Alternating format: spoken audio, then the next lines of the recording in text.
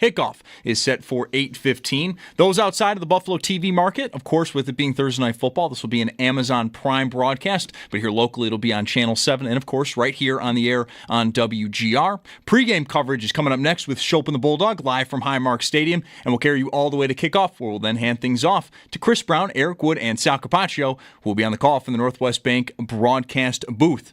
Injury notes going into tonight. 3 players are questionable for each team. For the Bills, linebacker Shaq Thompson, cornerback Taron Johnson, and defensive back Cam Lewis. For the Dolphins, edge rusher Chop Robinson, defensive tackle Benito Jones, and wide receiver Jalen Waddle. Deadline for practice squad call-ups is in an hour at 4 p.m. And the Barnes from Injury Report, it is brought to you by the Barnes from Injured. For help, call 1-800-8-MILLION. Then some other notes in the NFL. Commanders quarterback Jaden Daniels not practicing for the second straight day as he battles a knee injury. And Steelers interior offensive lineman Max Sharping is set to miss the remainder of the season with a torn ACL. This update is brought to you by Figo Car and Joyce Shore Border Attorneys. I'm Zach Jones for the Buffalo Bills Radio Network.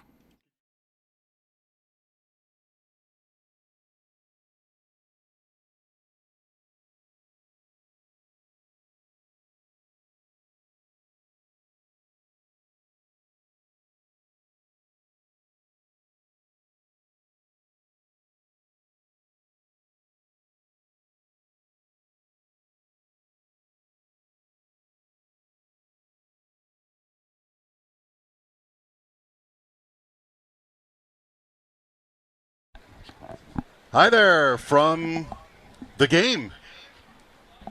Mike Schopp and the Bulldog, thanks for being with us. It is game day, Bills and Dolphins tonight. The weather is fine.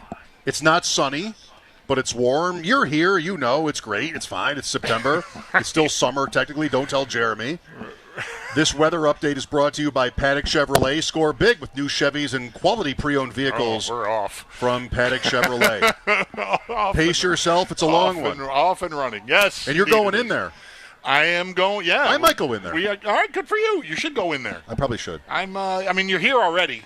That's right. You know. The hard part's over. Yeah, it has been a minute, right? I mean, I have not. I don't think we've worked out here at all since the pandemic. So I was honestly excited to hear that we were going to be doing this show like this out here near Abbott Road with a great view of the spectacular that's one thing that's different. Stadium. I mean, that's one thing that's different is there's another stadium across the street. I said yesterday we're going to be staring at it like we're looking at the Empire State Building all day, and I couldn't have been more right. Pretty close. You know, I'm the Bad News Bears walking into the Astrodome here, looking at this stadium. Let them play. It is incredible, but it is great to be back out here after all this time and just sort of feeling the vibes. I don't know. We used to do this in the summer, and it's enough like summer. You know, we do this for preseason games or even the open practice. And we rolled out of the house at about 2, and I'm like, there'll be plenty of time. And Route 5, there was already buses and traffic, and like, I thought, we might be a little tight here. But then it loosened up as we got right here, and then we were able to get in and park real fast. But it's already, it's game day. Surprise, surprise. People are well into it already in the lots that are not on the Bills' property. Like the private lots people are out there having at it. The lots that the Bills have don't open until 4:15. Right. So, but it's already percolating. And Abbott closes at 3:15, which is in about 10 minutes. Correct. So enjoy it. This is the last we'll see of car traffic in the next 10 minutes before, the day is out. Bills Game Day, powered by Anderson Water, Power, and Air. Anderson, tap into better living. We are getting you ready for an 8:15 kickoff between the Bills and Dolphins. Chris Brown, Eric Wood calling the play-by-play from the Northwest Bank broadcast booth. Tonight's broadcast presented by Great Lakes Building Systems. Our business is protecting your business. Bills Game Day, this opening segment is brought to you by Crosby's Pizza and Subs. Crosby's hometown fuel, game day ready since 1992. So, not to be predictable, Bills are 12.5-point favorites-ish. You know, you like to shop around. It depends a little bit on where I got them at 11.5 this morning. Okay, so well, I'm happy I managed to do that. Remind me to bring this up later. Okay. Is there a winning score that tomorrow, when we're back indoors at 3 o'clock, will upset you or disappoint you? I still 41-40. Right. Let me just throw that out there to start the conversation. 41-40. 2-0. No, I'm the same as I was in week one. Really, the objective here, the priority, should upset me. No, any win is not going to upset me. Would there be more things to talk about if they only managed to get a safety against this team, but managed to shut them out as well? Or 2 1-point safeties. Right. Or they give up That'd 40 to this team, but score 41 like they did against Baltimore. There'll be a lot to sink our teeth into and tear apart. But a win of any kind, just you're in the pole position for the 1 seed. Let's see if you can hold that all year. That might be asking a lot. I don't know, but they're in the lead for now. Tied with a couple of other 2-0 teams. I don't know about tiebreakers yet. I haven't looked at that yet. It's a little early, I think, for that. I haven't dove into that yet. Bengals. Right. Chargers. That's it. Indianapolis. Okay. All right. I know.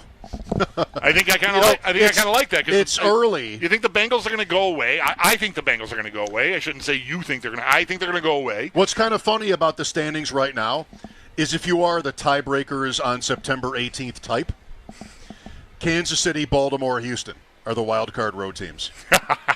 Wow. I mean, they might be. Kansas City isn't, but you get the point. Right. Those are the road teams in week one. Maybe it's that. It's going to be one of these years eventually where the AFC tips.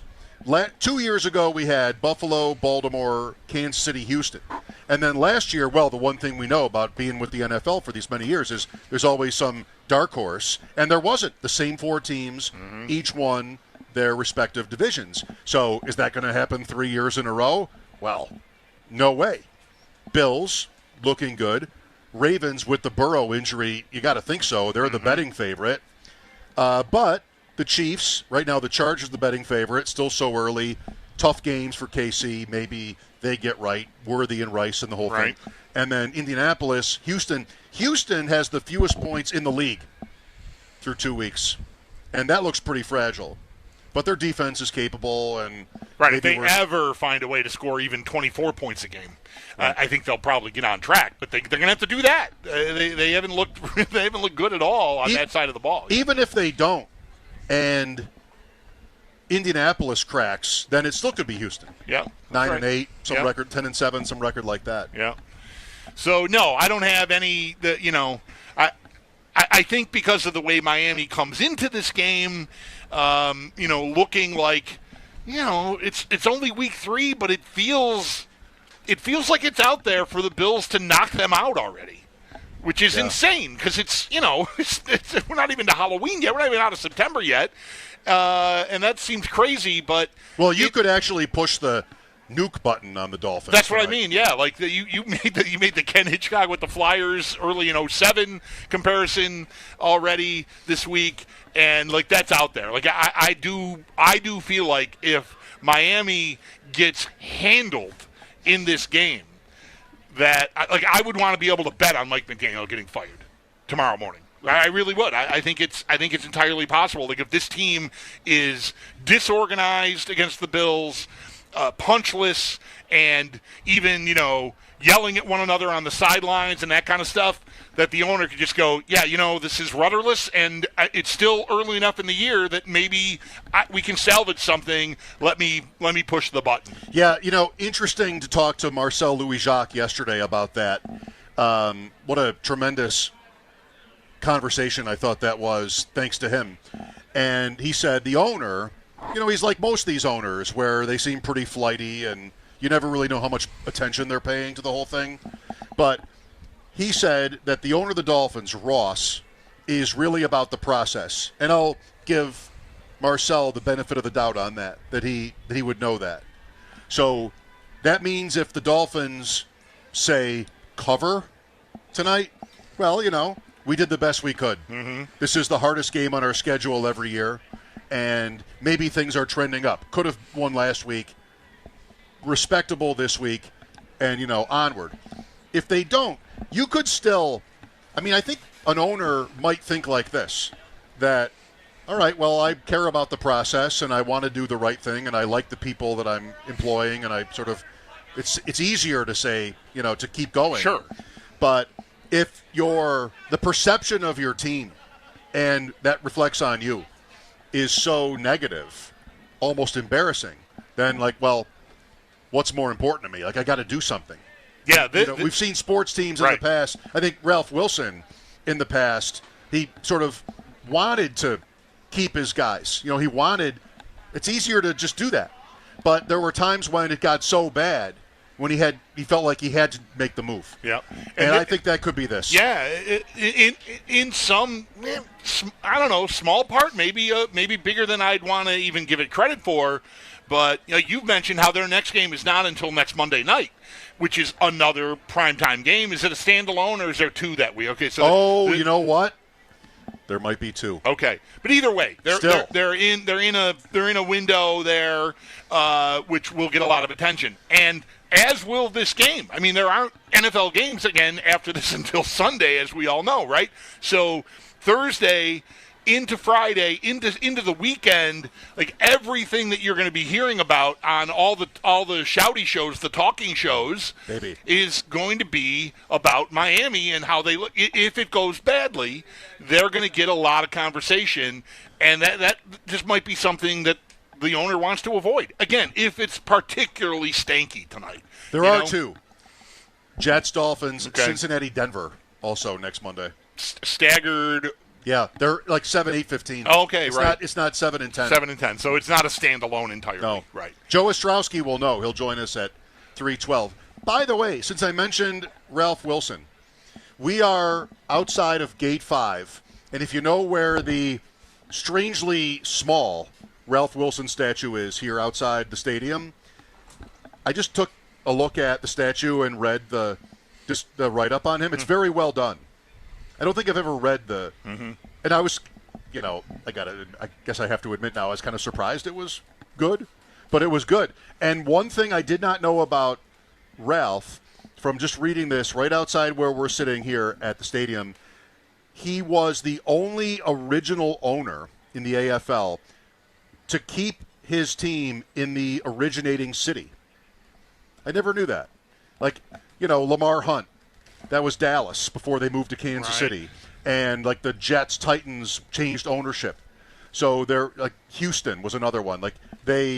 He's the only one where it was the same owner in the same city throughout the duration of the American Football League, which I love. Didn't know that before now. What about the Patriots? Maybe they changed ownerships, but they also moved from Boston to Foxborough. Maybe the statue is sort of. I don't know. I don't know that. Because that feels a little Sullivan. That feels a little subtle to. But the Bills played in the same stadium in the city throughout their existence in the AFL. That's right. So there's that. Yeah, cool.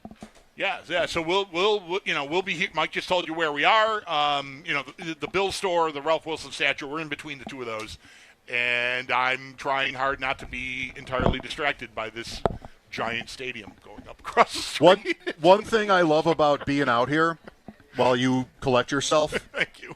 Is the jerseys. And so I was here an hour and a half ago, just walking around. I'm not bragging. But I was here an hour and a half ago walking around, and I saw, one out of every 10 or so jerseys is a Miami jersey. And I was walking with a guy wearing H-An. You know what? I respect that. If that's your team, and he's good. He's been great against the Bills. We'll talk about that through the day. 4 games, 6 touchdowns, and big yards. So, H-An, fine. Marino. I mean, Marino was a twit, but, still, he's an all-time great. Sure, and If you're wearing a Dolphins jersey, he's the best player in the history of your franchise. That's the equivalent of a Bills fan walking around in a Kelly jersey. Fine. I mean, it's all-time great. Yeah, of course. That's sort of obvious. I can't stand him, but, he's an all-time great. What do you think of the guy wearing Tyreek Hill? Who wears a Tyreek Hill jersey?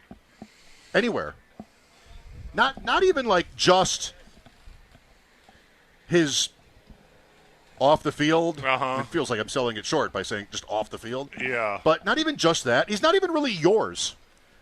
And if he you're going to doesn't wear a jersey, he doesn't even. I mean, it came off. He walked it back as hard as he could, but he quit on them last year and said he didn't want to even be yours anymore. And how do you think it ends? If you were to handicap how it ends for Tyreek Hill with the Dolphins, would it end well?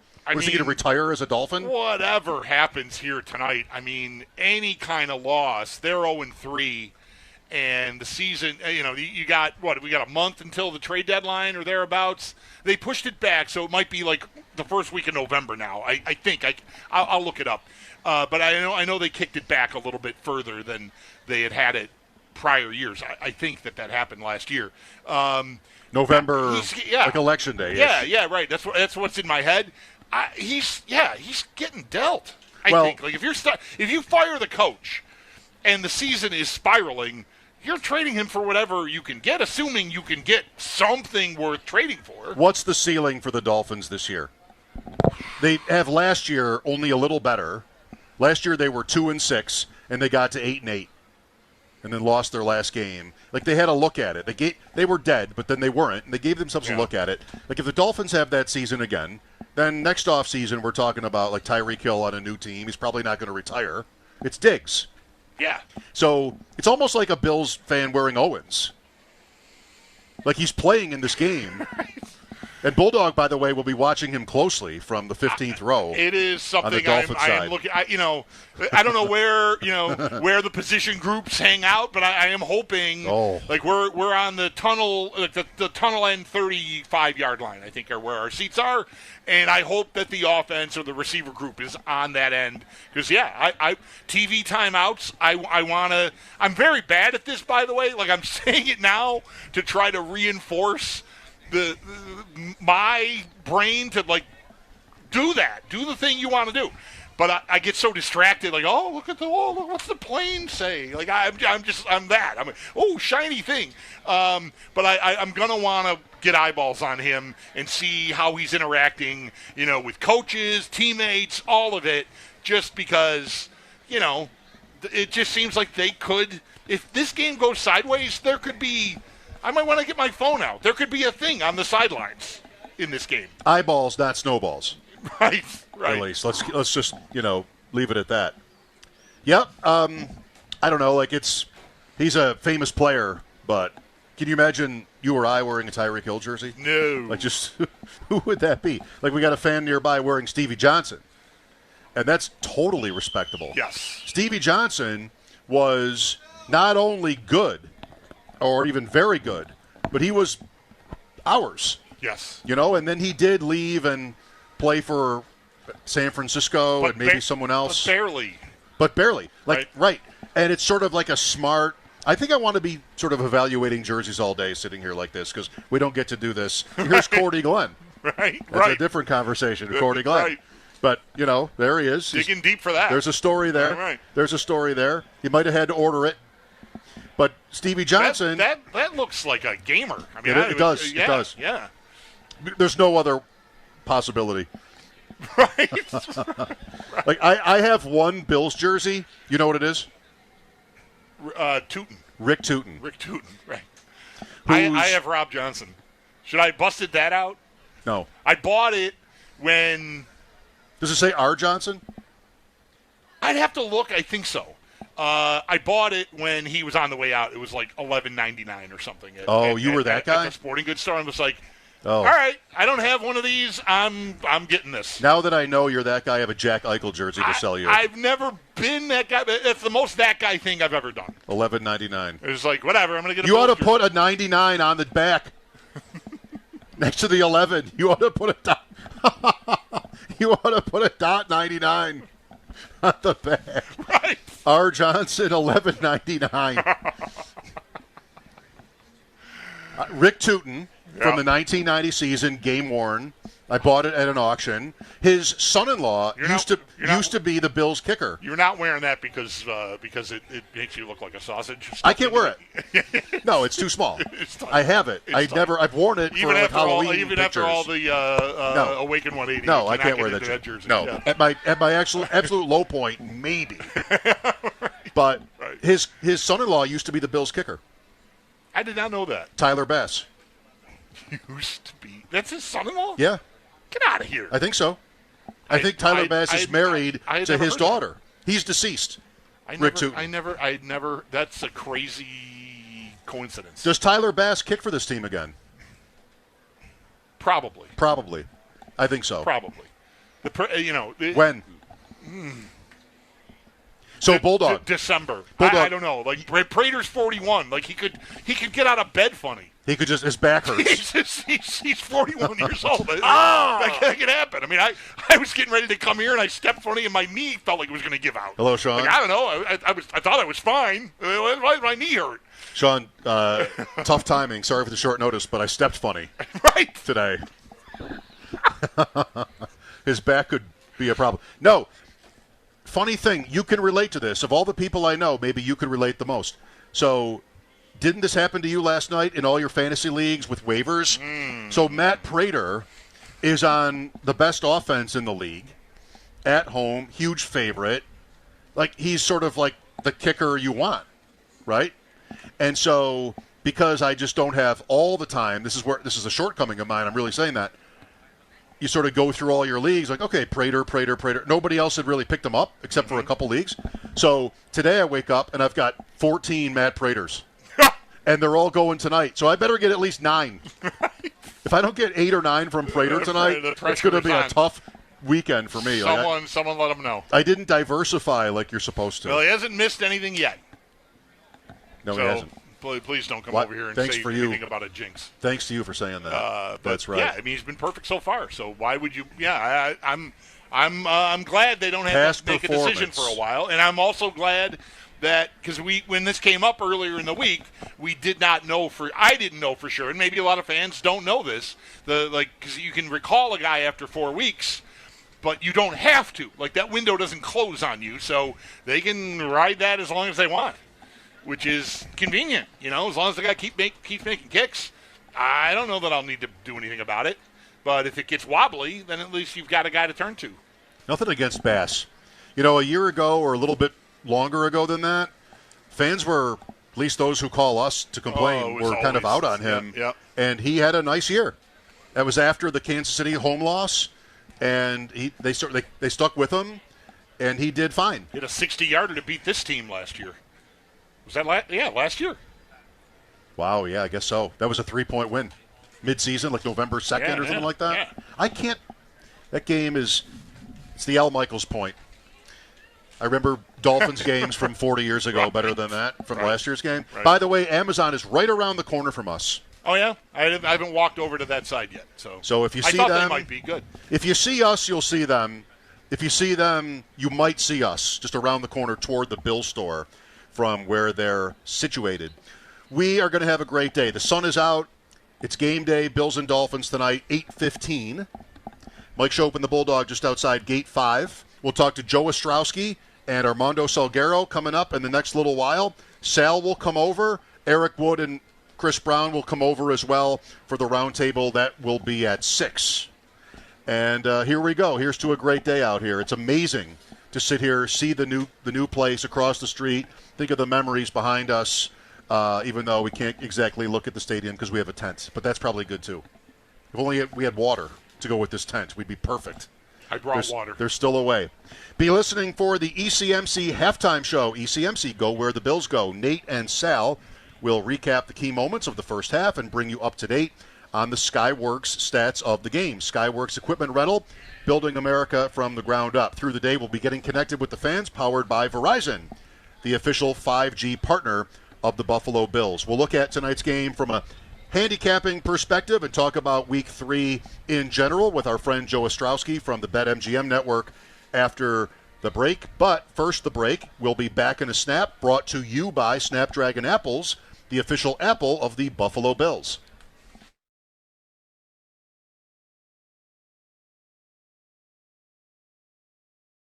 The Bills and Dolphins open it up Thursday night at Highmark Stadium, Amazon Prime. And with us now, it's always a great honor and pleasure to welcome Al Michaels, who will have the play-by-play Thursday night. With us now, Mike Schopp and the Bulldog here on the West Her Hotline. Al, it's great to talk to you again. How's life? Life is great, Mike, and looking forward to coming on in and looks like the weather on Thursday night is going to be perfect. I can tell the long-term forecast anyway. So well, yeah, we are in a stretch here, Al. Yes. I was wondering how likely it would be that you would check on the weather. I guess you have to pack. It's a quick trip, but you might want to always know. Do you do that on a regular basis? Like, is it going to be nice where I'm going? Well, it's September, so you can kind of count on it being pretty good. We had Green Bay last week. I said on the air, I don't think I've ever said a perfect night for football in Green Bay, because I've done a lot of November, December, and January games there under the lights. But that's as good as it gets. 66 degrees. Looks like it might be a little warmer in Buffalo come Thursday, but I'm taking it, man. I'm taking it. Get your bad weather cities out of the way early on the Amazon Prime schedule, Green Bay and now Buffalo. Al, do you still love it? You broadcast your first game in 1973. It's so cool to hear you every week. Do you still love it? I do. Actually, I go back to my first game was in 1971, believe it or not. So I'm doing the Cincinnati Reds as my primary job. And NBC in those years had coverage of the World Series and the baseball playoffs exclusively. So what would happen is, for a couple of weekends during October, Kurt Gowdy would go over to do baseball, and then Jim Simpson, who was the number 2 guy, he would go over to do like the other championship series. So that meant they took somebody, I think it was Jay Randolph, from the number 3 game to the 1 game. So they brought me in to do the last game.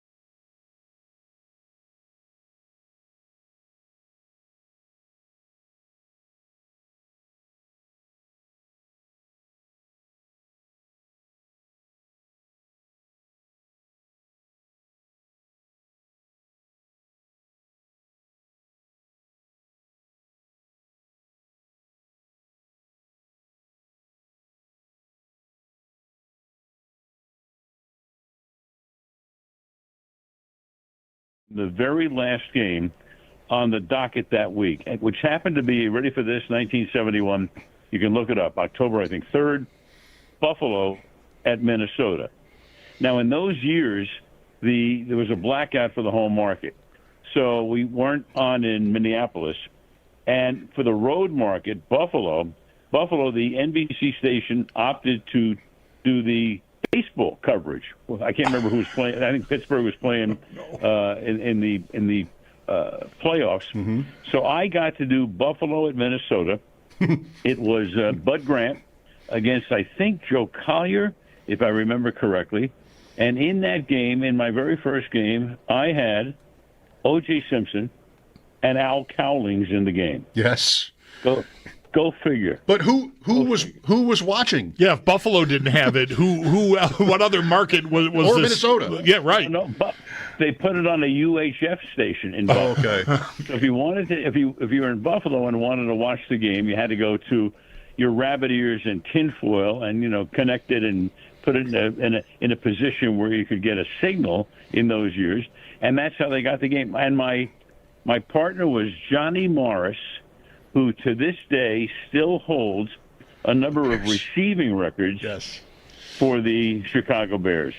That's how bad the Bears have been offensively and through the years that Johnny Morris is still dotting the record. I think he might be their all-time leading receiver. I think he might actually be their all-time leader in receiving yards. He could. Yeah. And then 2 weeks later, so this was during the playoffs. Then in the World Series, they did the same thing.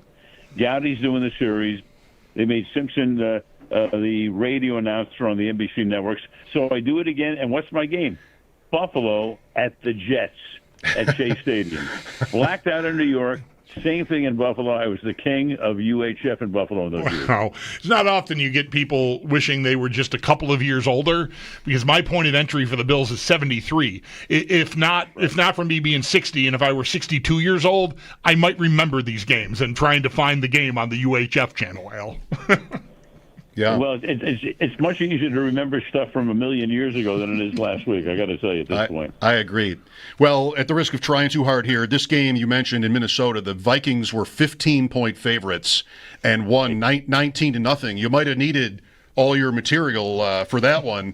And here we go, Al. This Bills team is rolling, and Miami is not. And we're talking about another game where the spread is a couple of touchdowns.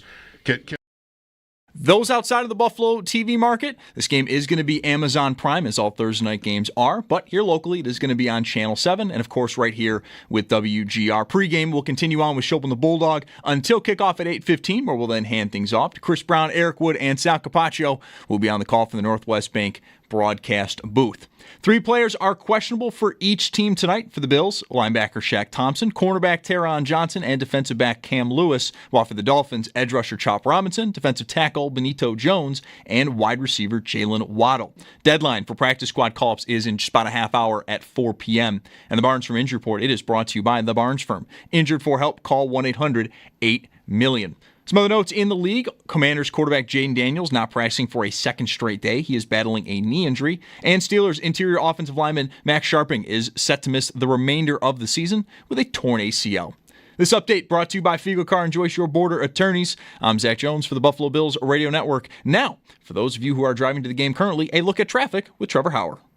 Zach, thank you. Right now, Bills Mafia is starting to pack the surrounding streets of Highmark Stadiums. We are already starting to see some heavy congestion along Abbott Road and Big Tree Road in both directions. The throughways are in great shape, though, as we are seeing some very, very smooth moving traffic along the 219 and the 90. Your drive to the game is brought to you by Paddock Chevrolet. Score big with new Chevys and quality pre-owned vehicles from Paddock Chevrolet. I'm Trevor Hauer on the Buffalo Bills Radio Network.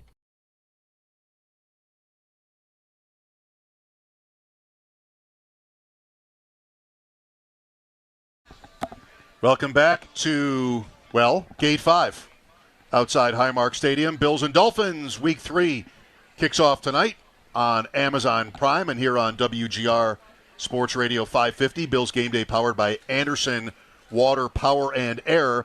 Anderson, tap into better living. We talked to Al Michaels on Tuesday, and, he knew it was going to be nice out. Mm-hmm. I mean, you're packing for a trip, even if it's a couple of days. You want to know what's it going to be like, and it's going to be great. Mostly Although there's probably, sunny. If you're Al Michaels and you're in the Thursday Night Football on Prime broadcast booth, you're probably not making a decision about shorts or slacks.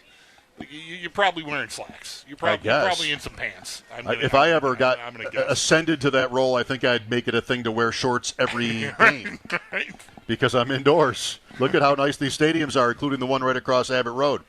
With us now on the Wester Hotline, our friend Joe Estraki, the host of Bet Sweats with Sam Panayotovich.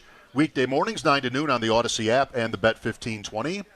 Joe, I was listening today, and I enjoyed your take on recent Dolphins at Bills history, with the Dolphins as massive underdogs. Only once as big as this game. That was the playoff game, I think, with Skylar Thompson when they were 2 touchdown underdogs, almost to that point tonight. But as you referenced this morning, Miami has covered in these spots.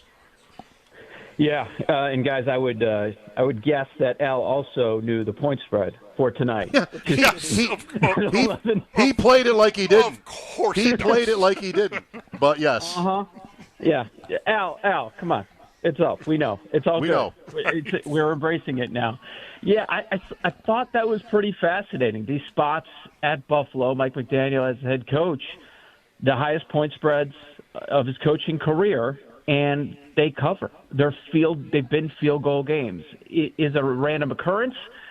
Maybe, but yeah. The number has been coming down a little bit today, guys.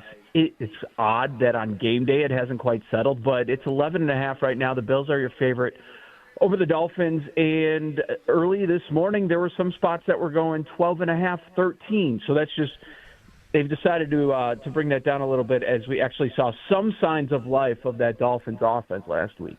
Well, you've got a very, well, I don't know, maybe it's not that unique, but for this early in the season, Joe, the vultures are already circling around Mike McDaniel and the Dolphins. Mm-hmm. We spent an inordinate amount of time for us this week talking about the opposing coach's future if this doesn't go well.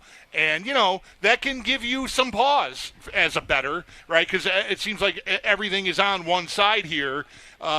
So I don't know. Like you're pointing this out, how they've been closer in these games where the spreads have been big. Miami looks like they could implode at any second. Any kind of adversity, they might just go away.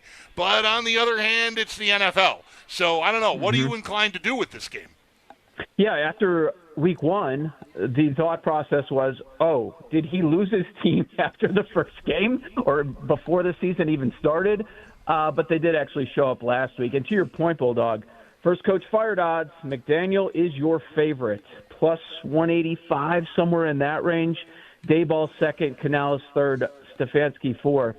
So, yeah, I don't think it would be a big surprise. And as you guys were talking, okay, you've got a little bit of a space here between games going up against the Jets next Monday night, that this might be a good spot for it. It's interesting because, yes, you have a divisional matchup, and people are scared to take a favorite of double digits in those scenarios, but look inside this matchup. Look at what we have here. We have one side where they're saying, okay, this guy is most likely to get fired first of all the coaches in the league. And on the other side, we have the Super Bowl favorite. We have the reigning MVP, who is a co-favorite. And we have the biggest division favorite of any division of the 8. So it's kind of like on opposite ends. Quick turnaround here. I'm not going to do anything with the game, quite honestly, guys. I would look to the prop market if you're looking for some action. I just have a tough time backing the Dolphins, even though we know the history and it's Bills win, but not always cover when it's a big point spread. I don't think that really has anything to do with tonight. It just feels like if the Bills want, they can name their score. Going up against this secondary, already bad, and now missing half the starters, that if they want to go that route, they'd be able to name their score and cover with ease. But that's really up to the Bills. Listening to you, Joe, it feels like, in knowing this team, you want to sort of play the biggest odds you can get then for a touchdown or for yards. I mean, that's not going to be James Cook, but that's not for a touchdown. That's pretty minus 170 or something like that. Can I interest you in a Jackson Hawes anytime touchdown? Jackson Hawes, the highest graded tight end in the NFL through 2 weeks. I mean, he's caught a couple of passes. That's not crazy. Palmer, Joe, I think might also be the numbers are nice when you get in that range. It's so difficult to project the other weapons outside of Cook and Allen. Who's going to get the production on a game-to-game basis? My first thought was, okay, Kincaid, the number's 32.5 receiving yards, and his involvement in the first couple of weeks. I had that as an idea. And I know you guys respect Evan Silva. We talked with him this morning on the show about this game. I'm like, okay, what about the prop market? And he did go dumpster diving a little bit. He said that his play would be Ray Davis, plus 450 for an anytime touchdown. And if it's a blowout, maybe there's a prop the last touchdown of the game. Maybe you can go that route. And last touchdown of the game, he's 20-1. Yeah, I'm not just being like cute and dopey with the Jackson Hawes thing. If the game is like a Bills, comfortable lead, and they're in a goal to go in the second half of this game, I could absolutely see them wanting to tee the kid up. He's doing all this dirty work. He's already caught a couple of passes, like Mike said. They might like the idea of even establishing him as someone to be worried about down there. Yep. Like, it's more than just, it's plus 1,100. I love the long odds because I love to lose bets because I'm an idiot. I built a construct that to me makes sense. If the game goes a certain way. Obviously, if it's a different game, they're not going to have, it be as liberal trying to dole out touchdowns to guys. But I could see them calling a play for him if this game is 30-10 in the third quarter. All right. Now that the number, look, guys, first touchdown of the game, Hawes is 80-1. Okay. So that's a different script than Bulldog is writing, but Right. I know, but I mean, any kind of prop like that, if you go last touchdown, you can find a 75 to win. I have Allen for that because his anytime touchdown is gross, like minus 160. But first touchdown, these games, him against this team at night, at home, reigning MVP, I feel like he won't resist. If they have, second and goal from the 6, he's going. I mean, that's just. I was here last year, week 3 against Jacksonville, and it was a joke. And it wasn't just Allen running; it was like everybody eats one of those games. But if it's not coming, Miami is so depraved on defense right now. I just feel like Allen, who owns this team, will get there one way or another. But the price isn't great for any time touchdown. What are a couple of your other favorite week 3 plays? You want me to add what the most popular bets are on this game too? Yeah, please. Oh, sure. Yeah, go ahead. So, we always take a look at this because, guys, after this first month or so in college and the NFL, the public has been awful at the most popular bets. For example, in college, they are 2-18 against the spread. We look at the top 5 picks every week, 2-18. So as far as tonight goes, I'll work 5 through 1. The 5th most popular prop, Prater over 1.5 field goals. Oh, boy. Number 4, Cook over 68.5 rushing yards. 3, Allen over 28.5 rushing yards. Cook is number 2 for rushing and receiving, going over, and the number 1 most popular prop is Achane going over on the receiving yards. So 4 Bills, 1 Dolphin. They're saying that Achane, maybe game script wise, they're trailing, and they go to him and he goes over on the receiving yards. That number's been going up throughout the day.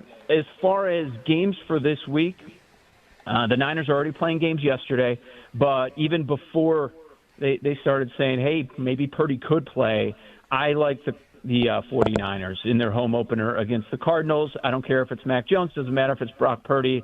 I like the Niners there. The secondary in shambles for Arizona, and I'm not buying into this 2-0 start, guys. They have been outgained in both of those games against some awful, awful teams.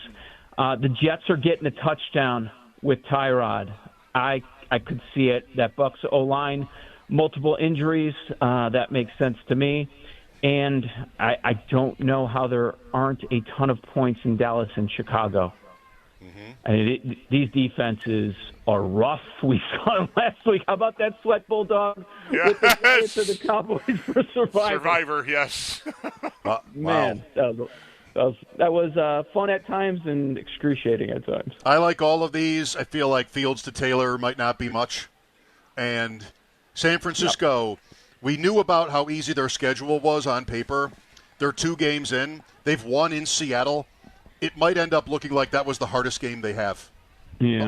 Like the Rams are looking good too, but that's going to be a clutch win for them, and there doesn't seem to be much drop-off at quarterback, at least so far there either, but that might be premature.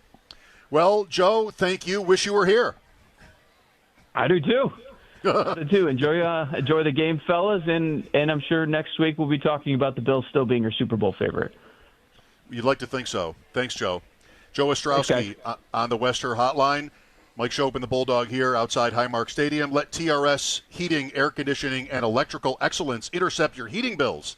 Enter now at WGR550.com for a chance to win $1,200 toward your home heating costs. Don't fumble this opportunity. Contest ends January 4th, 2026. TRS Heating, Air Conditioning, and Electrical Excellence, powering tomorrow, comforting today. We'll talk to Armando Salggero on the Dolphins and the NFL season so far, coming up in about 20 minutes. Right now for us, it's time for a break. We'll be back in a snap, brought to you by Snapdragon Apples, the official apple of the Buffalo Bills. Can Miami make it interesting? Are you going to need to tell stories on Thursday night? What are we looking at? Well, it's the National Football League, guys, so anything can happen. I mean, you can't predict what's going to happen. Obviously, Buffalo is the better team. Buffalo should win. Buffalo's a big favorite. But I've been around long enough.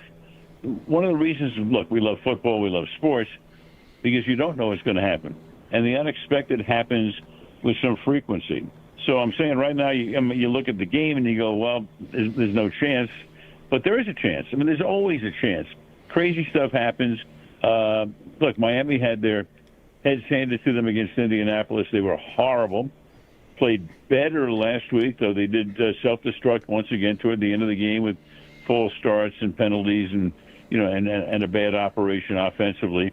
But I just don't say in any event, in any game, even if the spread is whatever the hell it's going to be. And I think you guys said it's a 2-touchdown thing coming up on Thursday night.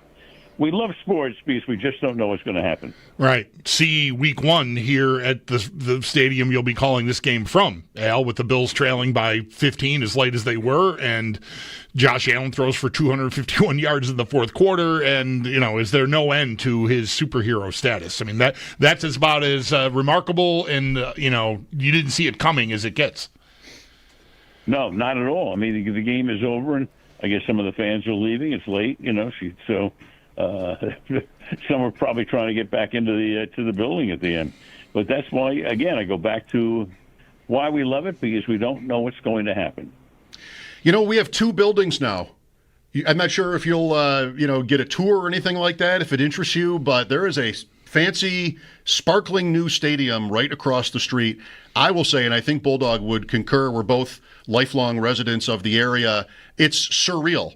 Like driving down the 219 to go to games, and I went to my first game in '79, you'd first sort of see the stadium only by seeing the lights way off past the trees. You couldn't ever really see the stadium, which is down into the ground. Now you take that same little jerk of the head to the right, and there is the new Highmark Stadium right past those lights. It's just kind of incredible to think that that's happening here.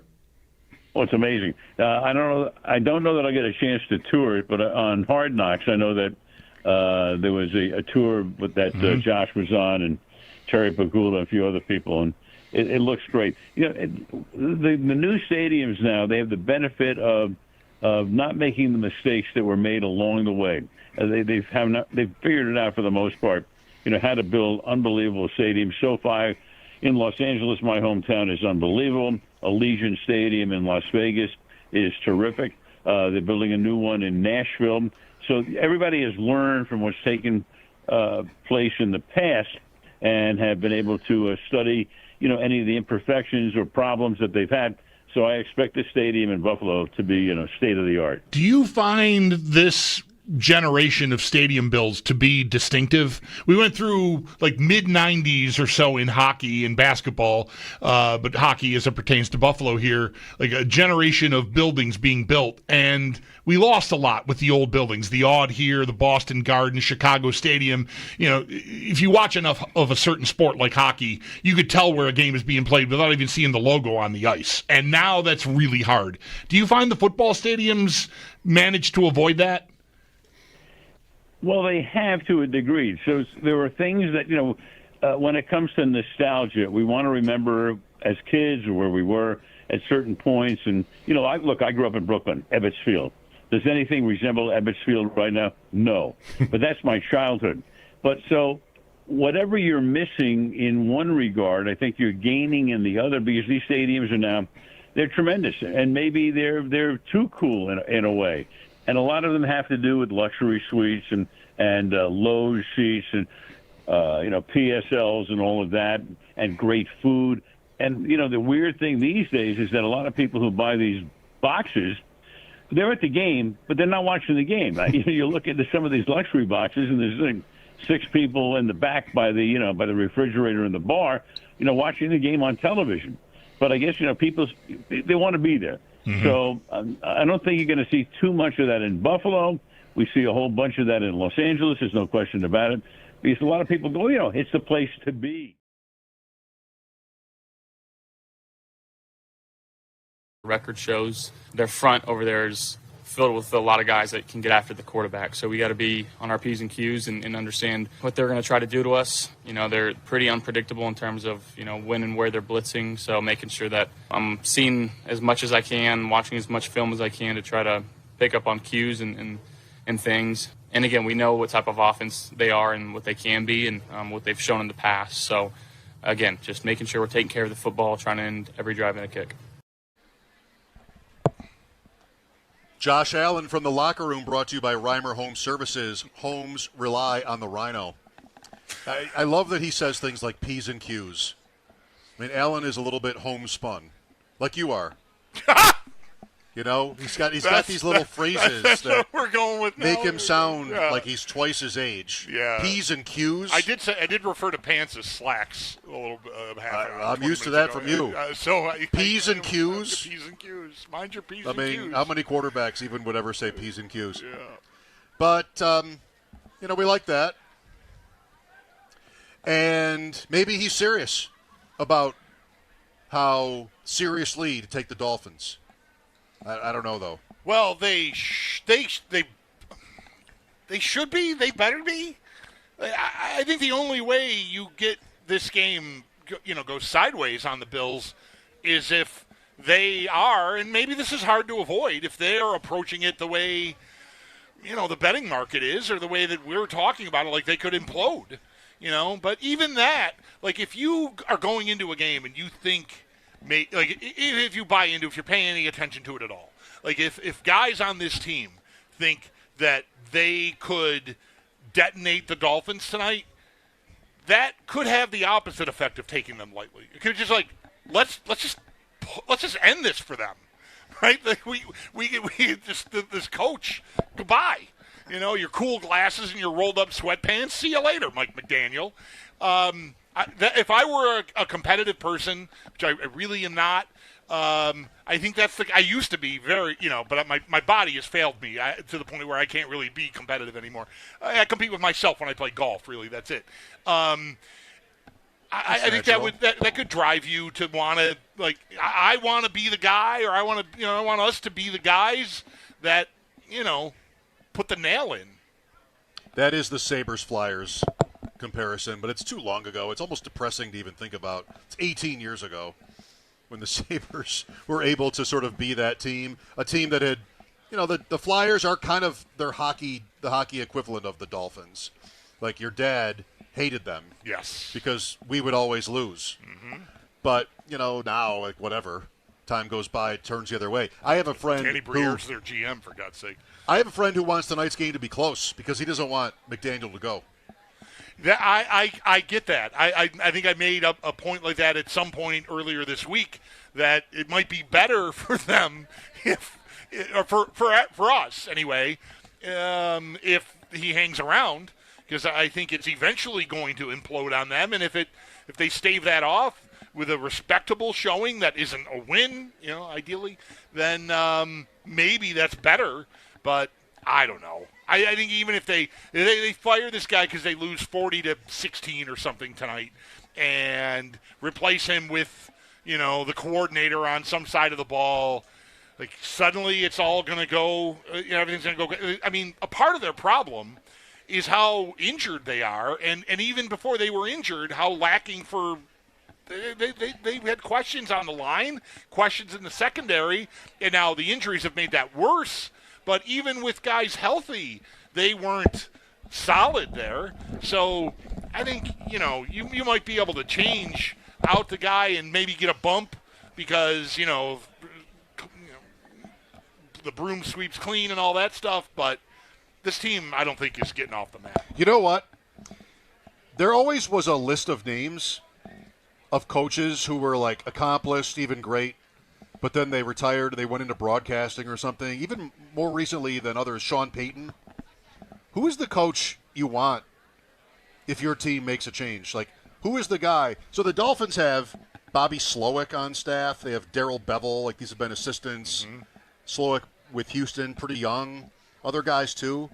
Who is the guy? We used to talk about, Bill Cowher, Mike Shanahan, Bill Parcells. Then later it was Sean Payton. He's in broadcasting. Who is the coach right now that you're supposed to want if your team ends up starting over? Is John Gruden allowed? I mean, there's stuff going on there, but and he's not he's not in broadcasting anymore.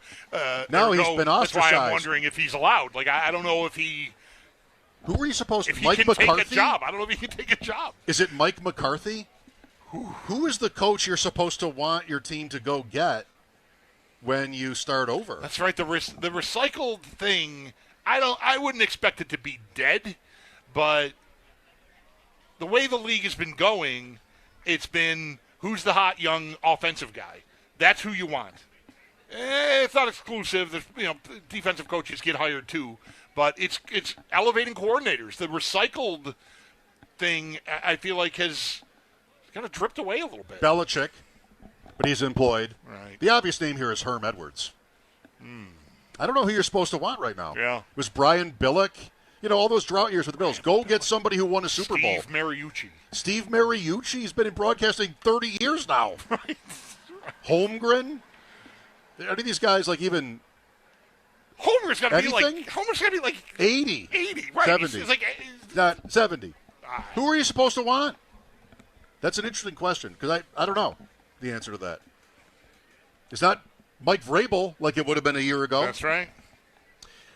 Be listening at 5 during Countdown to Kickoff for Tailgate Trivia, presented by TSE Buffalo. You could win a Buffalo Bills autographed merch item, courtesy of Total Sports Enterprises Buffalo. And stay tuned following tonight's game for the Coach's Podium with Sean McDermott, live during the Bills postgame show, brought to you by Northtown Kia, Western New York's #1 Kia dealer. We'll talk Bills-Dolphins with Armando Salggero after the break, live from Gate 5 outside the stadium. Mike Schopp and the Bulldog. This is WGR. But the place to be is sometimes where you don't want to be, but so you make the most of it by chatting up with your friends.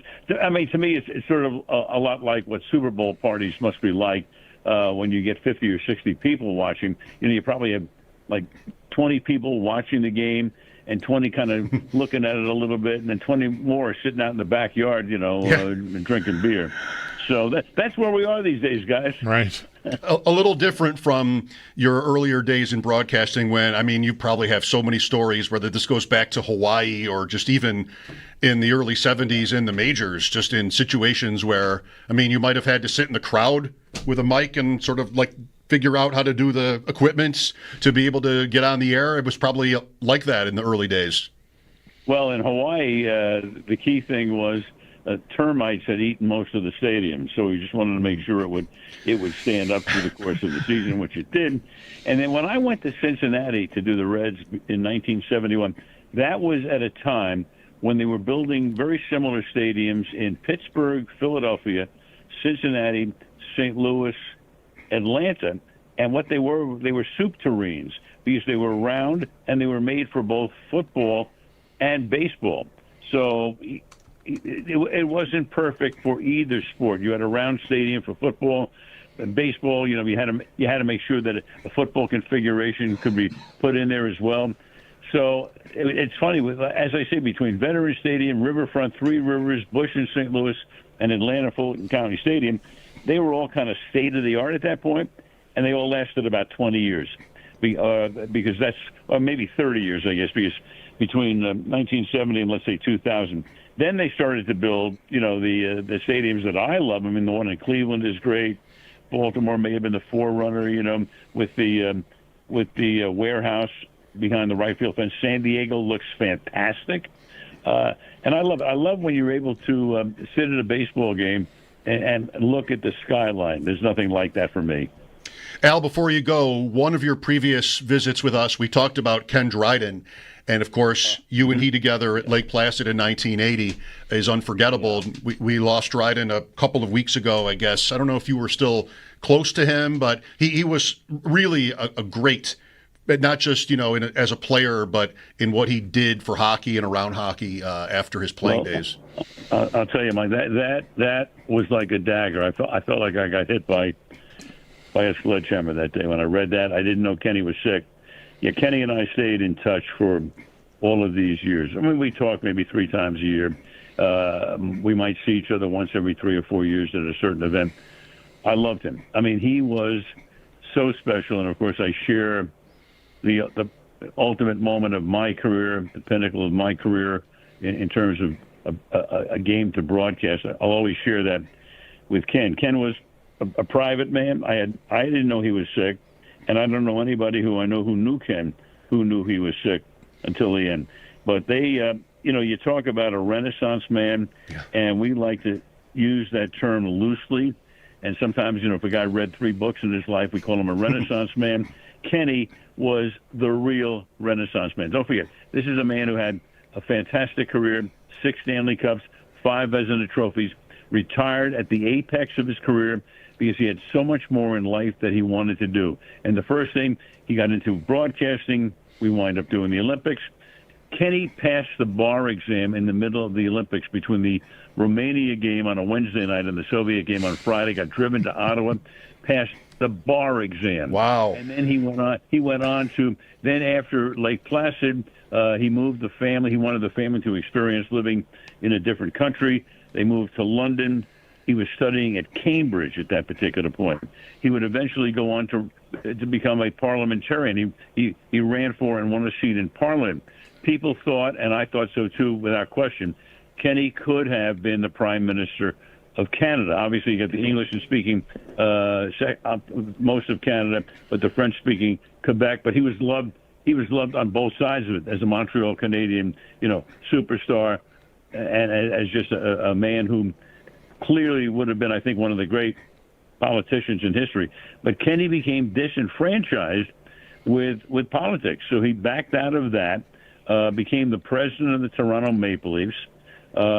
He wrote 6 or 7 books, including a book called The Game, about first person, the goalie, as the Montreal Canadiens, and what it's like to stand there on the ice. The knob on the stick, of course, is that one shot we'll never forget. Yeah.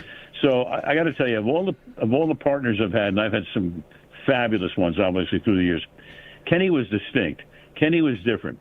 I love Kenny, and I could only liken him to one other guy who I work with, and that would be Arthur Ashe, who died too young, obviously. It is Buffalo Bills game days. The Bills are home against the Miami Dolphins for Thursday night football. Kickoff at 8:15. And those outside the Buffalo TV market, this game, of course, will be Amazon Prime. But here locally, it's going to be on Channel 7. And, of course, right here on the Buffalo Bills radio network. Pre-game coverage continues with Schopp and the Bulldog, and they'll carry you all the way to kickoff, where we'll then hand things off to Chris Brown, Eric Wood, and Sal Capaccio, who will be on the call from the Northwest Bank broadcast booth.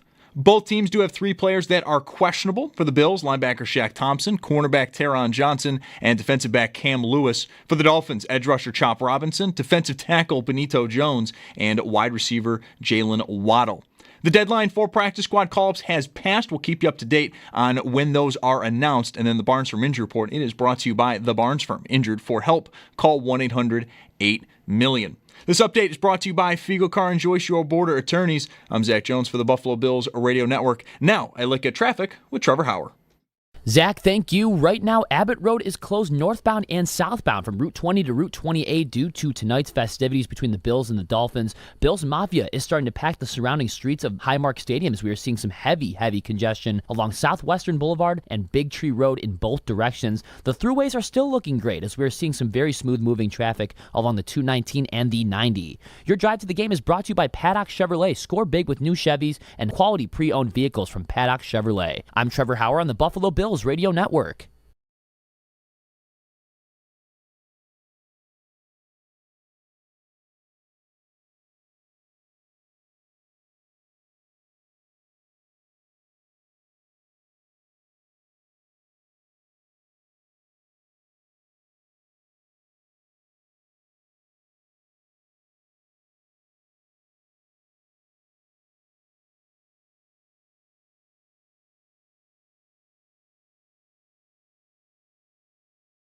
Welcome back. Just outside Gate 5 by the Ralph C. Wilson Jr. statue. Mike Schopp and the Bulldog game night.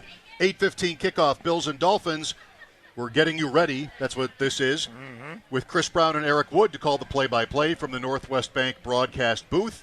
Tonight's broadcast is presented by Great Lakes Building Systems.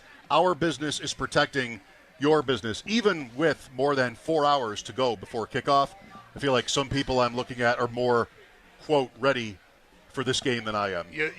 They might be need to get me ready. You do get that. You do get that feeling. Yes. You do. Yes. But we love that. Indeed, we do. And we also love our guest on the Western Hotline, Armando Salggero. So here's the story, Armando. You're our Dolphins guy, even though you cover the league, and we've called you so many times. You're always so gracious with your time, and this time we're like, we ought to give him a break. We're always calling Armando. He's not just a Dolphins reporter. We're always calling him just about Miami. Let's hold off. But somebody who listens to us tweets Armando and says, Dolphins week, when are you coming on? And beautifully, Armando tweets back whenever they ask. And at that point, well, I stopped feeling bad. Let's call Armando about the frequency and started to feel like, let's talk again. So here it is. Well, that's the power of social media. I'm not sure if it's the positive power or the negative power of social media that you've been almost forced to put me on. Well, I do feel like it worked for the good. But I guess we'll have to see how this goes. But I'm confident because we've done this, a few dozen times now over the years. So I feel pretty confident that we'll make it work for you. So, Armando, how are you looking at Miami coming into this game? We've spent an inordinate amount of time this week on our show pondering Mike McDaniel's future and if the Bills could win a game in such a way tonight that it forces a detonation of the Miami Dolphins. Is that overreacting? They were in a game last week that they could have won. Achane did not have to step out of bounds on that long reception. What is the state of things overall right now as you see it with Miami? Yeah, so ponder the reaction, first of all. It's not an overreaction to believe that change may be coming to the Miami Dolphins. Before the season began, I did a story on head coaches already on the hot seat. They were 0-0 this year, but they came into the season on the hot seat. And sure enough, Mike McDaniel of the Miami Dolphins was one of the guys that I wrote about. So here we are. They went to Indianapolis. Indianapolis did not punt. That's bad, by the way. Yeah. They play their home opener against the Patriots in Miami in September, and they're the team that loses their mind late in the game and seems to lose urgency, while the Patriots seem to get stronger in the 93-degree heat. And, by the way, they made Drake May look like frickin' Joe Montana. He completed 82% of his passes. So you've made Daniel Jones look like, like he's really good. He's not. You've made Drake May look like he's a Hall of Famer. Not yet.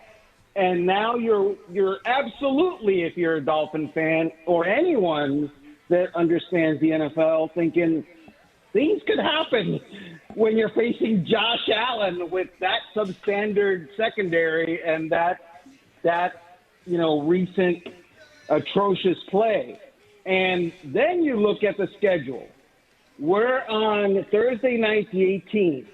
The Miami Dolphins don't play until Monday night, the 29th. That's 11 days. That's like a mini bye that they're getting. A lot of teams that make in-season changes, they do it during byes. And so it should perk your ears up to see how the Dolphins perform or don't tonight. I'm not sure it's any solace, but Armando, the Colts have still not punted. And that was a long time ago. But, yeah, point taken. Well, is there as you see it, is there a threshold tonight? Like, this might be, I feel like maybe the Dolphins would say the opposite. This might be the absolute worst game to have be next on their schedule. But if you compete in it or even win it, that changes a lot. Is there a threshold where, like, okay, we have to make a change or we don't? The line is like 12. So if it's a competitive game, maybe you'd say, well, this is about what was supposed to happen. If it's a game where the Bills, and we've seen it in this rivalry last year early in the season in Miami, where the Bills just run away with it, it seems like it's over by halftime. Is that maybe around where you think the breaking point might lie? You're onto something, and that's based on, I would say to you, without revealing sources, people around the building in Miami, they know they have to show urgency tonight. They know they have to compete. They know that they cannot, on a night where theirs is the only game in the entire league, and there's going to be a lot of eyes on that game, they can't be seen to be laying down and not being interested on the third game of the season. If they look like that, absolutely Mike McDaniel is, I'm not saying he's not going to get on the flight to go home. I'm just saying that, it's going to be an interesting day tomorrow or the next day if the Dolphins get blown out. Right, the alarm could go early on Friday morning, maybe earlier than normal. How do you think players treat that? So if players know that, he would have his backers. I mean, there's a lot of guys on a team. He would have his supporters on a team and maybe his critics. Do you think players get to a point where they would sabotage? I mean, I wouldn't want to assume that from anybody, but does it sort of feel like that in a locker room on a night like this? No, not at all. Okay. They don't want to sabotage anything because they'd be self-sabotaging in the process. They still believe generally, and I do say generally because I don't talk to all 53 guys or anything like that, but the 2 or 3 guys that I still am in contact with, they still believe that this season can be salvaged. 0-2 is not to them a death knell. Now, statistically speaking, 0-2 is a death knell already. And only one team since, 2000 has started 0-3 and made the playoffs, and that was the 2018 Houston Texans. So the idea of the Dolphins being able to salvage the season if they lose tonight is, I'm not saying it's preposterous, but it's a long shot at best. But going into it, they still think that they're going to be able to, right the ship. How shorthanded are they, Armando? We know that there were areas of concern even before the season began, and injuries happened about the secondary and about the offensive line, and now there have been injuries. So, how capable, just from a personnel standpoint, we spent a lot of time talking about, the locker room and chemistry and culture and these things, and if McDaniel has their attention, do they have enough good players? I think they have enough good players. Tyreek Hill is still a good player. Jalen Waddle is a good player. He's going to play tonight despite his injury. It's in certain places where they are lacking and in certain places where they don't think they were lacking that they're not getting production from. For example, they traded Jonnu Smith, their tight end, who scored 8 touchdowns last year, to the Pittsburgh Steelers, and they signed Darren Waller because they thought that Darren Waller was capable. Well, Darren Waller was retired last year. Yes. And before that, he didn't play for the Giants because he was hurt the whole time. So Darren Waller has shockingly missed the first 2 weeks of the season because he's hurt. And so the Dolphins are getting 0 out of the tight end position. Why? Because they got rid of a good player and replaced them with an injury-prone player who's coming out of retirement. Is that smart? I don't think so. I mean, I'm not a general manager, but I'm not a moron. And so maybe you'll get some argument about the moron part. No, I'm using it. If you don't want it, I'll take it. It's not ridiculous. It's not ridiculous to think people, if you're going to trade away a really good player, you better have a good player, in the pipeline to replace him with. I'm not a general manager, but I'm not a moron. I'll use that, but I always credit to Armando. So the part of the point here is that Waller is literally not retired? You're saying that? Because it's only really been sort of in the ether so far. He's on the roster in name only. I've caught as many passes as he has. Yes. With Armando Salggero on the Western Hotline, Mike Schopp and the Bulldog. We're out at the stadium outside Gate 5.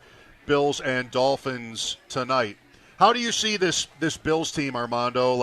It's another season that has started swimmingly for them. They've been living among the Super Bowl favorites this time of year at least for several years in a row. But everybody just kind of wants to know how it ends for these guys. Is this year maybe, as you see it, different because of, for one thing, how Kansas City has started? Or is there something about what you see in the Bills that might make you more optimistic? I'm not saying you have to feel that way. I just wonder, like, if you're taking their start this year to mean something other than what it's meant in previous years. Well, let's start with their training camp, right? I mean, everyone saw it. It was there for everyone to see on Hard Knocks.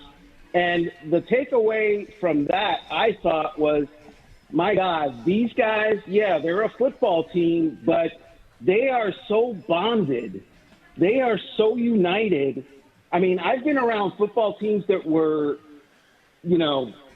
teams, but there was issues. Guys didn't like each other. Guys didn't go out, together. The wide receivers didn't hang out. The quarterback room didn't go to the Italian restaurant every week. It wasn't that. This team in Buffalo has that, and it's darn impressive. Then, again, everybody saw it. That bonkers comeback against, the Ravens, yep, that does something for a team. Everybody's going, whew, wow, we survived that. That's not how the Bills react to that. The way the Bills react to that is, we did that. We knew we were capable of doing that. We did it. Now we know for sure that we can do that at any point. We are never out of it. We are always going to go 60 minutes, and there is nothing that you can tell us that we can't do it, because we did it against Lamar Jackson and Derrick Henry, who we couldn't tackle or figure out for most of the game. And most teams don't have Lamar Jackson or Derrick Henry. So, those things matter, I think, and they have repercussions and consequence when you're in December and January and ultimately in February. Those, if I may jump back in time a little bit, Dolphins teams where you might have been in the locker room all the time in the 90s when they had that great rivalry with the Bills. I mean, the Bills, of course, did not get to the absolute top either, but Miami was a little bit more like these Bills, where good teams most years, but just couldn't break through, couldn't get to a Super Bowl once Kelly arrived here, and, they just ended up falling short. Is there a parallel? Is there something you think? I always love to hear you talk about, the history of the Dolphins, in the Marino years. Were they flawed, or were they just a team that ended up going against a team or two that were just too good? Well, they ran into a Buffalo club that, if you'll recall, Jim Kelly used to say, it was Joe Robbie Stadium back then. And they used to, the way the NFL would set it up is Miami would go to Buffalo in September because, it's not the North Pole in September. Then the Bills would come to South Florida in December, and that's because South Florida in December is a very nice place, and South Florida in September is the outer ring of hell. So Jim Kelly would say, we own Joe Robbie Stadium in December. And sure enough, the Dolphins would get out to fast starts a lot, and then suddenly late in the year, somehow the Bills would catch them. And definitely when Miami had to go up there for those playoff games, and trust me, I covered all of them, the Dolphins would go, what is this thing? What's that white thing on the ground? What? Oh, that's snow. Oh, we can't play in that.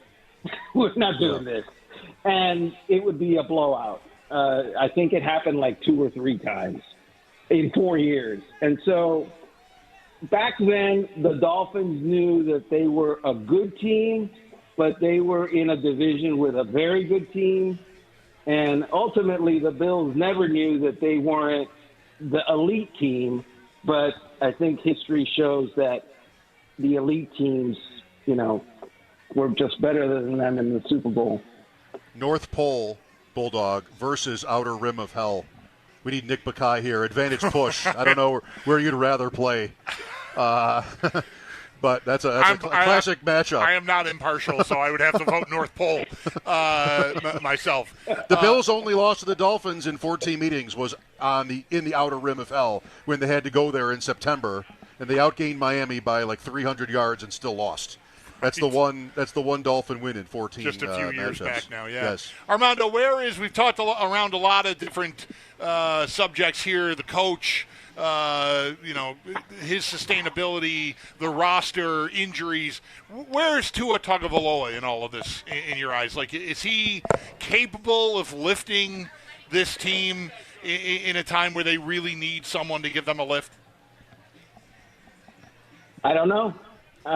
His history would suggest he's not, because his history against very good teams, and not just very good teams, but playoff caliber teams, has been that in the Mike McDaniel era, there's something like 14 and 15. I'm sorry, 4 and 15 against playoff teams in that time. That's their record against playoff teams. The Dolphins, have this reputation as being this fanciful flight, 21st century offense that just scores a bunch of points and put a 70 burger on the Denver Broncos a couple of years ago, and they're going to throw the ball all over the place and everything like that. And that's true when they're facing bad teams. The Denver Broncos that year fired their coach. Not fired their coach, excuse me. Were coming off of firing their coach.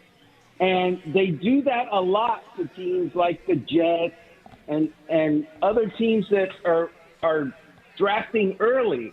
But when they play teams that are good, it doesn't always work out. And that obviously, the focus for that shifts to who? Tua Tagovailoa, because he's the highest paid player on the team.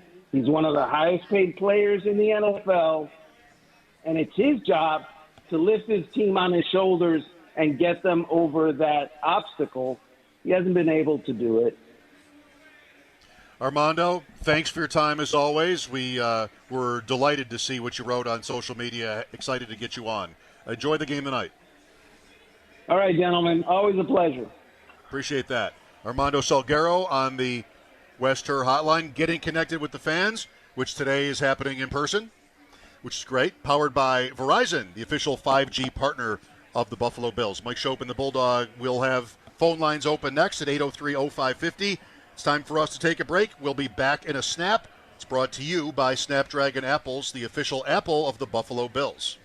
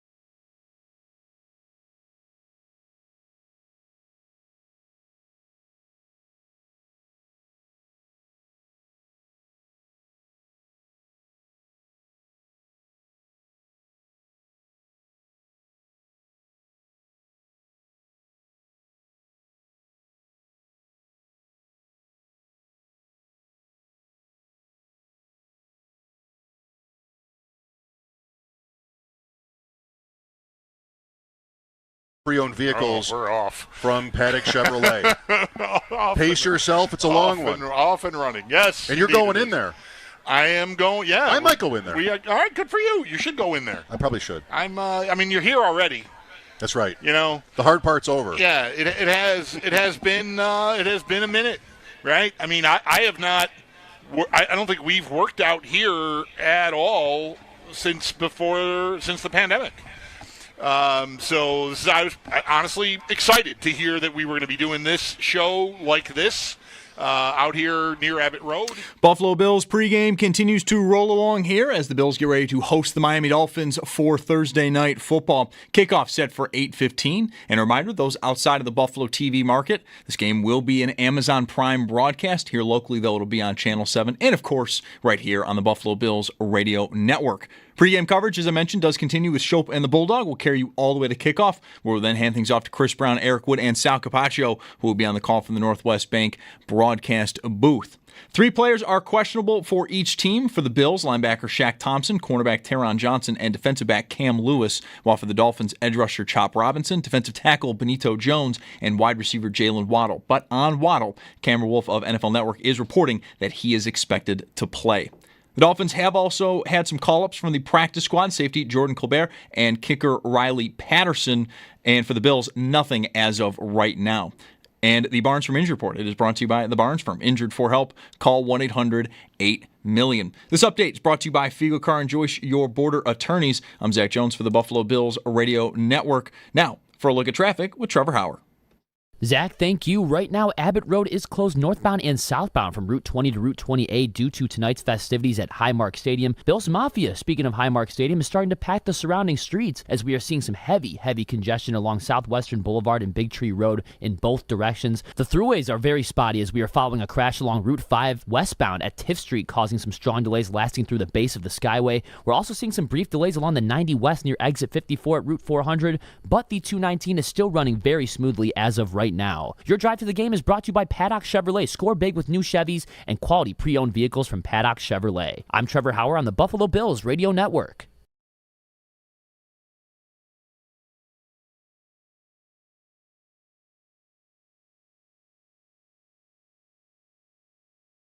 Powered by Anderson Water, Power, and Air. Anderson, tap into better living. Let TRS Heating, Air Conditioning, and Electrical Excellence intercept your heating bills. Enter now at WGR550.com for a chance to win $1,200 toward your home heating costs. Don't fumble this opportunity. Contest ends January 4th, 2026. TRS Heating, Air Conditioning, and Electrical Excellence. Powering tomorrow, comforting today. 2 Nuggets. Report is that Jalen Waddle will play. There was game time decision talk about Waddle for Miami. He has a shoulder thing that might have happened a couple of days ago in practice, not sure. Bulldog, I don't know about you, but for me, maybe the number one most popular guy to find on your fantasy roster after week 2 is Tucker Kraft. Knee injury at practice. Mm-hmm. We don't know what that is, but doesn't sound that's good. Football. Right. That's football. Yes. So coming up at 5, we have trivia, and I had one directive.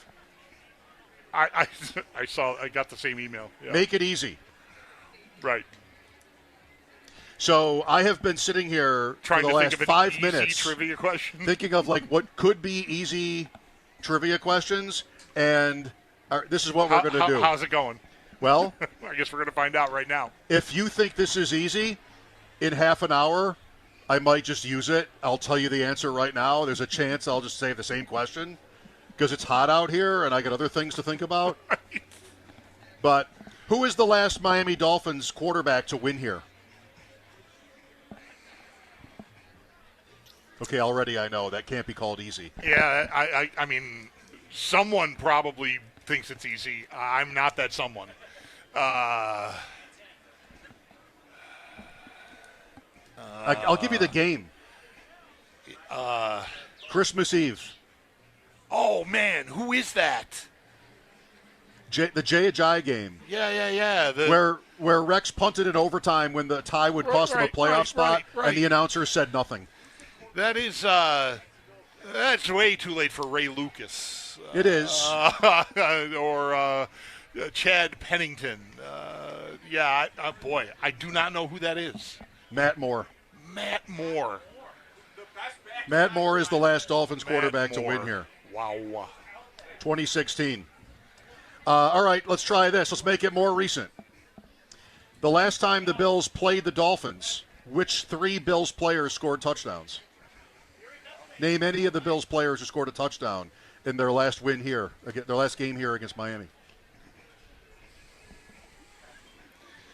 Their last game anywhere against Miami, right? Josh Allen, James Cook, Dawson Knox. Wrong. Mac Hollins, Ray Davis, and Quentin Morris. So that's not easy. I guess. Well, unless you just heard the answer. I also am an idiot. Huh. I mean, there's that. Who is Miami's all-time leading rusher? All-time leading rusher for Miami.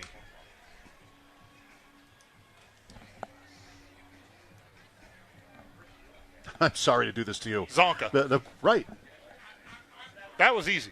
Was it? Because it's from the 70s. It's easy for you. I wasn't damaged in the 70s. I got 60 years of living. I'm not going to write with this brain. I mean, it's sponge candy at this point. So Zonka, yeah. I'm not going to write WL. I'm going to write E for easy. E. Who is Miami's all-time leading scorer?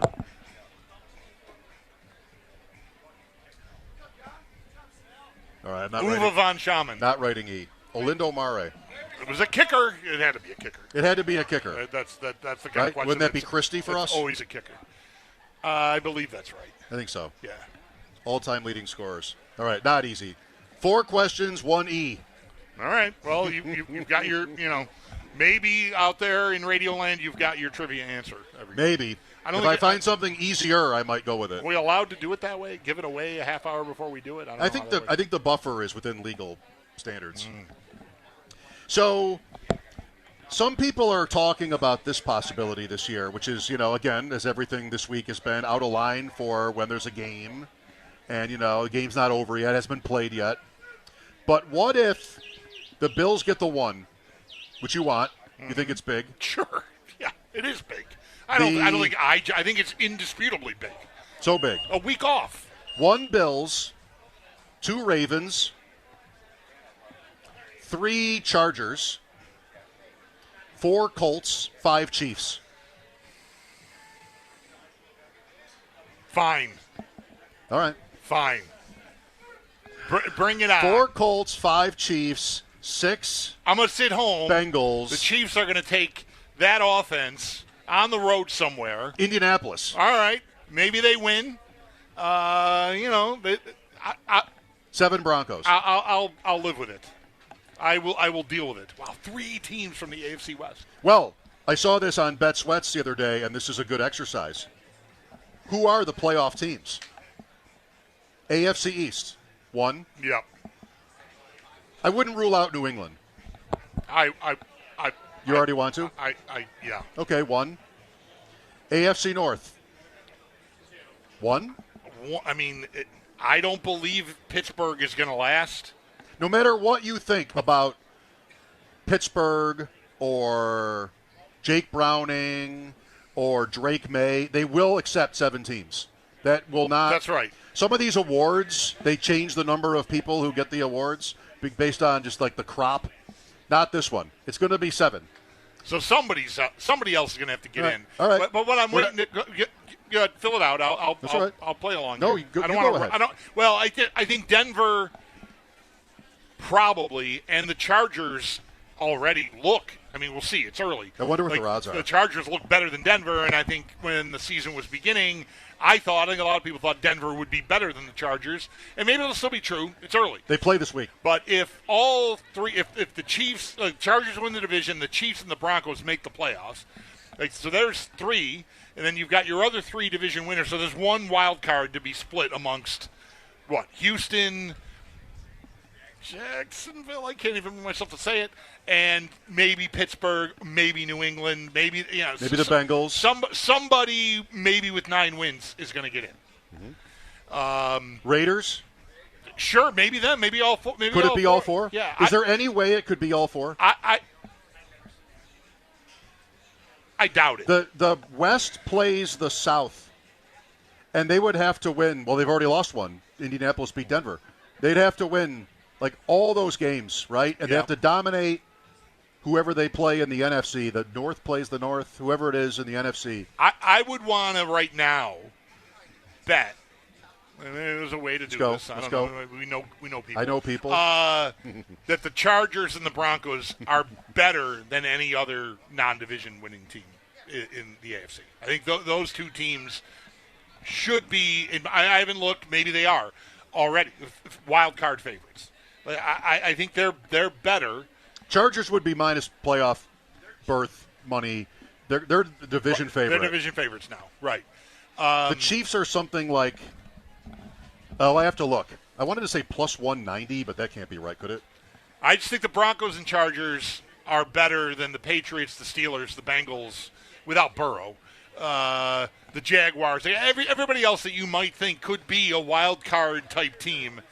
I think those two teams are better. So that's how I'm looking at it now.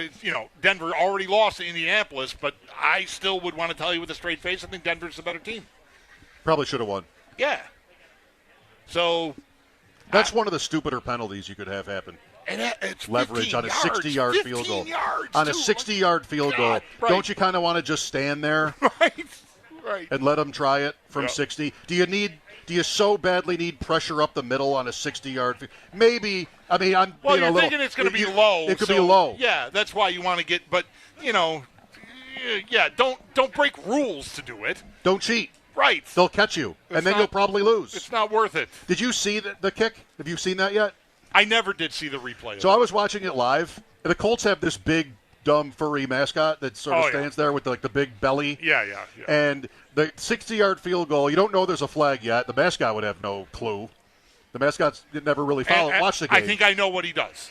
What does he do? Puts his head on the goalpost and stands there like that. Close. He sort of falls over and Because I've seen that mascot do that move before. Like head on the padded goalpost and just like arms out like, That's the move they teach you when you're, right. When you've just lost school. at the last at the gun. He's built like the Philly Fanatic. Yeah. Sort of a big, yeah. And so he goes down and and then there's a flag. And they try it again, and it's good, and the mascot goes crazy. Of course. What a moment, and what a couple of moments for that Colts mascot on Sunday. So, Bills, Ravens, South, Chargers, Broncos, Chiefs, X. Right. What if Jake Browning is good? He's not. What if he's you already know. He started 7 games. They won 4. Right. This is 2 years ago. And he came in relief, and they won on. That's Sunday. right. Despite his 3 interceptions. Right. Which is more than Allen has thrown in 5 years. What if he's good? Are the Bengals if he's good? He can't be so good. I mean, of course, anything can happen. It would blow my mind if he's so good that. Because what's the story on the Bengals all off season and even into the season? It's like, well, Joe Burrow, he was so great last year. I even would say it. If their defense can be like middle of the pack, then they have a chance to have a really good. They should contend for that division because the offense is so prolific. There's no way the offense can be, even if he's good. He's going to be good for a backup. He's not going to be Joe Burrow good. I mean, that would be incredible. So I think they're dead. I just don't. I mean, we'll see, but I cannot believe that he's going to be good enough to overcome what Burrow was thought to be able to maybe overcome. But do you need 10 wins to get that 7 spot, or even the 6, or at least the 7? The 7's what we're talking about. Will you need 10 wins? Usually you do. Not always. Didn't they get to 9 last year and not get in? Yeah. Right. It could be another year of that. Right. They come here. Around week 14. Or they come. Did they come here or we go there? Bengals? Yeah. Week 14 here. Here. Okay. So that is close to maybe. Maybe it'll be talked about. Is he coming back? When's he coming back? And if they can tread water, even then it'll be a lot like last year, which was, please don't let that team in. That absolutely. I do not need to see them in the playoffs. That absolutely will be the conversation, if they're in it at all, is does he come back for Buffalo? Cincinnati closes here, Ravens at Miami, Arizona, Cleveland. They have the Ravens before the Bills game. They go Ravens, Bills, Ravens. If I'm Burrow, he hasn't had the surgery yet, I think. He's having it Saturday, I read. Saturday. Browning can have Ravens, Bills, Ravens. I'm ready for Dolphins, Cardinals, Browns. I'll be ready for Week 16. Just in time. Sunday night at Miami, if not flexed. Just in time. I mean, that's not fair to Burrow, but what do I care? Mike Schopp and the Bulldog out at the stadium outside Gate 5. Sal Capaccio is on site. He'll join us at 5 o'clock. Roundtable, Eric Wood, Chris Brown will be here at 6. Bills and Dolphins tonight on WGR. We need a break. We'll be back in a snap. It's brought to you by Snapdragon Apples, the official apple of the Buffalo Bills. With a great view of the spectacular that's one thing that's different. Stadium. I mean, that's one thing that's different is there's another stadium across the street. I said yesterday we're going to be staring at it like we're looking at the Empire State Building all day, and I couldn't have been more right. Pretty close. I'm the Bad News Bears walking into the Astrodome here, looking at this stadium. Let them play. It is incredible, but it is great to be back out here after all this time and just sort of feeling the vibes. I don't know. We used to do this in the summer, and it's enough like summer. We do this for preseason games or even the open practice. And we rolled out of the house at about 2, and I'm like, there'll be plenty of time. And Route 5, there was already buses and traffic. And like, I thought, we might be a little tight here. But then it loosened up as we got right here, and we were able to get in and park real fast. But it's game day. Surprise, surprise. People are well into it already in the lots that are not on the Bills' property. Like the private lots people are out there having at it. The lots that the Bills have don't open until 4:15. Right. So, but it's already percolating. And Abbott closes at 3:15, which is in about 10 minutes. Correct. So enjoy it. This is the last we'll see of car traffic in the next 10 minutes before the day is out. Bills Game Day, powered by Anderson Water, Power, and Air. Anderson, tap into better living.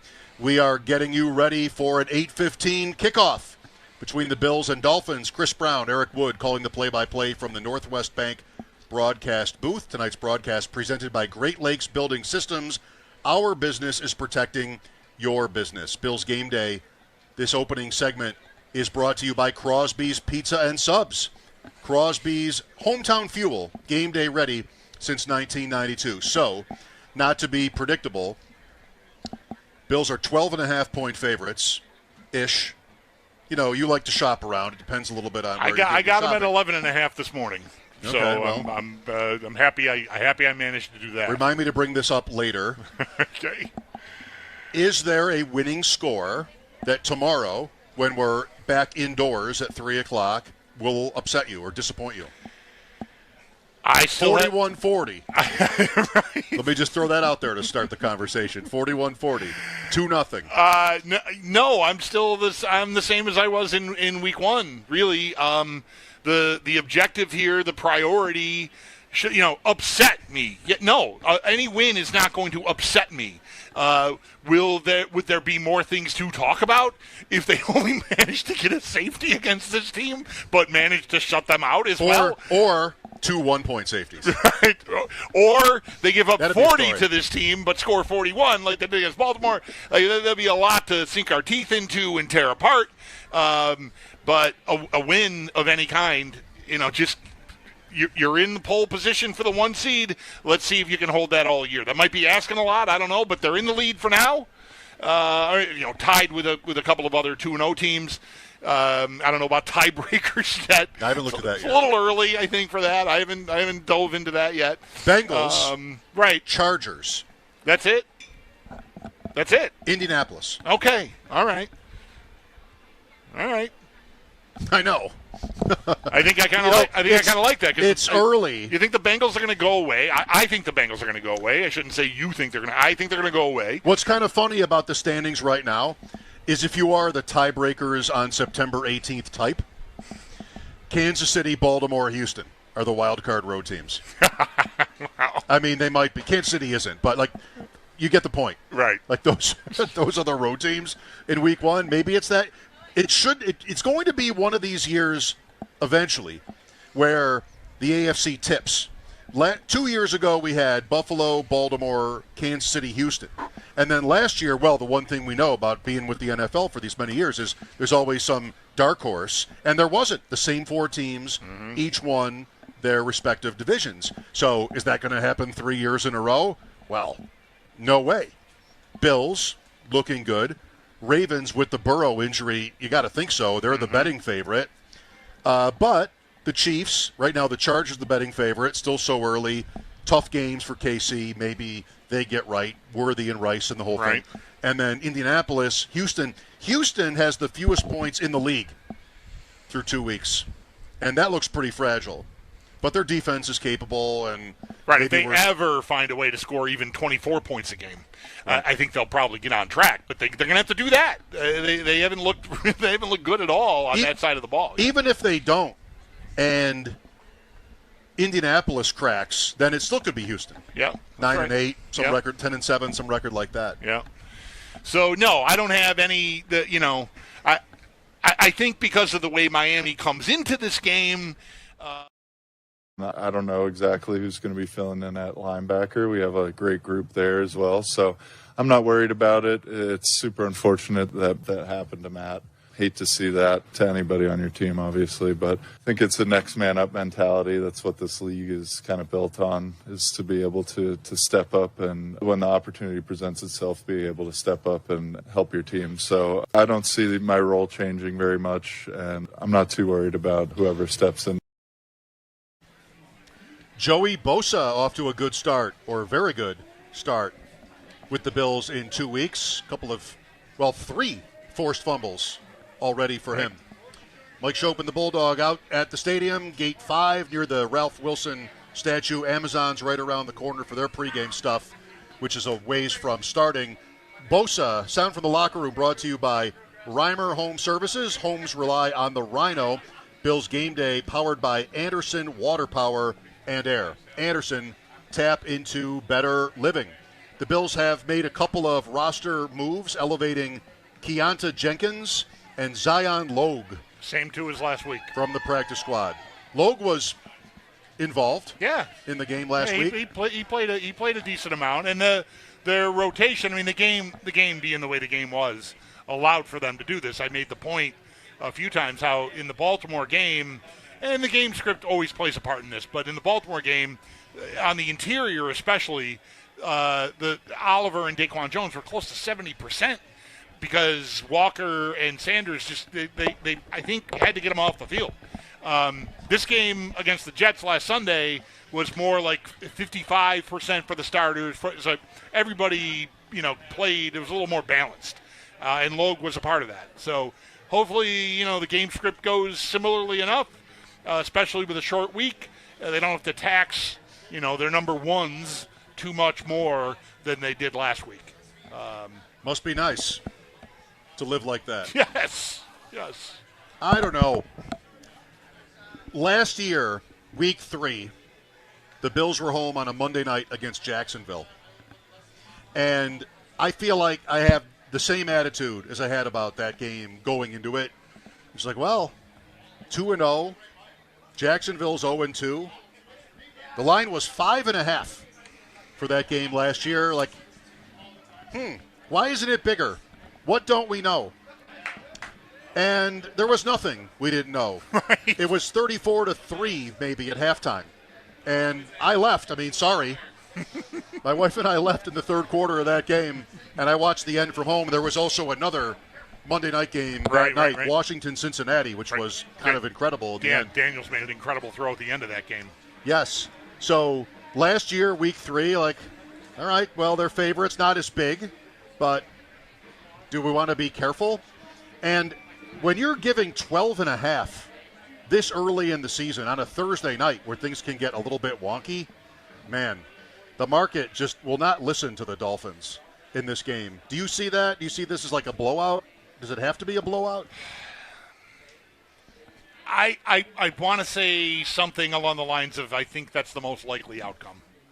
It's football, so anything can happen. If the Bills for some reason are not on point, and Allen is susceptible to turnovers, which he has not been, in the last year or so.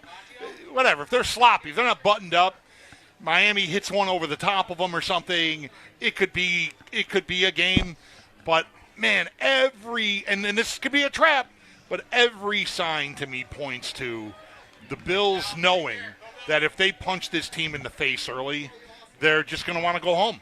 They're going to want to go home and have a long week and wait and see if their coach gets fired and just we're done with it. Pride, sure, we can still have a season. We talked with Armando Salggero, I don't know, man. I think it's I believe the most likely outcome is a comfortable Bills win, a Bills cover, maybe even worse than that. What happened, as you remember it, in the game last year with Miami, mid-season? The Bills did not. They won 30-27 on a long field goal at the end. That was back and forth. That game. It was not one. And the Dolphins started 2-6. That might have put them to 2-6. Actually, I think maybe that loss to the Bills. Mm-hmm. We'll look back at that game a little bit as we continue. It's a long pregame show tonight. 8:15 kickoff on Amazon Prime and Channel 7 here in Western New York. Be listening next hour during Countdown to Kickoff for Tailgate Trivia. Oh, lucky you, perhaps, if you've been listening already. Presented by TSE Buffalo. You could win a Buffalo Bills autographed merch item, courtesy of Total Sports Enterprises Buffalo. And stay tuned tonight following the game for Sean McDermott's press conference. It'll be brought to you by Northtown Kia, Western New York's #1 Kia dealer. Sal Capaccio is with us outside Gate 5. Bills and Dolphins, beautiful day. Should be a great night weather-wise as well. We'll be back. This is WGR. Looking like, it's only week 3, but it feels like it's out there for the Bills to knock them out already, which is insane because it's we're not even to Halloween yet. We're not even out of September yet. And that seems crazy, but you could actually push the nuke button on the Dolphins. That's what I mean. Yeah, you made the Ken Hitchcock with the Flyers early in 2007 comparison already this week, and that's out there. I do feel like if Miami gets handled in this game, that I would want to be able to bet on Mike McDaniel getting fired tomorrow morning. I really would. I think it's entirely possible. If this team is disorganized against the Bills, punchless, and even yelling at one another on the sidelines and that kind of stuff, that the owner could just go, this is rudderless, and it's still early enough in the year that maybe we can salvage something. Let me push the button. Yeah, interesting to talk to Marcel Louis-Jacques yesterday about that. What a tremendous conversation I thought that was, thanks to him. And he said the owner, he's like most of these owners where they seem pretty flighty and you never really know how much attention they're paying to the whole thing. But he said that the owner of the Dolphins, Ross, is really about the process. And I'll give Marcel the benefit of the doubt on that he would know that. So that means if the Dolphins say cover tonight, well, we did the best we could. Mm-hmm. This is the hardest game on our schedule every year, and maybe things are trending up. Could have won last week. Respectable this week, and, onward. If they don't, you could still – I think an owner might think like this, that, all right, well, I care about the process, and I want to do the right thing, and I like the people that I'm employing, and I sort of – it's easier to say, to keep going. Sure. But – if the perception of your team, and that reflects on you, is so negative, almost embarrassing, then what's more important to me? I got to do something. Yeah, we've seen sports teams in the past. I think Ralph Wilson in the past, he sort of wanted to keep his guys. He wanted. It's easier to just do that, but there were times when it got so bad, when he felt like he had to make the move. Yeah, and I think that could be this. Yeah, in some, I don't know, small part, maybe bigger than I'd want to even give it credit for. But you've mentioned how their next game is not until next Monday night, which is another primetime game. Is it a standalone or is there two that week? Okay, so you know what? There might be two. Okay, but either way, they're in a window there, which will get a lot of attention, and as will this game. I mean, there aren't NFL games again after this until Sunday, as we all know, right? So Thursday into Friday, into the weekend, like everything that you're going to be hearing about on all the shouty shows, the talking shows, is going to be about Miami and how they look. If it goes badly, they're going to get a lot of conversation, and that just might be something that the owner wants to avoid. Again, if it's particularly stanky tonight. There are two. Jets, Dolphins, Cincinnati, Denver, also next Monday. Staggered. Yeah, they're like 7, 8, 15. Okay, right. It's not 7 and 10. 7 and 10, so it's not a standalone entirely. No. Right. Joe Ostrowski will know. He'll join us at 3:12. By the way, since I mentioned Ralph Wilson, we are outside of Gate 5, and if you know where the strangely small Ralph Wilson statue is here outside the stadium, I just took a look at the statue and read the write-up on him. It's very well done. I don't think I've ever read the and I was, I guess I have to admit now, I was kind of surprised it was good, but it was good. And one thing I did not know about Ralph, from just reading this right outside where we're sitting here at the stadium, he was the only original owner in the AFL to keep his team in the originating city. I never knew that. Like, Lamar Hunt. That was Dallas before they moved to Kansas City. And, like, the Jets, Titans changed ownership. So they're, like, Houston was another one. Like, he's the only one where it was the same owner in the same city throughout the duration of the American Football League, which I love. Didn't know that before now. What about the Patriots? Maybe they changed ownerships. But they also moved. From Boston to Foxborough? And maybe the statue is sort of. I don't know. I don't know that. Because that feels a little. Sullivan. That feels a little subtle to. But the Bills played in the same stadium in the city throughout their existence in the AFL. That's right. So there's that. Yeah, cool. Yeah. So we'll be here. Mike just told you where we are.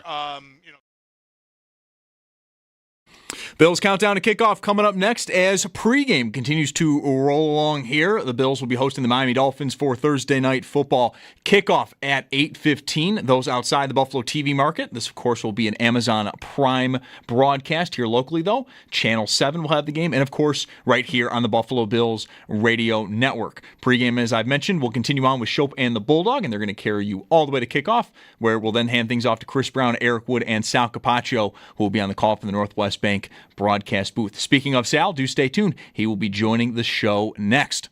3 players, though, are questionable for each team. For the Bills, linebacker Shaq Thompson, cornerback Taron Johnson, and defensive back Cam Lewis. For the Dolphins, edge rusher Chop Robinson, defensive tackle Benito Jones, and wide receiver Jalen Waddle. Though on Waddle, Cameron Wolfe of NFL Network is reporting that he is expected to play. We've also had some practice squad call-ups for Miami. It's safety Jordan Colbert and kicker Riley Patterson. And then for the Bills, they've elevated defensive tackle Zion Logue and linebacker Keonta Jenkins. And the Barnes Firm Injury Report, it is brought to you by the Barnes Firm. Injured for help, call 1-800-8-million. This update brought to you by Figo and Joyce, your border attorneys. I'm Zach Jones for the Buffalo Bills Radio Network. Now, a look at traffic with Trevor Hauer. Zach, thank you. Right now, Abbott Road is closed northbound and southbound from Route 20 to Route 20A due to tonight's festivities at Highmark Stadium. Bills Mafia, speaking of Highmark Stadium, is starting to pack the surrounding streets as we are seeing some heavy congestion along Southwestern Boulevard and Big Tree Road in both directions. The throughways are very spotty as we are following a crash along Route 5 westbound at Tiff Street, causing some strong delays lasting through the base of the Skyway. We're also seeing some brief delays along the 90 West near exit 54 at Route 400, but the 219 is still running very smoothly as of right now. Your drive to the game is brought to you by Paddock Chevrolet. Score big with new Chevys and quality pre-owned vehicles from Paddock Chevrolet. I'm Trevor Hauer on the Buffalo Bills Radio Network.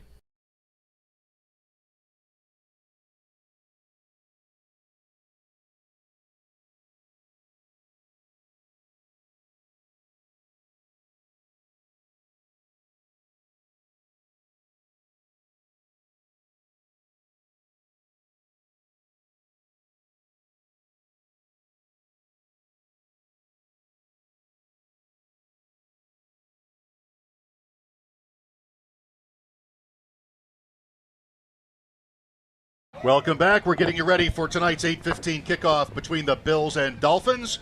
Chris Brown and Eric Wood with Sal Capaccio along, calling the play-by-play from the Northwest Bank broadcast booth. Countdown to kickoff presented by Northtown Automotive. Whatever you're looking for, you'll find it at Northtown. Time for the pregame huddle. As Sal Capaccio joins us, the Northtown Hyundai pregame huddle. Northtown Hyundai, Western New York's premier Hyundai dealership. Sal, the vibes are great and fun. Yeah, for sure. I mean, what a great day of weather here in Western New York, here in Orchard Park. I heard you guys talking on the way in.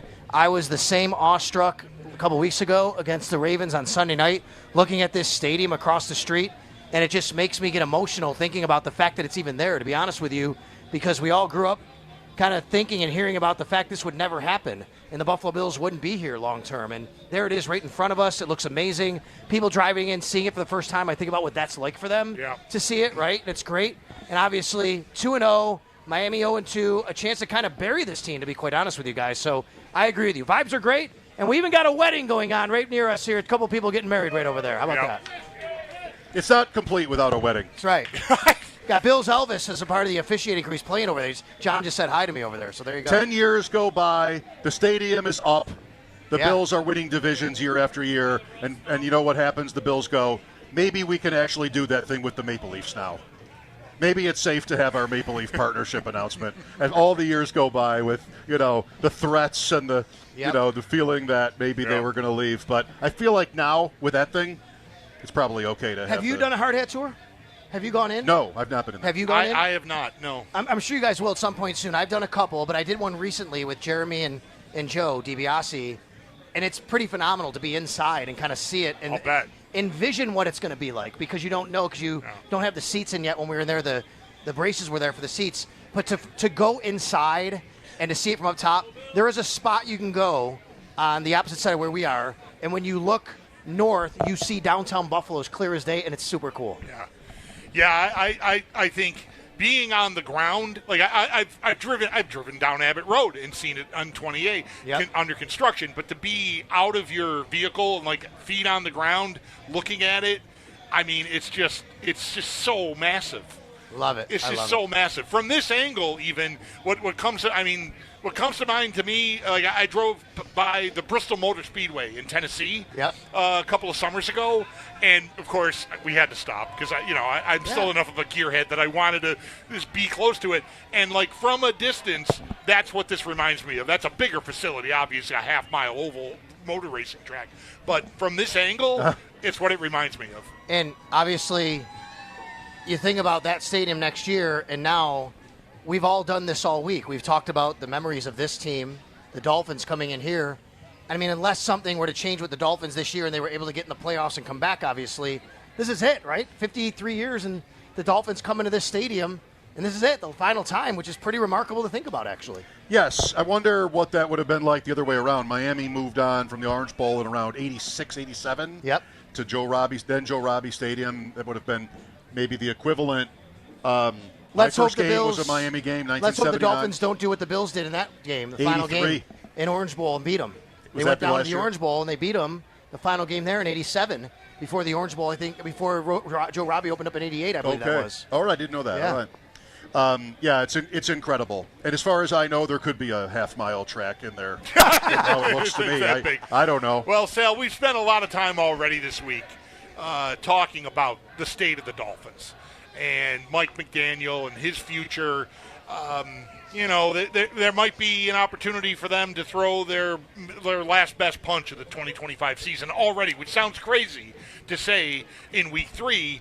But I think if this game doesn't go well for them, right, if they have some kind of repeat performance of their opener in Indy, I just got to think this whole thing is going to blow apart. Yeah, listen, I'll give you an idea. Of Dolphins fans. I got my friend Mike in town. He's a big Dolphins fan, and he said to me, he texted me last week, and he said, for the first time, I can't support this coach. And I think that's what's happening in Miami. It's not just the fans. The media are telling you what's going on, and it feels like maybe the players are kind of right on the fence right there about what does this coach bringing. Marcel was great with you guys the other day about the fact that, the players and where they are and trying to change the culture. And I'm sorry, it was when Ross Tucker talked about changing the culture and, how people know who you are. And I actually really like Mike McDaniel as a person, and he's had some personal struggles in his life. I think it speaks remarkably of him to be where he is in life, and he's a really smart football guy. But I don't know if this is going to – it feels like it's going to end badly. The question is, does it end badly tomorrow? Really, to what it comes down to. We'll get into it out here at the stadium. It's been great to interact with fans, and that'll continue for the next couple of hours. Want to say hi to Kelly from Batavia. Bulldog, the fan that dropped the line on you when I had left the set at Harbor Center, has the show ever sounded colder? Stopped by and says hi. And also Dave Wanstead, I believe, just left the set. I'm pretty sure it was wearing an Allen jersey. Looked like Dave Wanstead, maybe not. What is the threshold, do you think? We talked to Armando Salggero on McDaniel. Like, what maybe is the tipping point between let's keep going forward and not? And he basically said that he's got sources on the team that he alluded to. He's like, they got to look like they have fight tonight. Yeah, I agree with that. I'd still be in more of a camp of it'd be too early. Like, week 3 is – you pull the plug week 3. It's kind of nuts. I mean, that seems still really early, especially because they have a Monday night game against the Jets 11 days from now, right? You get ready for that game. Maybe you can get off the mat a little bit. You give them one more chance to do that. I know that the old way is, or that the conventional wisdom is, you do it when you have more time to get somebody in. But I think that week 3 still seems early. And even as Marcel alluded to, you almost kind of put at Buffalo Thursday night as a loss on the schedule anyway, so you at least want to see them compete a little bit. It would have to be maybe something really, really bad, like 35-10 and uncompetitive, right, for them to go down that road. I just think it's still a little bit too early. I think about Chris Greer, actually, a lot, and for this job and for this point. Because pretty good for him to last this long. I mean, he has been in his job longer than Brandon Beane. He is the longest tenured GM without a playoff win in the National Football League. And I think about both those guys and what their future is. And are you going to fire Mike McDaniel and allow Chris Greer to kind of be in place to hire the new coach or whatever they want to do going forward? I'm not really sure. So, Mike, I think the answer to your question is what the tipping point is. It would have to be so bad that he can't stomach what's going to be said about them over the weekend, basically. We've all been at this long enough to know what the script looks like for Miami to pull the upset tonight. 12.5-point spread. I mean, I said earlier, I think the most likely outcome of this game is a blowout Bills win, just the way it sets up. But with that said, what worries you about Miami? Their ability to have a big play. They even did that a couple times last year against the Bills here, and it was a tie game until the very end when Tyler Bass kicked the field goal. I went back and watched that game, and it reminded me that they have good skill players and speed. Tua's back there. He throws a long ball to Tyreek Hill in the third quarter down the sidelines and makes the catch. Devon Achane had a couple nice plays in the screen game for them. They can still strike from anywhere on the field. And then I go back to a couple years ago, and I give the Dolphins a lot of credit. They came to Buffalo in a game, and they said, we're going to take advantage of your lighter box, and we're going to bully you a little bit. And the Dolphins ran really well against the Bills. And I think Mike McDaniel is a smart enough offensive coach to come in here with a game plan and maybe go similar to what the Ravens did. Don't give the Bills a chance to communicate up front. Go a little bit quick count. Go play, a physical style of brand, and then the Bills have to be on their heels a little bit. To me, that's the path to victory. But I still think even if they do that, they would have to still have everything buttoned up enough to allow that to happen for 4 quarters. And they've done nothing over 2 weeks to show me they're buttoned up enough. And it says nothing about them stopping the Bills. Correct. Right? Like there's a scenario to me where if Miami can get enough right on offense and Achane is dangerous and Hill gets behind you once or Waddle, whatever, right? Then, okay, maybe they can get to 28 or 30 points, but what are they going to do to stop this Bills offense? I think you'd have to rely on the Bills to make their own mistakes, and this team just doesn't anymore, and they haven't. It could happen tonight, but the Bills have the NFL, let's knock on wood, record right now of consecutive games of not losing the turnover battle. That's insane. 24 straight games, right? The Bills don't give you the ball. They don't make these sorts of mistakes. I think Miami would have to force Buffalo into making a couple of these mistakes. Have Josh Allen throw the ball to the other team. Remember, Miami comes here in the playoff game. They sack Josh in the third quarter, and they get a touchdown on defense because of it, right? I mean, that's the formula. If they want to on defense, they got to be aggressive and force the Bills to make mistakes. I think that maybe this is self-evident, but a streak like that, you've got to be careful and, on point, and they have been. You got to have some luck. They recover every fumble. Even in the Jet game, there were a couple balls on the ground, and they got every one. So there's that.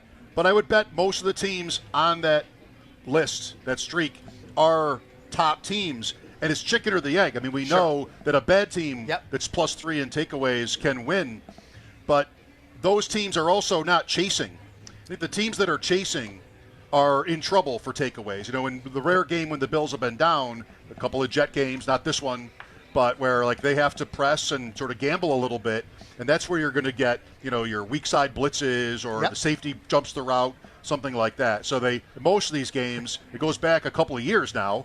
The last time they lost the turnovers was in Miami, the Week 18 game, 3-2.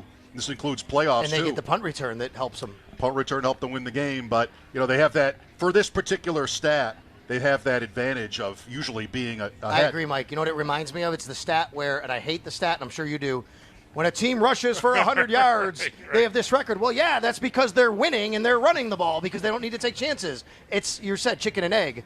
It's the cause and effect isn't the same. Yeah. Unless you're Baltimore in Week 1.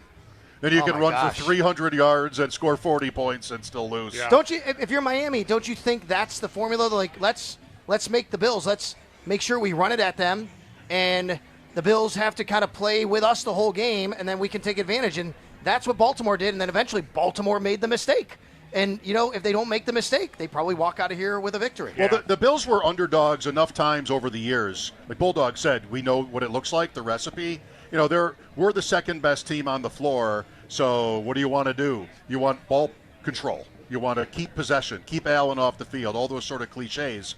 I think Miami might be able to do that. I mean, the Bills in Week 1 were, you know, ravaged on the ground, and maybe that's an area. Achane has had, 4 games against the Bills, 6 touchdowns, 300-yard games. He's dangerous. He maybe is more dangerous as he got to break one than like sort of a plotter. He's not a plotter at all. Right, but he gets to the second level, he can make things happen. Yeah. He gets out in space. He's not going to go down once he gets the first down. Honestly, I know it sounds weird to say, but really maybe the best thing that ever happened to the Bills' run defense was what happened Week 1, because Week 2 they were so intentional about making sure that didn't happen, right? They did everything, even without Ed Oliver, everything they could to say, you are not running the football. And I think that message got through loud and clear, where I think that's the approach they have to take tonight. They did elevate Zion Logue again, so Zion Logue played well last week, but I think that's the same mentality they have to bring into this game tonight. How much concern about no Milano? We know that they got through without Oliver. You mentioned Logue was a part of that last week, and their rotation was more back to like 50-50 with the interior defensive line last week, so that was good. But now Milano out on top of Oliver out. I mean, how much concern is there? Yeah, I mean, I'm concerned for the fact that Miami can play games with you the way they run their offense. And Matt is so good at recognizing everything, and Dorian Williams isn't quite what Matt is at doing that. So when Dorian Williams is on the field, he goes 100 miles an hour, but he could maybe get somewhere he's not supposed to go 100 miles an hour, right? Whereas Matt Milano, he kind of understands everything that's going on and dissects it. And if they can play games and get Dorian to look one way when it's going the other, or Dorian overshoots something and Devon Achane is out the back door, that's where I think. So I think, to me, Miami will probably try to take advantage of Dorian Williams in the passing game tonight. He's a really good run defender. He'll get there, like I said, 100 miles an hour, and they'll try to do some things to keep him off kilter there. But look, he started all those games last year. He was the Bills' leading tackler. He's a good player. He's a good backup to have. But if I'm the Miami Dolphins, I'm probably trying to take advantage of him to get his eyes going one way, and then you go the other way. Just get him to take a step or even a half step the wrong direction and pivot the other way. Yep. Yeah. What's left for the Dolphins to try defensively? Like, is there man zone, doubles? Well, what's left for them to try? I mean, they'll come after you. I think they'll be aggressive tonight. They'll try to blitz. That's where Josh can kill you. He has done that. Maybe the only thing, Mike, is to just say, look, we are going to kind of go with the old thing the Bills did for a few years and maybe still do, which is we're just going to make sure everything you do is in front of us, right? And you're not going to get a big play. And the Bills have been so good at still maintaining the football, but you never know. Maybe they do make a mistake. Maybe they say, we're going to make you go 10 plays, 12 plays, and eventually you're going to have a 3rd and 6 and we can take advantage of something. Eventually maybe you put the ball on the ground. Maybe that's what they have to do because, honestly, their secondary is depleted and it's not that good. The Miami Dolphins are 29th in the NFL after 2 weeks in passing yards per play allowed, over 9 yards of play allowed. That is a lot. That's a huge number. Small sample size. That's facing Daniel Jones and Drake May. England, yeah. Over 9 yards of play allowed. Yeah. And if you're gonna challenge the Bills, I think you're just inviting Josh Allen to tear you up. Right. You want James Cook to run. Yes, Oh, I think just so. I think so. Maybe just That's to give right. yourself a chance. Speaking of Allen, it is such a luxury to have a guy that, I mean, he's not infallible. He had a bad game in the opener in prime time against the Jets, 2 seasons ago now. But I read today, and I never looked if this includes the Thanksgiving games, but 7-0 on Thursdays, and maybe that's this Thursday nights. Prime time, like to have the level of trust we, I think, from out here have in him, let alone the team and the coaching staff. You just feel like he's got it. Josh actually gave a real good answer to something I thought was very insightful, and maybe people didn't pick up on it, that I thought, wow, that really makes sense, maybe why he's so good on these shorter weeks. So the question was asked to Josh this week, like, what is the difference in game planning when you have a Thursday night game versus a Sunday? And he said, it's so short, you can't really put in a lot of new stuff. You have to stick to your basics. And I'm thinking, that explains to me, like, Josh, he's seen this team, right? Division rival, division game. They see, I think he kind of knows what to expect, knows what's happening. You can't put a lot of wrinkles in 4 days to face Josh Allen. And Josh Allen is a great processor as it is. He's even tried to up that this year, and it looks like he has so far. I think Josh gave you a clue into why he's so good on Thursday nights by saying, I know they're not going to kind of do a lot of things that I'm not used to, so what I'm going to trust what I see, and that's where you get that.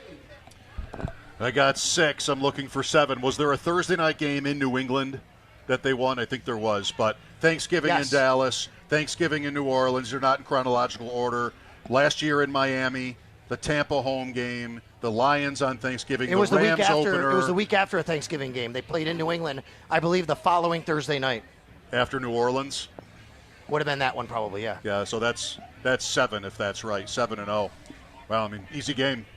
Right. You know, one more thing on McDaniel, back to him and Miami's situation. I made this point to Bulldog, and maybe you've thought about this or have a perspective on it.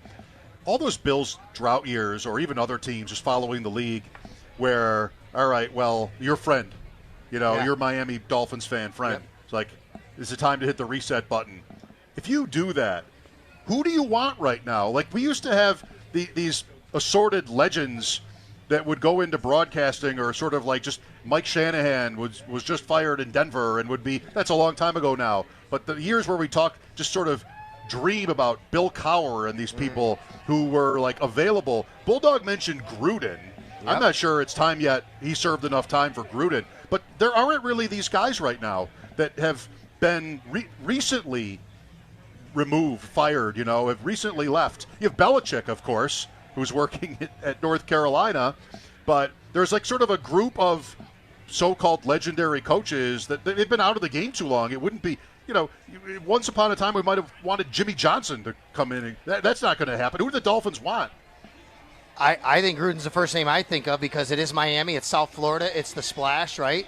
I mean, I saw something today about Florida Gator fans thinking about John Gruden right down there if things keep going the way it is on the college scene. But what are you supposed to want, Bill O'Brien or somebody like this? If it wasn't this team, I actually think Nick Saban's name would be thrown out. But he'd already done that. No, that's good. Right? His name because he didn't want he doesn't want to do the college thing anymore. He already burned them once. Right, exactly. Right? Like he came in and bailed out. Yeah, so I don't think Stephen Ross is doing that. That's good. At least he's somebody like on this level. Where's Mike McCarthy? Mike McCarthy, I mentioned him.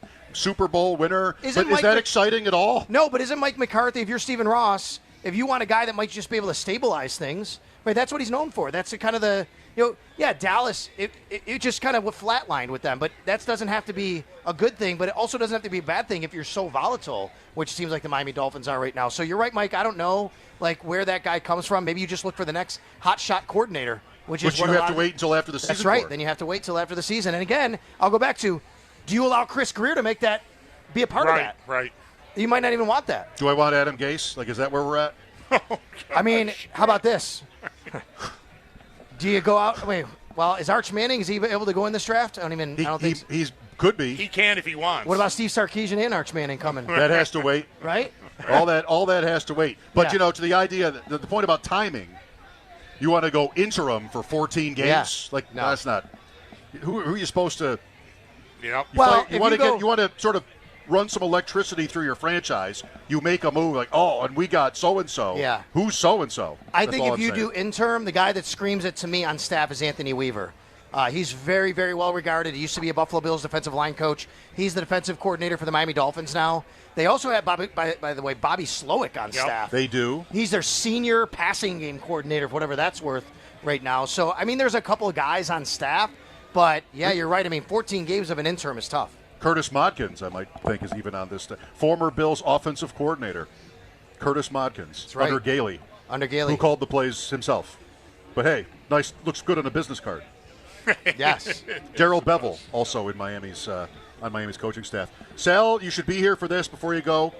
It's time now for Tailgate Trivia, presented by TSE Buffalo. Be the first caller to correctly answer our Tailgate Trivia question. The mandate was, as told to me, make it easy. And you will win a Buffalo Bills autographed merch item courtesy of Total Sports Enterprises Buffalo. The question is, as it happens, the all-time leading rusher in Miami Dolphins history and all-time leading scorer both went to Syracuse. Okay. Name either one. First correct caller wins. 716. They're different people. 221. I could get one. 4 WGR 221-4947. Good luck. Got them both. Thank you, Sal. Thank you. On tap next on Countdown to Kickoff, we talk some more. It's brought to you by Miller Lite. It's Miller time, Bills fans. This is the Buffalo Bills Radio Network.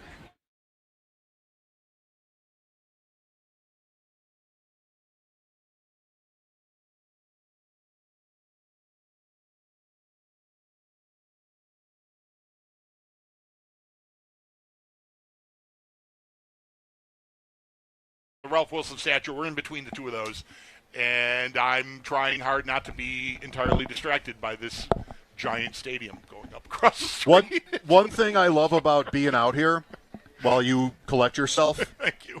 is the jerseys. And so I was here an hour and a half ago, just walking around. I'm not bragging. But I was here an hour and a half ago walking around, and I saw, one out of every 10 or so jerseys is a Miami jersey. And I was walking with a guy wearing H-An. Like, you know what? I respect that. If that's your team, yeah, and he's good. He's been great against the Bills. We'll talk about that through the day. Yeah. 4 games, 6 touchdowns, and big yards. So, H-An, fine. Marino. I mean, Marino was a twit, but, still, he's an all-time great. Sure, and yeah. If you're wearing a Dolphins jersey, he's the best player in the history of your franchise. That's the equivalent of a Bills fan walking around in a Kelly jersey. Fine. I mean, it's all-time great. Yeah, of course. That's sort of obvious. I can't stand him, but, he's an all-time great. What do you think of the guy wearing Tyreek Hill? Who wears a Tyreek Hill jersey? Anywhere. Not even just his off the field. Uh-huh. It feels like I'm selling it short by saying just off the field. Yeah. But not even just that. He's not even really yours. And if he you're going to wear a jersey. He doesn't even, it came off, he walked it back as hard as he could, but, he quit on them last year and said he didn't want to even be yours anymore. And how do you think it ends? If you were to handicap how it ends for Tyreek Hill with the Dolphins, would it end well? Was he going to retire as a Dolphin? Whatever happens here tonight, any kind of loss, they're 0-3, and the season, you got, we got a month until the trade deadline or thereabouts. They pushed it back, so it might be the first week of November now. I think. I'll look it up. But I know they kicked it back a little bit further than they had it prior years. I think that happened last year. November, Election Day. Yeah, right. That's what's in my head. He's getting dealt. I think. If you fire the coach and the season is spiraling, you're trading him for whatever you can get, assuming you can get something worth trading for. What's the ceiling for the Dolphins this year? They have last year only a little better. Last year they were 2-6, and they got to 8-8, and then lost their last game. They had a look at it. They were dead, but then they weren't, and they gave themselves a look at it. If the Dolphins have that season again, then next offseason we're talking about Tyreek Hill on a new team. He's probably not going to retire. It's Diggs. Yeah. So it's almost like a Bills fan wearing Owens. He's playing in this game. And Bulldog, by the way, will be watching him closely from the 15th row. It is something I am looking. I don't know where where the position groups hang out, but I am hoping. Like we're on the tunnel, like the tunnel end 35-yard line. I think are where our seats are, and I hope that the offense or the receiver group is on that end because I TV timeouts. I want to. I'm very bad at this, by the way. Like I'm saying it now to try to reinforce my brain to like do the thing you want to do, but I get so distracted. Like, look what's the plane say? Like I'm that. Shiny thing. But I'm gonna want to get eyeballs on him and see how he's interacting, with coaches, teammates, all of it. Just because, it just seems like they could. If this game goes sideways, there could be. I might want to get my phone out. There could be a thing on the sidelines in this game. Eyeballs, not snowballs. Right. At least let's just leave it at that. Yep. I don't know. Like he's a famous player, but can you imagine you or I wearing a Tyreek Hill jersey? No. Like just who would that be? Like we got a fan nearby wearing Stevie Johnson, and that's totally respectable. Yes. Stevie Johnson was not only good.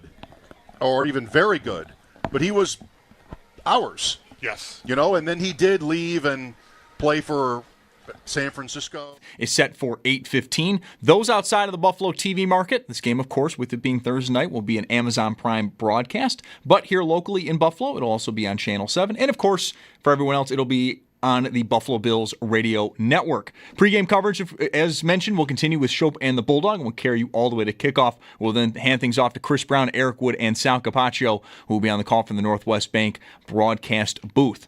3 players are questionable for each team. For the Bills, it's linebacker Shaq Thompson, cornerback Teron Johnson, and defensive back Cam Lewis. For the Dolphins, edge rusher Chop Robinson, defensive tackle Benito Jones, and wide receiver Jalen Waddle. Although on Waddle, Cameron Wolfe of NFL Network is reporting that he is expected to play.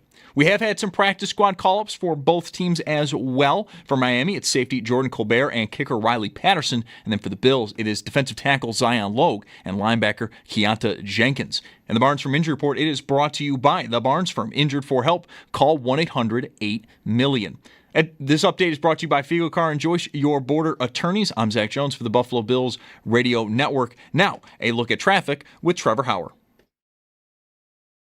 Zach, thank you. Abbott Road will remain closed northbound and southbound from Route 20 to Route 20A due to tonight's festivities at Highmark Stadium. Speaking of Highmark Stadium, Bills Mafia is still packing the surrounding streets as we are seeing some heavy congestion along Southwestern Boulevard as well as Big Tree Road in both directions. We're also starting to see a slight increase in volume in both directions around California Road, just outside the stadium as well. The throughways are very spotty as we were previously following a crash along Route 5 at Tiff Street. That has now been cleared out, but we are still seeing some of those leftover delays on the Skyway outbound lasting beyond Ohio Street. We are also seeing some brief delays along the 90 West near exit 54 at Route 400, and the 219 as of right now is still running very, very smoothly. Your drive to the game is brought to you by Paddock Chevrolet. Score big with new Chevys and quality pre-owned vehicles from Paddock Chevrolet. I'm Trevor Hauer on the Buffalo Bills Radio Network.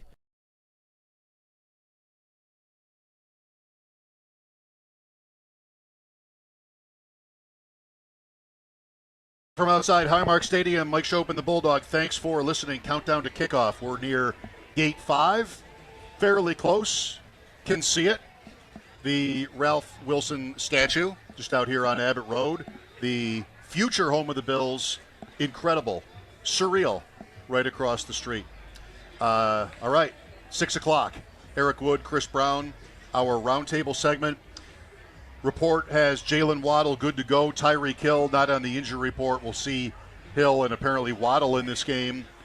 So Tyreek Hill, we're not talking about him, maybe we could be, as a dangerous threat in this game because the Bills are such big favorites.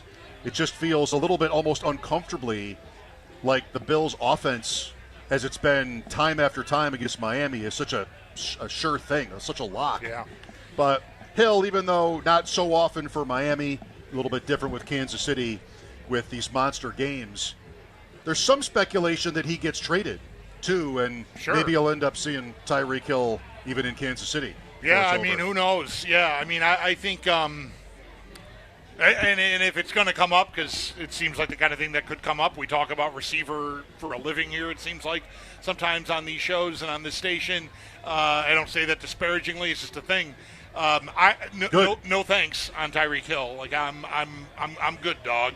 I still think he's got football left. He's just not a character that I really want to take on my team right now. So, if he goes back to Kansas City, that can give you nightmares. He had a lot of production there, hurt the Bills immensely there. Part of the reason I think he's impossible to forget about, but it's easier to not be as concerned about him because he simply has not had those games against the Bills since he's been in Miami. He's made a play here or there, and in some of his stats, we ran it down yesterday. There's that's a good game. Right, but there's not like oh my God, did you see what Tyreek Hill did games like he had with the Chiefs against the Bills.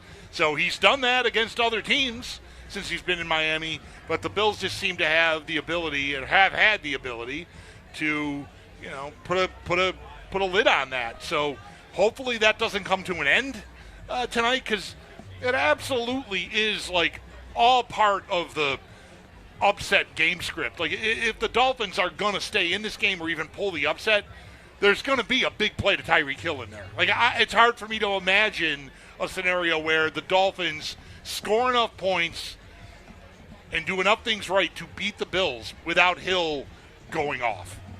So it could happen, of course, but it really has not yet since he's been in Miami. And this is year 4 of that now? Yeah, year 4. It's been 7 games, including 1 playoff game for him.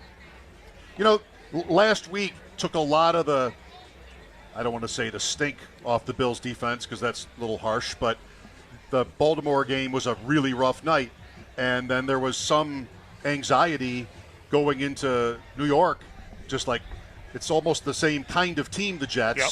What will it be? And this is, of course, somewhat at least to the Bills' credit, the Jets' passing offense never happened. I mean, Justin Fields completed 3 passes. By the time he left the game, it was 30-3, and there was really no game left. So the secondary, what I think of from last week with the Bills' secondary is not like blanket coverage or anything. It's a couple of blitzes that worked against them.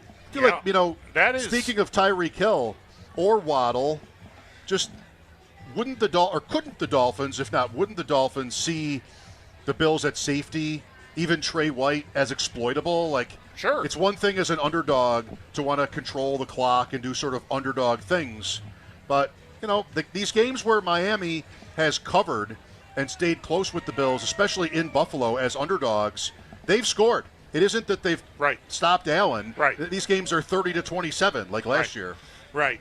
Yeah, that's why I'm saying, like, I think if you get that kind of game, if Miami covers, keeps it close, or even pulls the upset, I think it's going to be over-the-top stuff. I don't think this is a team that comes in here and plays like Dick Duran's Bills, trying to go beat Peyton Manning and the Colts. Right, let's just kick our field goals the game I think of, and try to find a way to win the game somehow with something at the end. I just don't think Miami's equipped to do that. I don't think they have the defense to really hang in that game to play that style. So, yeah, I think they can't be risk averse. I think that's their only hope, is to take the risk and have it pay off and hopefully not bite them. So I would expect that's more of what you get. You mentioned like how the Bills disrupted the Jets. I mean, how bad was the Jets passing game? Mitch Trubisky threw for more yards, completing 1 pass than Justin Fields did in the game. Fields didn't finish the whole game, but still. I mean, he played into the 3rd quarter and had to be pulled for a concussion. So it was inept. But the blitzing, the Bills through 2 weeks of the season, I read, are 6th in the league in blitz rate, which is completely, that's not who they have been under Sean McDermott. They have been one of the teams at the bottom of that percentage ranking almost every season since McDermott has been here. So, we asked him, he visited with us sometime, I think in August, here as camp was ramping up and the season was on the horizon. And I asked him about Ryan Nielsen, because a lot of people had the same thought I had, when he was brought in to be an assistant coach on the defensive line, is this, and he's a blitz-heavy guy. That's his MO, right? Like McDermott is zone, keep it in front of you. This Nielsen guy's the opposite of that. And I asked McDermott, like, is this a sign that you're, going to be more, a little more variety here, more multiple, just doing different things more often? Because you've been pretty static in your tactics as far as defense goes. And he said the short answer is no, and then they really didn't elaborate on it. Well, through 2 weeks, they are 6th in blitz rate, which is the opposite of who they usually have been. So we'll see if that continues against this team. This may be a team that could be, Baltimore on blitzing to stop the run probably, right? And they did blitz heavily against Baltimore in the playoff game, even going back there, traces back to there. The Jets might just be, we don't respect your weapons, so we're not that worried about it. This team with Waddle and Hill could be a situation where if they are favoring being blitz heavy, maybe they'll talk themselves out of it, because that could open them up to those plays down the field. November 12th, 2006. You cracked the door open. Indianapolis 8-0, Buffalo 2-6. The Colts win 17-16. Colts -2 in the turnovers. That's not the beginning of the streak the Bills are on. It doesn't go back 19 years. First downs, Indianapolis 26-10. J.P. Lossman for the Bills, 8 completions. 5 to Lee Evans, 3 to Peerless Price. That's it. Lost by 1. 28 for 109 on the ground. Anthony Thomas, the A-train for the Bills on this day. Indianapolis, did I say it? The same 12.5-point favorite as the Bills are tonight. So it's a long time ago. Who remembers what they ate for breakfast that morning? But you're going to play the 8-0 Colts and you're the 2-6 Bills? Come on.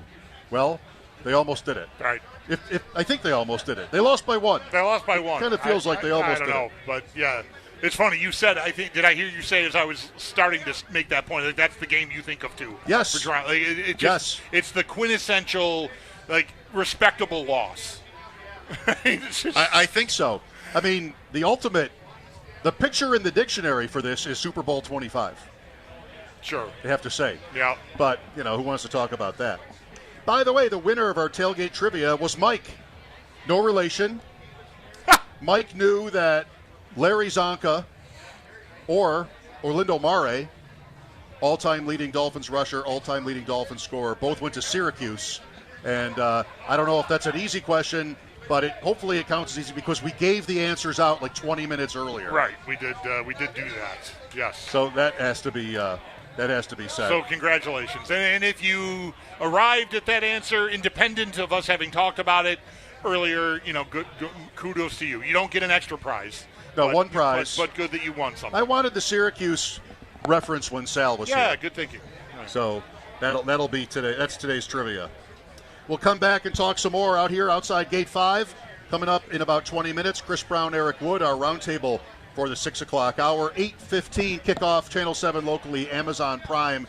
Their setup, which I think starts at 7, is around the corner from us. So we're all kind of close together here, right off of Abbott Road. The sun's in our faces. The new stadium is too. So here we are. There's the Ralph Wilson statue. Do you like me pointing? And then there's Amazon, Ryan helpful. Fitzpatrick, and the gang around the corner. Mike Schopp and the Bulldog here. We'll be right back to the stadium. This is the Buffalo Bills Radio Network.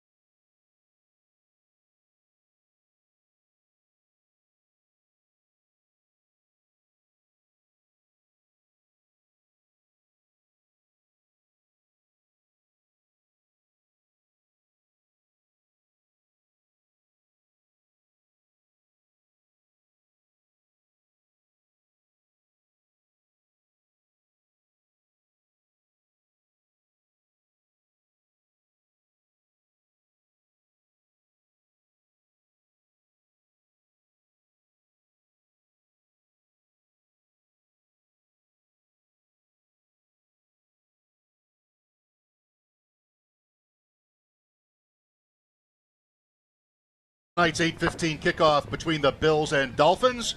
Chris Brown and Eric Wood with Sal Capaccio along, calling the play-by-play from the Northwest Bank broadcast booth. Countdown to kickoff presented by Northtown Automotive. Whatever you're looking for, you'll find it at Northtown. Time for the pregame huddle.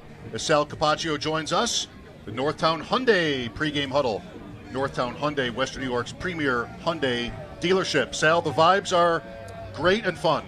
Yeah, for sure. I mean, what a great day of weather here in Western New York, here in Orchard Park. I heard you guys talking on the way in. I was the same awestruck a couple weeks ago against the Ravens on Sunday night, looking at this stadium across the street, and it just makes me get emotional thinking about the fact that it's even there, to be honest with you, because we all grew up kind of thinking and hearing about the fact this would never happen and the Buffalo Bills wouldn't be here long term. And there it is right in front of us. It looks amazing. People driving in, seeing it for the first time, I think about what that's like for them to see it, right? It's great. And obviously 2-0, Miami 0-2, a chance to kind of bury this team, to be quite honest with you guys. So I agree with you. Vibes are great. And we even got a wedding going on right near us here. A couple people getting married right over there. How about that? It's not complete without a wedding. That's right. Got Bill's Elvis as a part of the officiating crew. He's playing over there. John just said hi to me over there, so there you go. 10 years go by. The stadium is up. The Bills are winning divisions year after year. And you know what happens? The Bills go, maybe we can actually do that thing with the Maple Leafs now. Maybe it's safe to have our Maple Leaf partnership announcement. And all the years go by with, the threats and the, the feeling that maybe they were going to leave. But I feel like now with that thing, it's probably okay to have. Have you done a hard hat tour?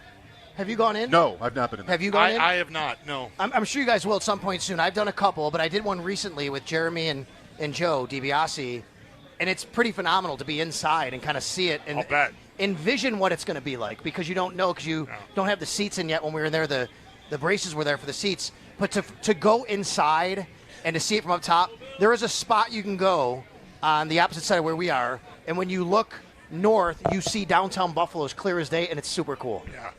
Yeah, I think being on the ground, like I've driven down Abbott Road and seen it on 28 under construction, but to be out of your vehicle and like feet on the ground looking at it, I mean, it's just so massive.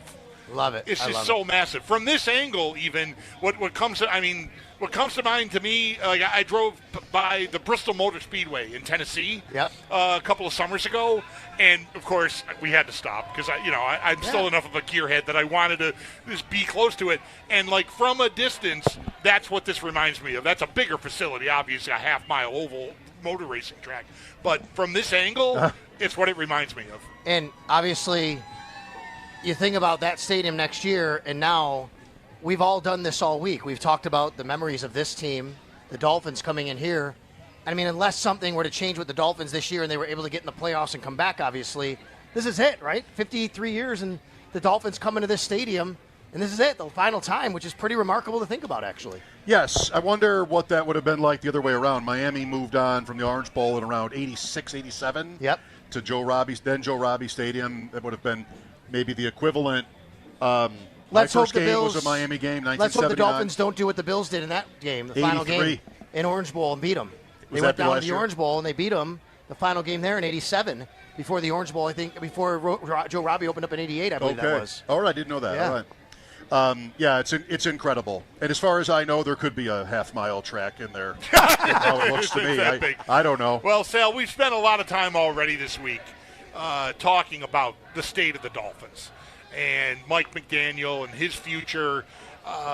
There might be an opportunity for them to throw their last best punch of the 2025 season already, which sounds crazy to say in week 3. But I think if this game doesn't go well for them, right, if they have some kind of repeat performance of their opener in Indy, I just got to think this whole thing is going to blow apart. Yeah, listen, I'll give you an idea. Of Dolphins fans. I got my friend Mike in town. He's a big Dolphins fan, and he said to me, he texted me last week, and he said, for the first time, I can't support this coach. And I think that's what's happening in Miami. It's not just the fans. The media are telling you what's going on, and it feels like maybe the players are kind of right on the fence right there about what is this coach bringing. Marcel was great with you guys the other day about the fact that, the players and where they are and trying to change the culture. And I'm sorry, it was when Ross Tucker talked about changing the culture and, how people know who you are. And I actually really like Mike McDaniel as a person, and he's had some personal struggles in his life. I think it speaks remarkably of him to be where he is in life, and he's a really smart football guy. But I don't know if this is going to – it feels like it's going to end badly. The question is, does it end badly tomorrow? Really, to what it comes down to. We'll get into it out here at the stadium. It's been great to interact with fans, and that'll continue for the next couple of hours. Want to say hi to Kelly from Batavia. Bulldog, the fan that dropped the line on you when I had left the set at Harbor Center, has the show ever sounded colder?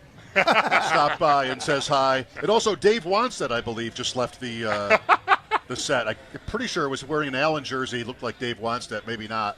What is the threshold, do you think? We talked to Armando Salggero on McDaniel. Like, what maybe is the tipping point between let's keep going forward and not? And he basically said that he's got sources on the team that he alluded to. He's like, they got countdown to kickoff live from outside Highmark Stadium, the old one. Mike Schopp and the Bulldog here outside Gate 5. Thanks for listening. Coming up at 6, Eric Wood and Chris Brown join us. Plan is for them to be here. Will they get a ride? One of these golf carts? I think they do. I think they get a ride.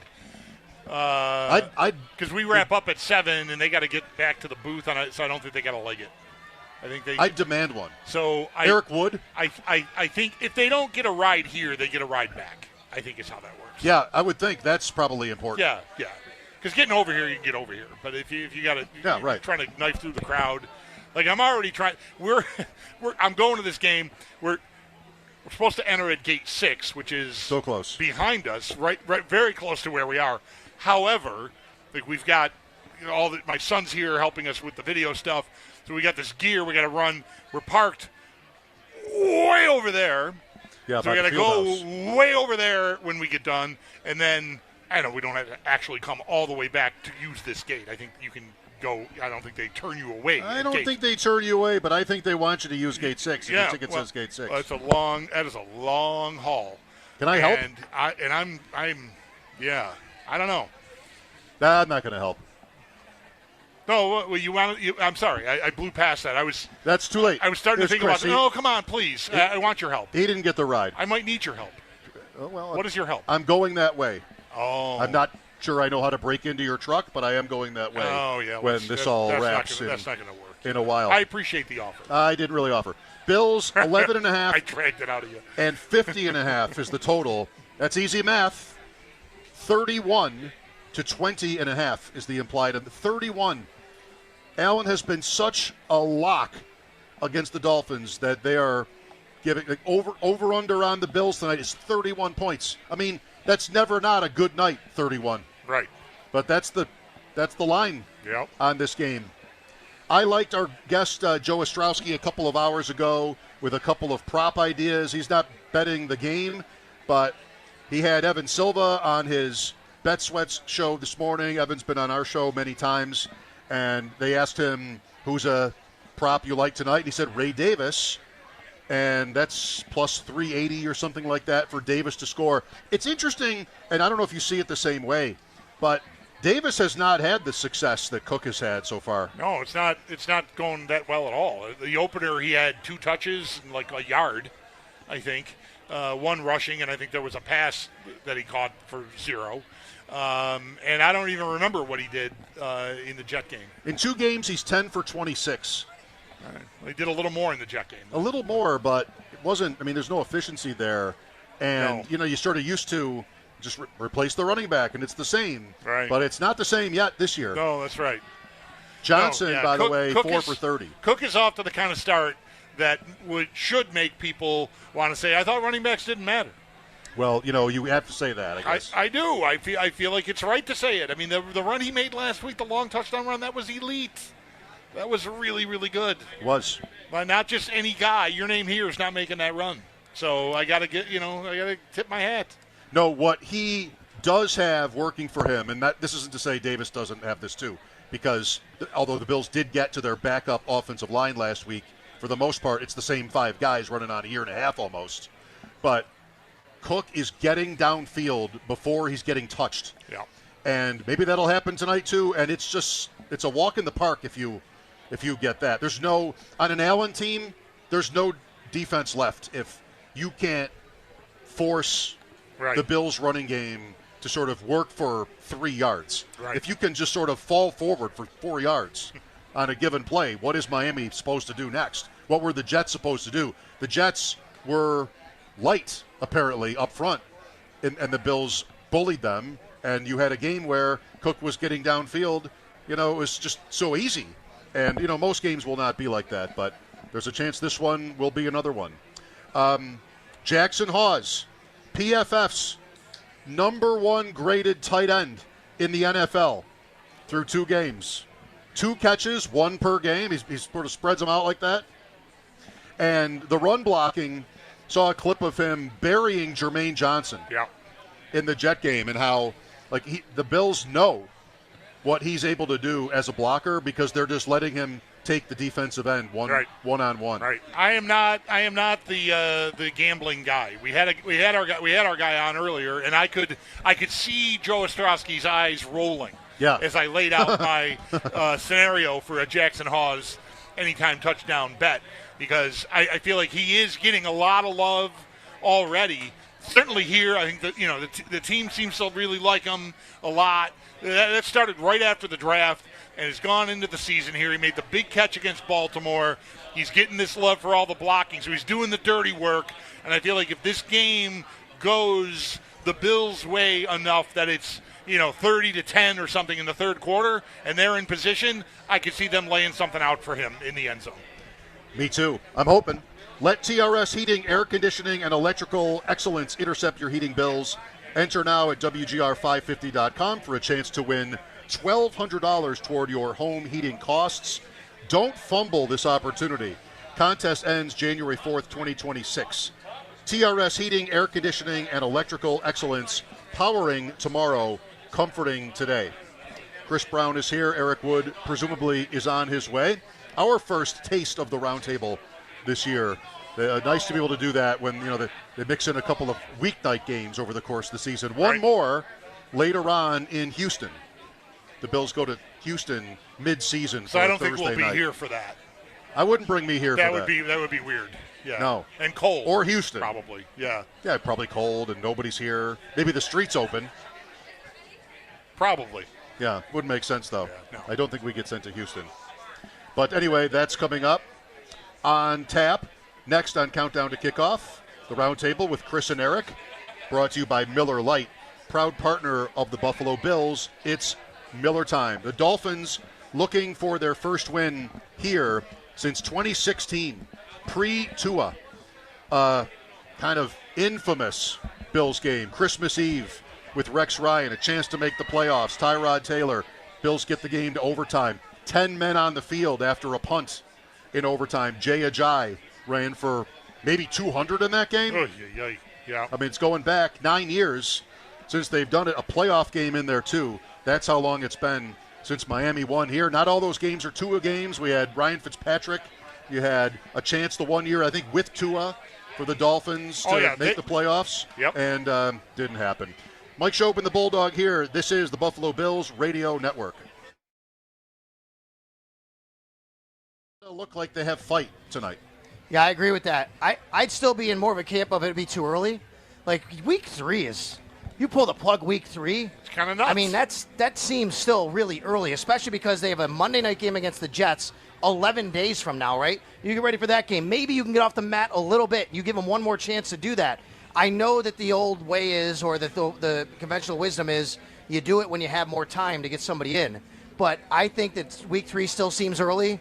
And even as Marcel alluded to, you almost kind of put at Buffalo Thursday night as a loss on the schedule anyway, so you at least want to see them compete a little bit. It would have to be maybe something really, really bad, like 35-10 and uncompetitive, right, for them to go down that road. I just think it's still a little bit too early. I think about Chris Greer actually a lot, and for this job and for this point, because pretty good for him to last this long. I mean, he has been in his job longer than Brandon Beane. He is the longest tenured GM without a playoff win in the National Football League. And I think about both those guys and what their future is. And are you going to fire Mike McDaniel and allow Chris Greer to kind of be in place to hire the new coach or whatever they want to do going forward? I'm not really sure. So, Mike, I think the answer to your question is what the tipping point is. It would have to be so bad that he can't stomach what's going to be said about them over the weekend, basically. we've all been at this long enough to know what the script looks like for Miami to pull the upset tonight. 12.5-point spread. I mean, I said earlier, I think the most likely outcome of this game is a blowout Bills win, just the way it sets up. But with that said, what worries you about Miami? Their ability to have a big play.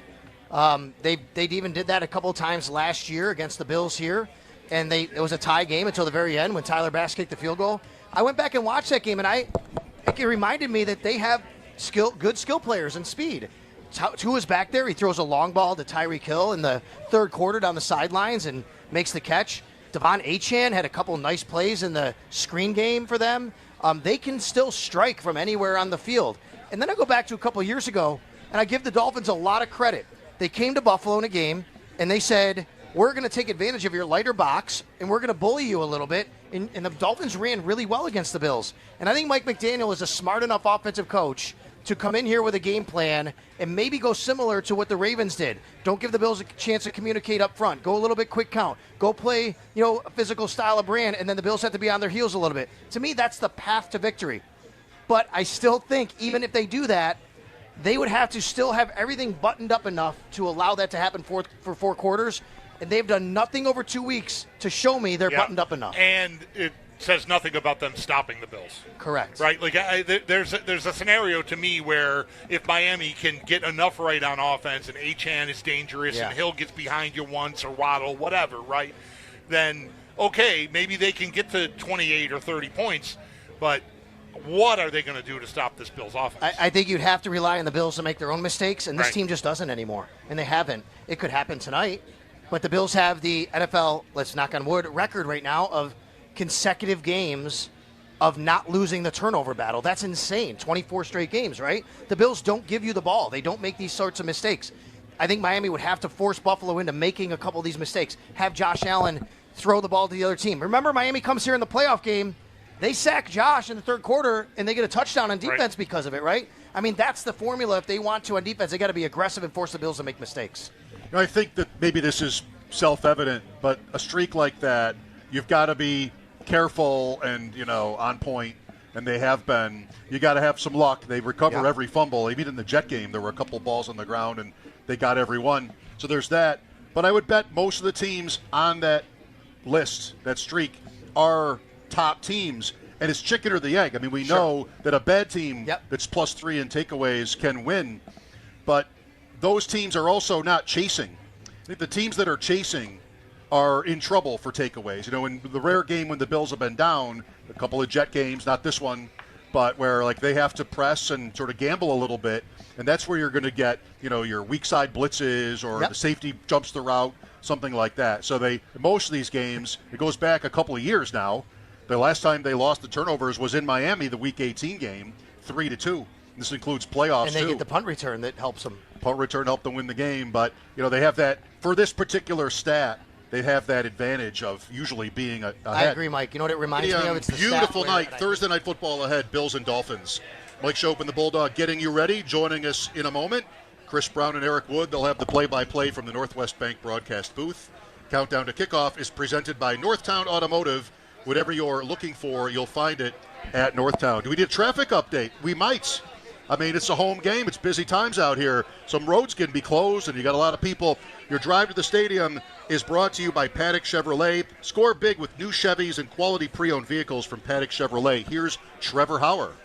Mike, thank you. Abbott Road will remain closed northbound and southbound from Route 20 to Route 20A due to tonight's festivities at Highmark Stadium. Bills Mafia is still packing the surrounding streets of Highmark Stadium as we are seeing some heavy congestion along Southwestern Boulevard and Big Tree Road in both directions. And we are also starting to see a slight increase in volume along California Road just outside the stadium as well. The throughways are very spotty as we were previously following a crash along Route 5 at Tiff Street that has now been cleared out, and we are still seeing some of those delays along the Skyway outbound lasting beyond Ohio Street. Also seeing some brief delays along the 90 West near exit 54 at Route 400. And we are also seeing a slight increase in volume along the 219 South near Mile Strip Road, but we're still running very smoothly as of right now in that area. Your drive to the game is brought to you by Paddock Chevrolet. Score big with new Chevys and quality pre-owned vehicles from Paddock Chevrolet. I'm Trevor Hauer on the Buffalo Bills Radio Network. Thank you, Trevor. Time now for the Countdown to Kickoff Roundtable. Great to be in person with Chris and Eric.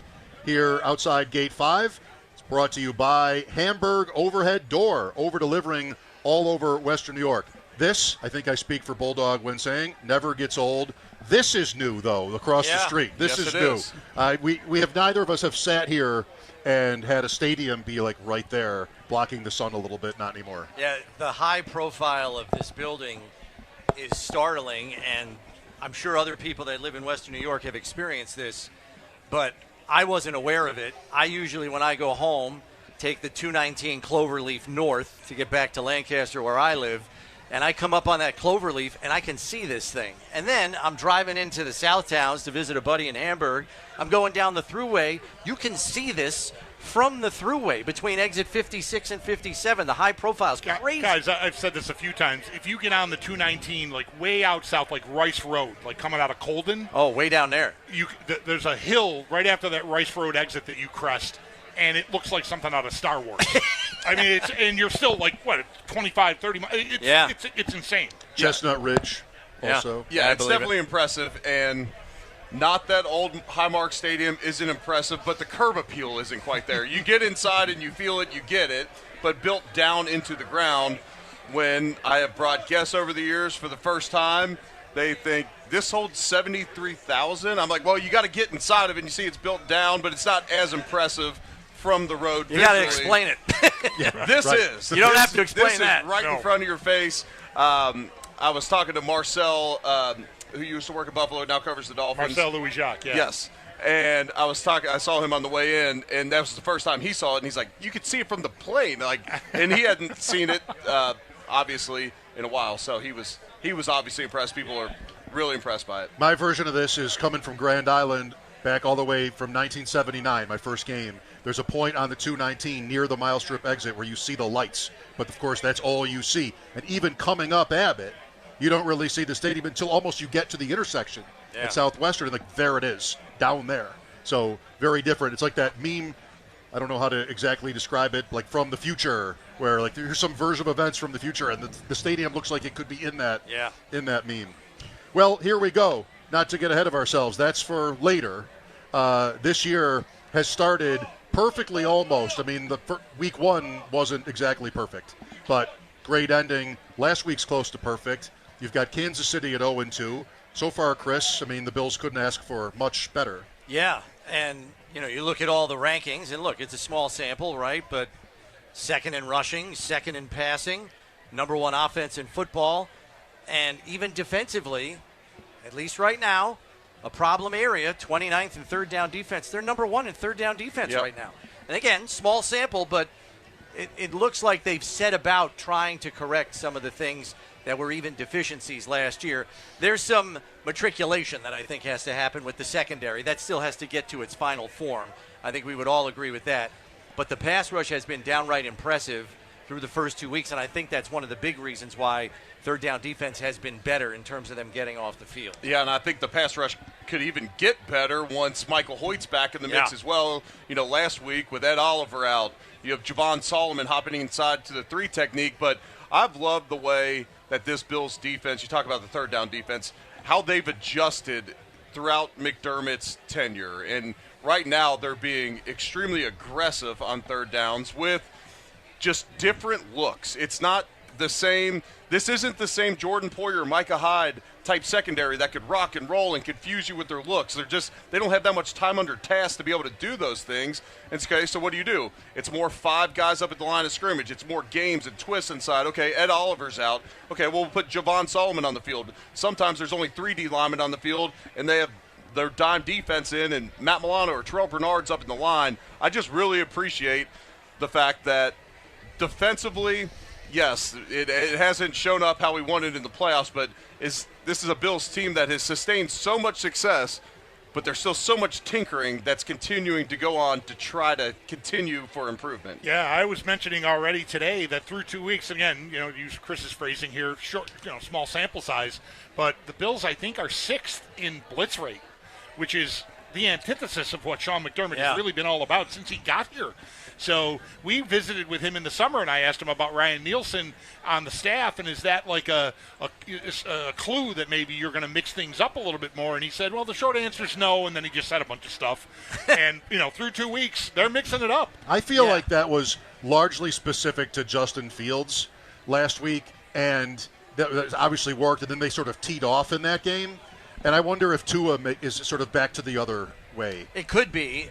I also had a conversation with Daquan Jones because we remember since Sean McDermott got here, he's always preached this attack up the field defensive line, penetrate, get up the field. And he said, Daquan told me they've kind of changed that a little bit. It's attack sometimes, but it's also react and then attack. So I think they've even tweaked that to Eric's point, where they're not just blindly running up the field and leaving open, rushing lanes for a draw play or a quarterback scramble. So I think they're trying to find some happy medium that lends itself to more consistent defense, particularly up front at the line of scrimmage. What about this matchup tonight for this point, Eric? How aggressive do you want to be? I think at times you play aggressive with Tua. We've had success blitzing him in the past.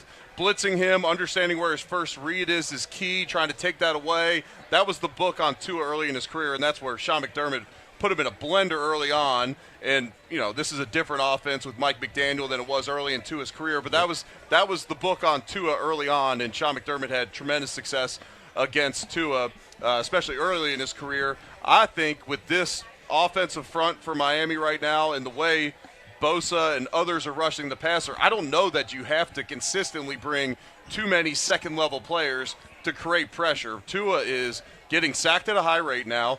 He has a 50% sack rate on pressures this season, which is obnoxiously high. It's enormously league average is somewhere around 20%. I mean, he's not getting rid of the ball right now, and I think you can get home in this right side of the Dolphins' offensive line.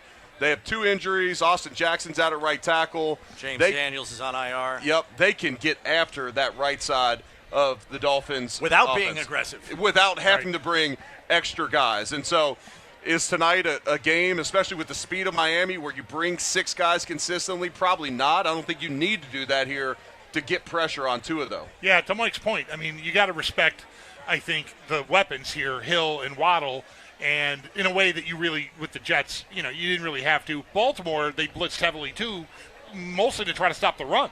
Yeah. And, the results were a little rough, but still, yeah, I mean, game plan specific, we'll see. I'm so impressed by Bosa through 2 weeks. Me too. It sounded a little nutty to say it after the Baltimore game when the defense had, on balance, a pretty rough night overall, giving up 40 points and all those rush yards. But they brought him here to be a disruptor. And, I mean, he is disrupting. He's caused 3 fumbles through 2 games.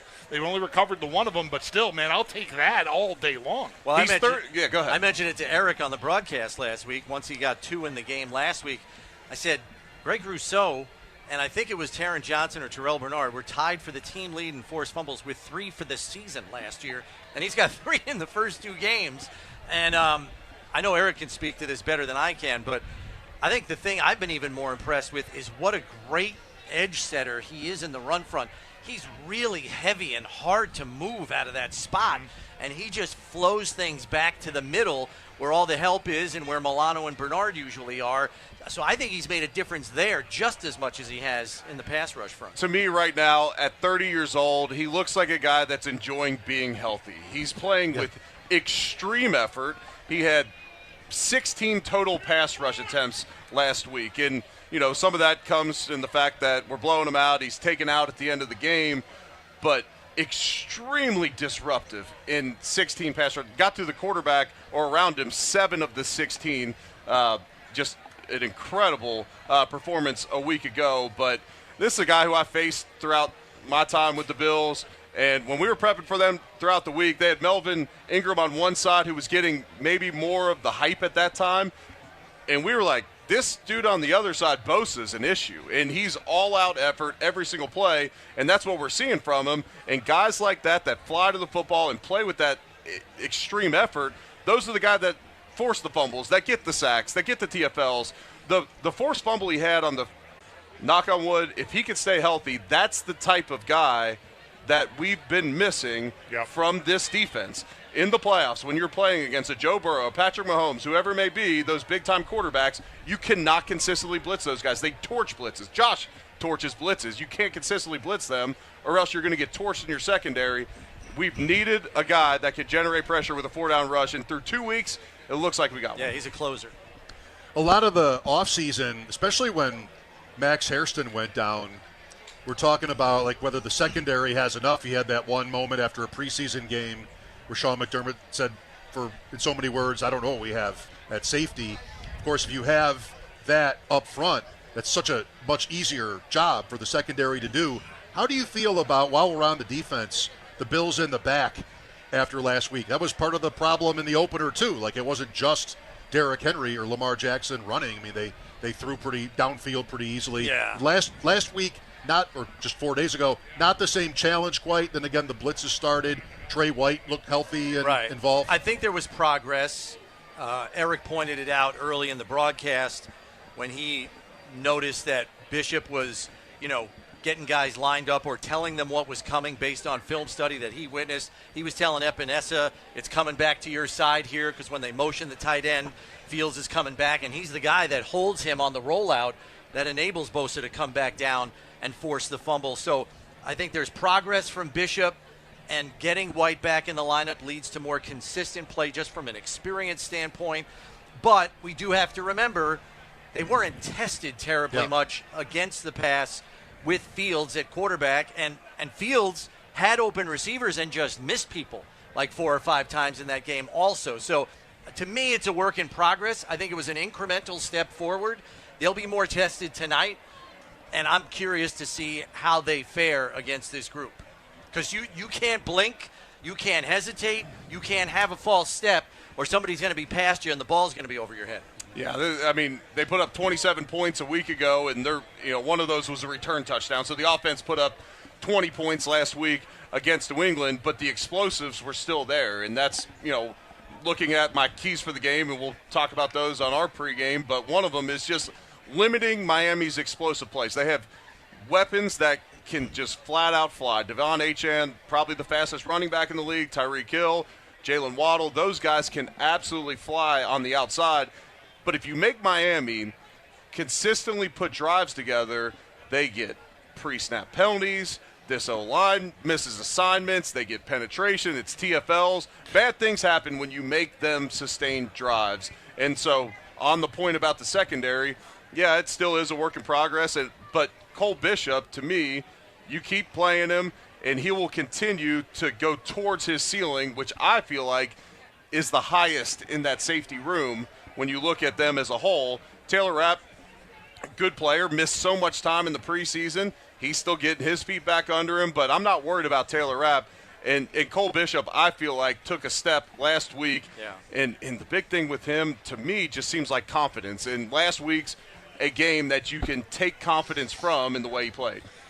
Did you guys get a look, speaking of pre-snap penalties, at the end of the game sequence from Miami last week against New England after Achane stepped out of bounds? Yeah. So that was like a 2-minute delay, and then they can't get the timeout, and they can't get the play, and they have to burn a timeout. And then there was a false start, and then the play. They finally get a play off, but the play clock's at 0. Tua gets sacked. I mean, it was amateur hour. And they've been breaking the huddle late too through the course of their first 2 games. It's been very disjointed for them, and I think that just speaks to the fissures that I think exist within that organization. I mean, you have players leave that organization. Deshaun Elliott, he signs with Pittsburgh in 24, and he's going on radio interviews labeling the guys and the players he just left as soft. This is one of the worst short yardage teams in football. They do not convert 4th downs, 3rd and shorts. They have a monumental problem doing that. As Eric mentioned, they already got 2 starting linemen out for the foreseeable future. Both are on IR.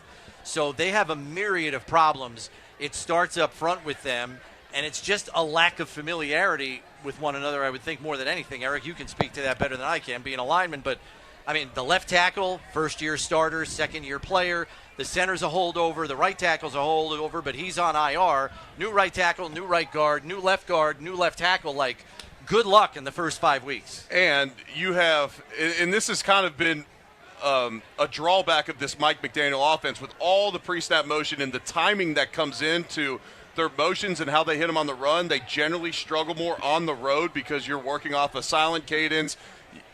Tonight you're not going to be able to hear a thing in Highmark Stadium, and that's led to pre-snap penalties. It's led to not proper timing with the motions, and all of that confusion has led them to not being as good on the road as they are at home because they just have so many moving parts, and then you add the inexperience that they have in at the offensive line, and it's led to some issues. But Elliott goes and he says they're soft.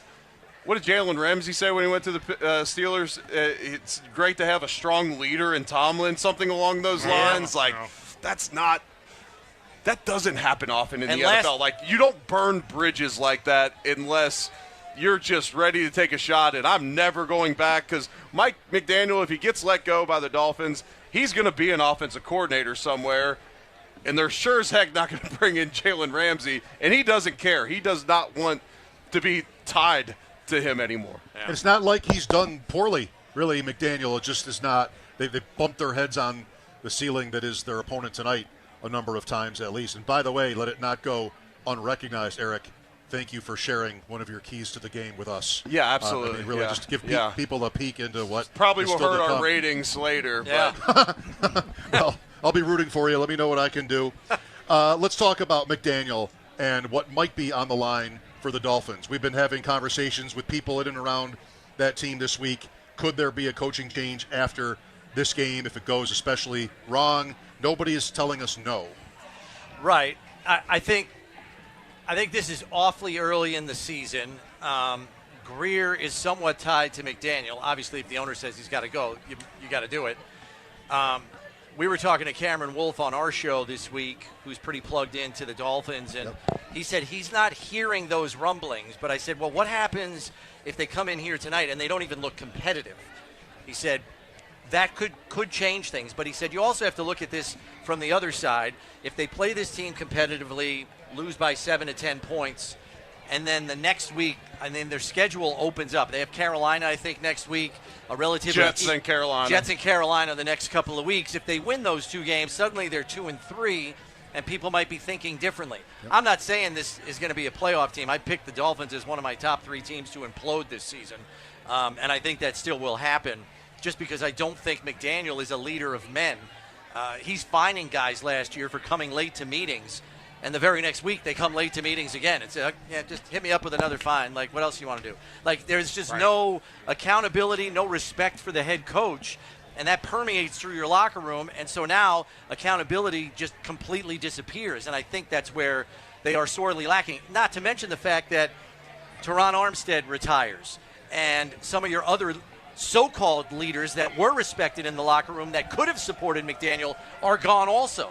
So that locker room is devoid of any player-driven leadership, and they certainly don't have coaching leadership. Well, and you have Tyreek trashing Tua in the offseason. And pulling himself out of a game in the fourth quarter at the end of the year. Yeah, pulling himself out of a game, then he trashes Tua in the offseason, and then all through training camp, it's, you got to earn the respect back, and you got to mend that relationship. Like, call us blessed that we got the guys that we got in our locker room and the people leading it. Sounds like they're in marriage counseling. But that stuff crazy. Just similar to what I said about the Jalen Ramsey stuff, like that stuff just doesn't happen often in the NFL. Like guys don't run around on Radio Row during Super Bowl week talking about their quarterback in a negative way that still signed to the team and latched for to $53 million Absolutely. a year. So no, what you're supposed to do is talk about the media that way when you go to Radio Row. How hard it is where you play. Eric, where did it go wrong for McDaniel?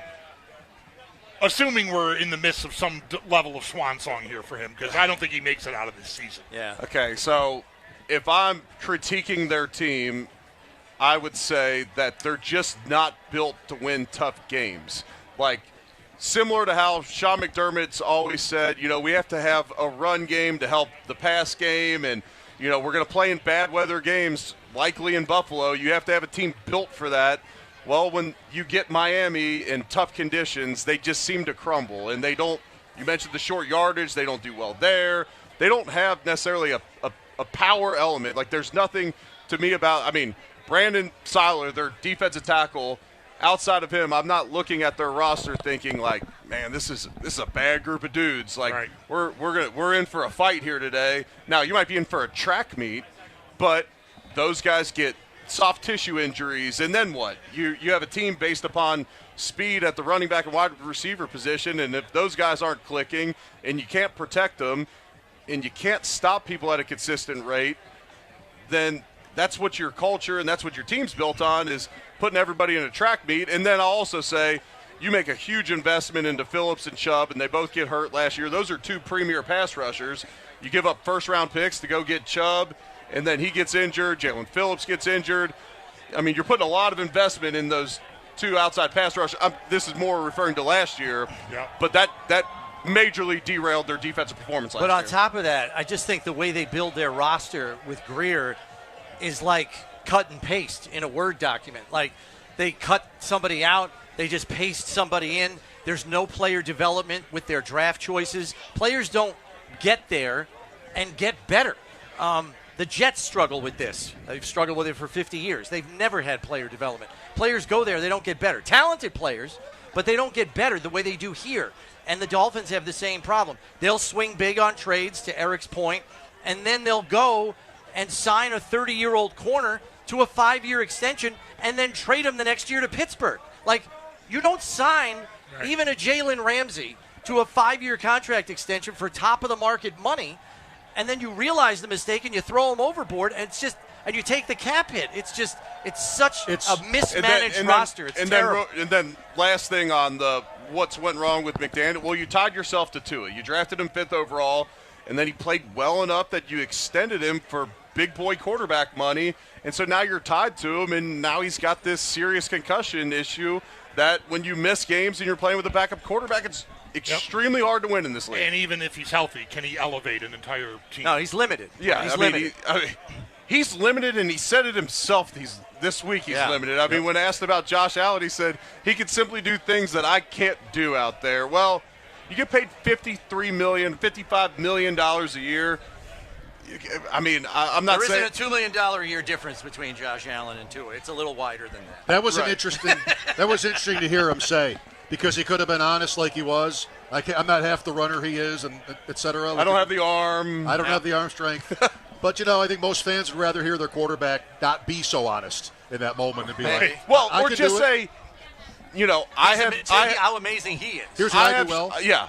Josh is an incredible player. You don't have to necessarily, demean yourself in the process. That's what I mean. And, hey, I have strengths that maybe Josh doesn't have, and he has some tangible abilities that I don't have. But that made me laugh this week, I'll be honest. The Bills have so owned the rivalry, but some of these games have been close. The 3 times in McDaniel's tenure where his Dolphins have been the biggest underdog, so says Joe Estraki from Bet Sweats, are all games against the Bills in the last few years.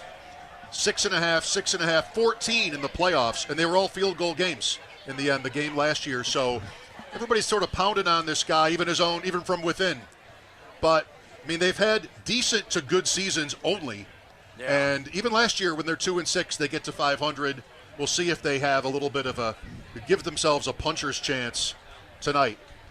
Plus, all this organizational scrutiny, not that it's wrong. We know from the drought years, the pressure you're under when Allen exists in your division. Like, you're a coach walking into this, like Aaron Glenn is right now. He got to look at it. What's good? What do I have to do? Do I have to get 500? Do I have to win division? Really? Can I really do that? Yeah. Well, maybe I need Jalen Ramsey. Maybe I don't want to go into the draft for my next quarterback. The pressure is always on a team like this to measure up to now the 5-time consecutive division champs. Yeah, similar to where we were all chasing the Patriots during my tenure, so you have to build your roster to do it, to go against them. Okay, well, they have 2 incredible tight ends, so we got to get better at safety and linebacker. We got to draft those guys. We got to get pressure on Brady, so we got to go pick up a Mario Williams. We got to get a Marcel Darius. We got to invest. Yeah, we got to do all this to try and go catch the Patriots. Yep. And maybe make some short-sighted decisions in the process. Exactly, and even like Owens, I thought of just to make some noise, to make an impact, mean something. When all this, just the likelihood you're going to make, quote, bad decisions under that kind of pressure is so much greater, I think. with Eric Wood and Chris Brown, Mike Schopp and the Bulldog outside Gate 5 here at Highmark Stadium. Kickoff is less than 2 hours away. We'll be right back. This is the Buffalo Bills Radio Network.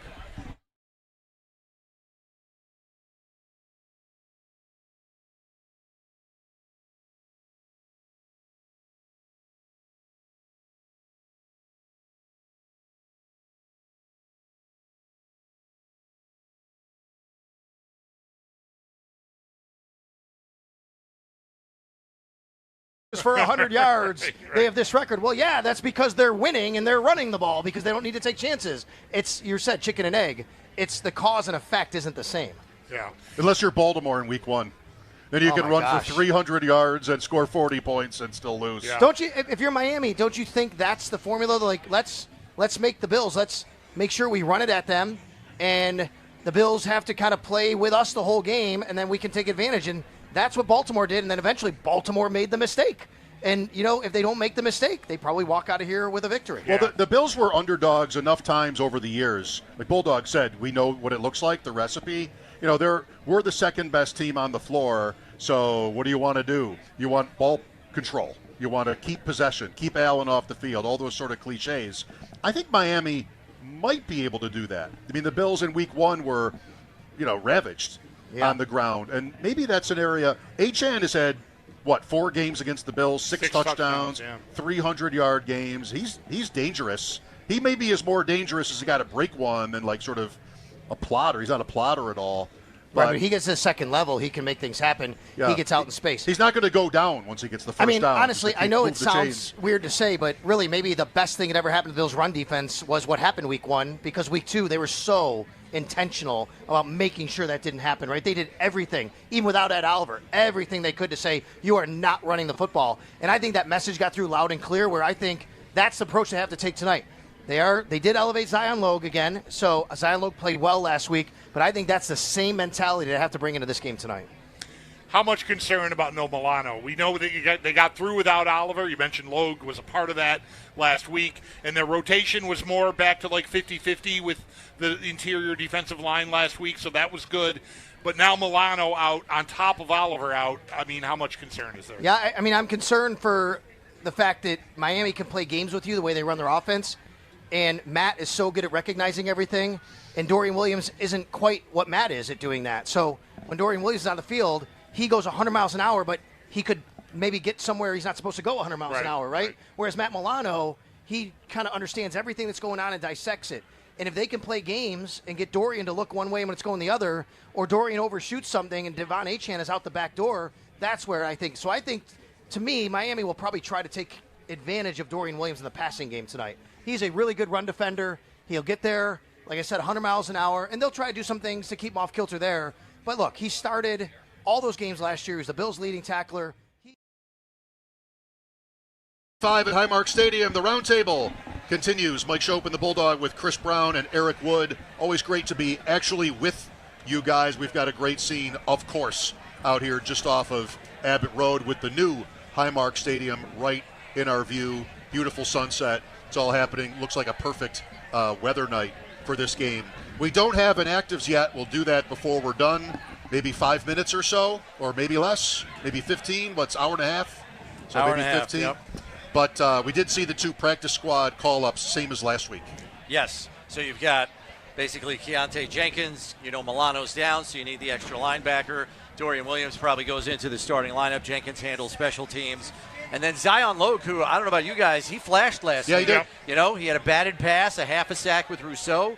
So I was pleasantly surprised. I thought he had a good training camp. So for a guy that, hopped on board halfway through last season on the practice squad, I was encouraged by what we saw from him. Yeah, he's a good role player in the middle. They're not going to rely on him to be a pass rusher on third down, but he could be a consistent run stuffer. And last week they did some different packages with Ed Oliver out at the defensive tackle position, where Daquan Jones goes to the 3 technique, and either Zion Logue or Deion Walker plays the 1, and that's a stout duo in the middle when you're looking to stop the run. And there is that challenge tonight. Devon Achane has had big games against the Bills, 4 out of 4, really. Touchdowns in each and over 100 yards 3 times. He's not Derrick Henry, and he's really not even Breece Hall, but he is lightning fast. What's your fantasy projection for him tonight? It's been touch and go through two. Thanks for asking. It's been touch and go through 2 weeks. The late touchdown in Indianapolis kind of bailed out his day. Last week was good, could have been better, but for that last one where he stepped out of bounds. So ended up being like an early second-round pick popularly. So far, so good. But when a team looks this fragile, it's scary. I mean, a quarterback injury kind of does in the whole Dolphin operations. Maybe a coaching change would too. So I'll help you feel better. Thank you. Because even though Tua missed, 6-7 games last year, at the end of the year, Achane led the league in receptions and receiving yards for running back. He's really good. I mean, he's the Bills have catalyst. seen it. He's the catalyst of this offense. It's not Tua. It's Achane. And Achane has had his way against the Bills, too. I mean, he's played in 4 games. He's had 6 touchdowns, and I think 3 or 4 of those games he's gone over 100 in total yards. They have a problem with him. Yeah, I'll put him in an anytime touchdown parlay. Nobody asked me. It's not fantasy, but whatever, Big Bills win, but they're going to score some points, I think. And the guy that's got 6 in 4 games, I think you like your odds. Yeah, I had Fitzpatrick on my podcast this week, and he said he expected it to be a competitive game, but he said he thinks the scoreboard's going to light up tonight. He thinks both teams will score a good amount. And I'd say so. I mean, the way the Dolphins play, they're going to have to take some chances, understanding that they're likely to give up a decent amount of points to this Bills offense. And so when you're in a situation like that, game planning through the week, it's okay. Let's design some shot plays. Let's take some chances down the field. And with that, you can obviously have negative plays that come with it. Longer time to drop back. You can give up sacks. You can put the ball at risk, but you got to take some chances against this Bills team. Not Minka Fitzpatrick. You were saying before the Dolphins have been talking internally. Minka Fitzpatrick is not talking about giving up points. No. Fitzmagic. Fitzmagic. Just want to make sure we're on the same page there. Well, we're a half an hour or more into this thing, and we spent a lot of time on the defense. We haven't talked about Josh Allen in this offense. I expect, however this game is going to unfold from Miami's standpoint on offense against this Bills defense, good luck to them stopping the Bills, I think, is what I would think going into this game. Right now, the Bills have to feel like they can do whatever they want, whenever they want, and the proof of that comes in the 2-game sample. Josh, we got to go 2-minute drill mode. We're behind. Okay, well, I'm just going to start dotting people, and we're going to score points and win the game. And then last week, let's just tell them we're better than them at the line of scrimmage. Right. And to hell with variation, we're just going to run about a half a dozen plays and wait until the Jets can stop it. And Josh, take the day off. No need for touchdowns from you. We're good to go. And I'm very curious to see what their approach is tonight because, as we know, the Dolphins are compromised on the back end. Their pass rush is not helping them. And right now they're giving up a league-leading completion percentage against of 79%. Through 2 games. That's crazy. And the quarterbacks were Daniel Jones and Drake May. So 79% completion is an insane number. I don't care how many game sample it is. So that would say, drop back and throw the damn ball. But you look at the way the Bills ran the ball, controlled the line of scrimmage last week. I think this is a weaker defensive front this week.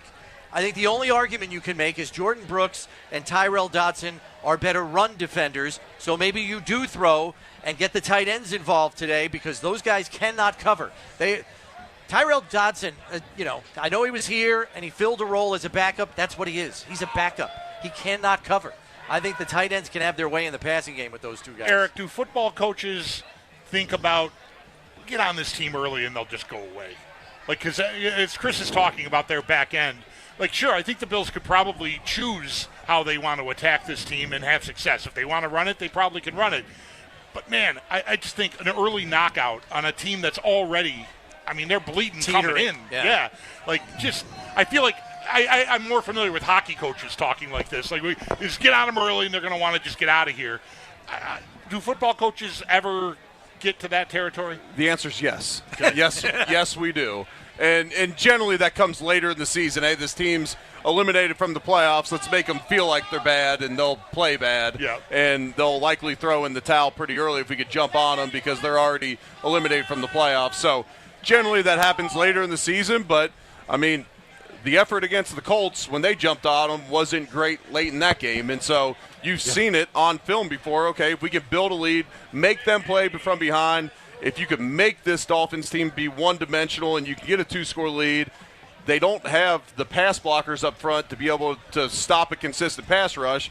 So, yes, that is 100% talked about. Now, most scores in NFL football games are decided by one score or less. So you're prepared for a dogfight, one to come 60 minutes each and every week. You're prepared for that. But you also understand that if you could jump on a team early, especially a team that's reeling and's got some internal turmoil, that yes, you could probably get them to lay down if you can jump on them.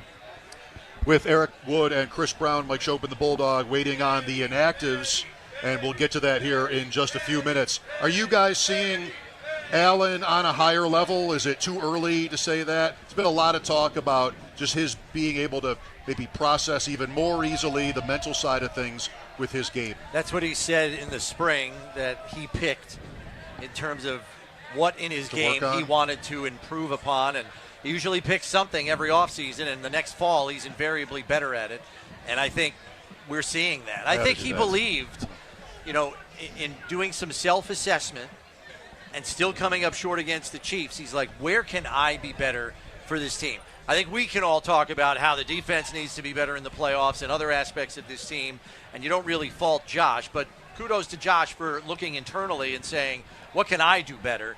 And I think he realized, Mahomes, if he has one thing on me, it's pre-snap diagnosis, it's game management in any and all situations, and putting his team in the best possible position on every single snap of an airtight, razor-thin football game. Mahomes is probably the best in the league at that. I think Allen is determined to match him in that specific area of quarterbacking, and the first 2 weeks are a very encouraging indication. In one area I saw that show up specifically, late in the game against Baltimore, they get to a cover zero blitz.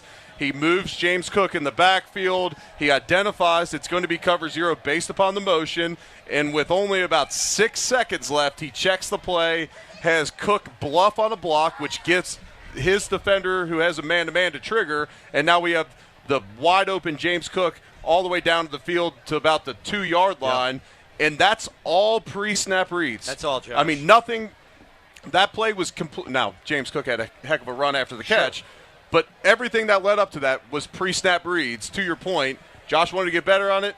We saw it in week 1, and that's part of the reason they got the victory against Baltimore. And so much consistency in the personnel, too.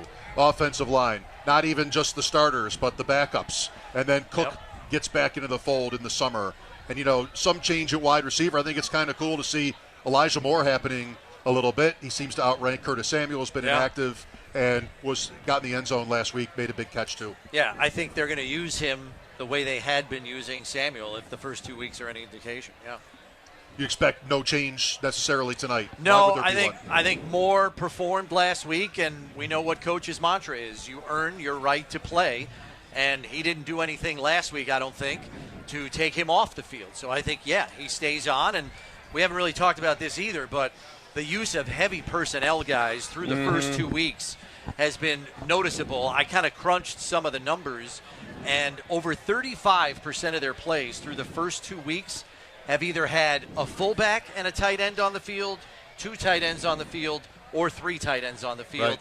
Joe Brady is committed to power football to exist within the game plan in some capacity each and every week. I'm convinced we're going to see it. Some weeks it might be super heavy, like last week based on the way the game went. Other weeks, maybe not so much, but I think it's still going to be incorporated into the game plan on a weekly basis. I think he sees it as a weapon. Nice for them to have the current highest-graded tight end in the league by PFF. Yeah, Jackson Hawes. Second in run blocking. Yeah, he's a heck of a run blocker. He truly is. I mean, we talked about it on the Roundtable a couple weeks ago. I was talking with Aaron Cromer, and he said that he thinks he's the best blocking tight end he's ever been around, and he's a rookie. I mean, and Aaron Cromer, been around a long time. Aaron Cromer doesn't use hyperbole like that. I have to give that context. Never once were we in an offensive line meeting and he said, "Eric, you're the best center I've ever." He does not use hyperbole. So for him to say that and to single him out meant a lot, and gave me an indication that this is a guy that they're going to use quite a bit. And then he comes up with a huge catch as well against the Ravens, and an underrated receiving threat as well. And I thought all 3 of those tight ends in their own ways had incredible blocking games the first 2 weeks. Dalton Kincaid on the exterior. So does Dalton Kincaid match up well against inline defensive ends? No. Okay, so we're not going to put him in that position. He's going to be more out on the bubble screens ahead of those. On Elijah Moore's touchdown, he had a great block on the exterior because he's so athletic and big that he can get in front of those defensive backs and not get shaken out in space. So you put him in those positions. So credit Joe Brady and Aaron Cromer for those. But some of the backside blocking on some of the clips and film breakdowns I saw this week by all three tight ends, it's impressive. Give Rob Boris some credit, too, working with those guys. In the opener, Kincaid, very early first drive, I think, rode somebody over. Yep. McDermott must have loved it. It looked like a wrestling pin. I know. We mentioned it right on the broadcast. Yep. Those are tone-setting plays, too. Exerting physical dominance when it's early in the game and everyone's fresh. It's not, hey, we've worn them down throughout the game. Now you catch a dude off guard. I mean, that was first or second series of the game, and he drives him into the Ravens sideline, which is is it excessive? Sure, but those are tone setters. Yeah, and Dawson Knox a short time later in that same game, I mean, he took a guy to church on another one over the sideline. It was crazy. Reports from inside the stadium. We've got Taron Johnson, Cam Lewis, Shaq Thompson all warming up, according to Joe Buscaglia, looking like they'll be good to go tonight. We don't have the official list. This is unprofessional of me to have to ask on the air. Do you guys stay until 7, or are you guys done? No, they do. I think we 7. pretty much stay right Bulldog up to 7. I guess I'll stay. I checked the rundown because we've done it differently over the years, but I saw. Yeah. Is Alan Davis still here? I'm just kidding. If not, Is you're my boss out of here. still here? No, I'm just kidding. If he's not, we're all out of here, I think. Maybe. Yeah. All right, more from outside Gate 5 at Highmark Stadium with Eric Wood and Chris Brown, Mike Schopp and the Bulldog. This is Buffalo Bills football.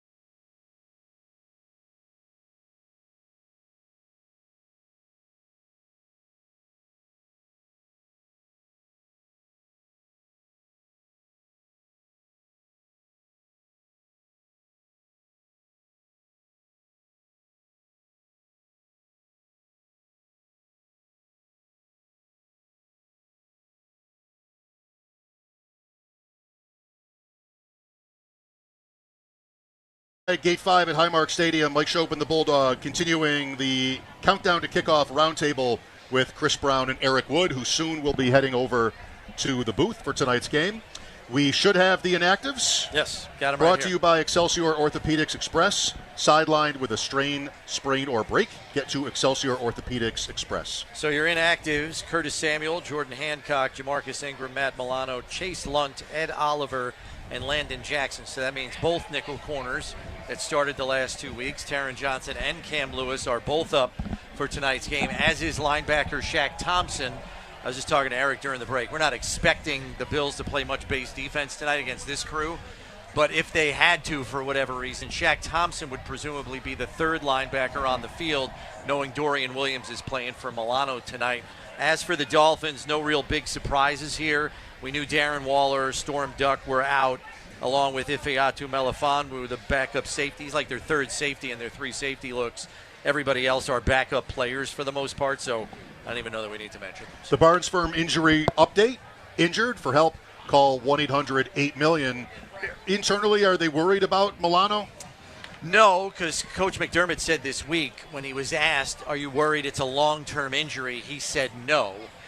And every case is different, guys, but it's a pec injury. If you remember last year, right around this time, Terrell Bernard had a pec strain, and he missed the Dolphins game. Or no, he got hurt in the Dolphins game.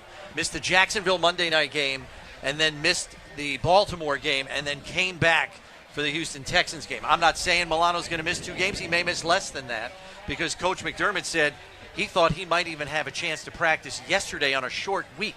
So, to me, that's encouraging. I think there's a good chance he plays in the Saints game. I think he might have a look at that. Saints. Boy, just that, you don't that guy, need him for the Saints he just game started looking like his old self. I know. Too, I right? know. Yeah. I mean, really. He had a heck of a start to the game last week, too. Yeah. Makes the stop on first down, then tackle for loss on the second down, which leads to the 3 and out. And, yes, it's been great to see Matt Milano out there flying around again. Obviously dealt with back-to-back injuries, which can be so tough, especially when you're at the later stage of your career, and he was coming off an all-pro season. Right.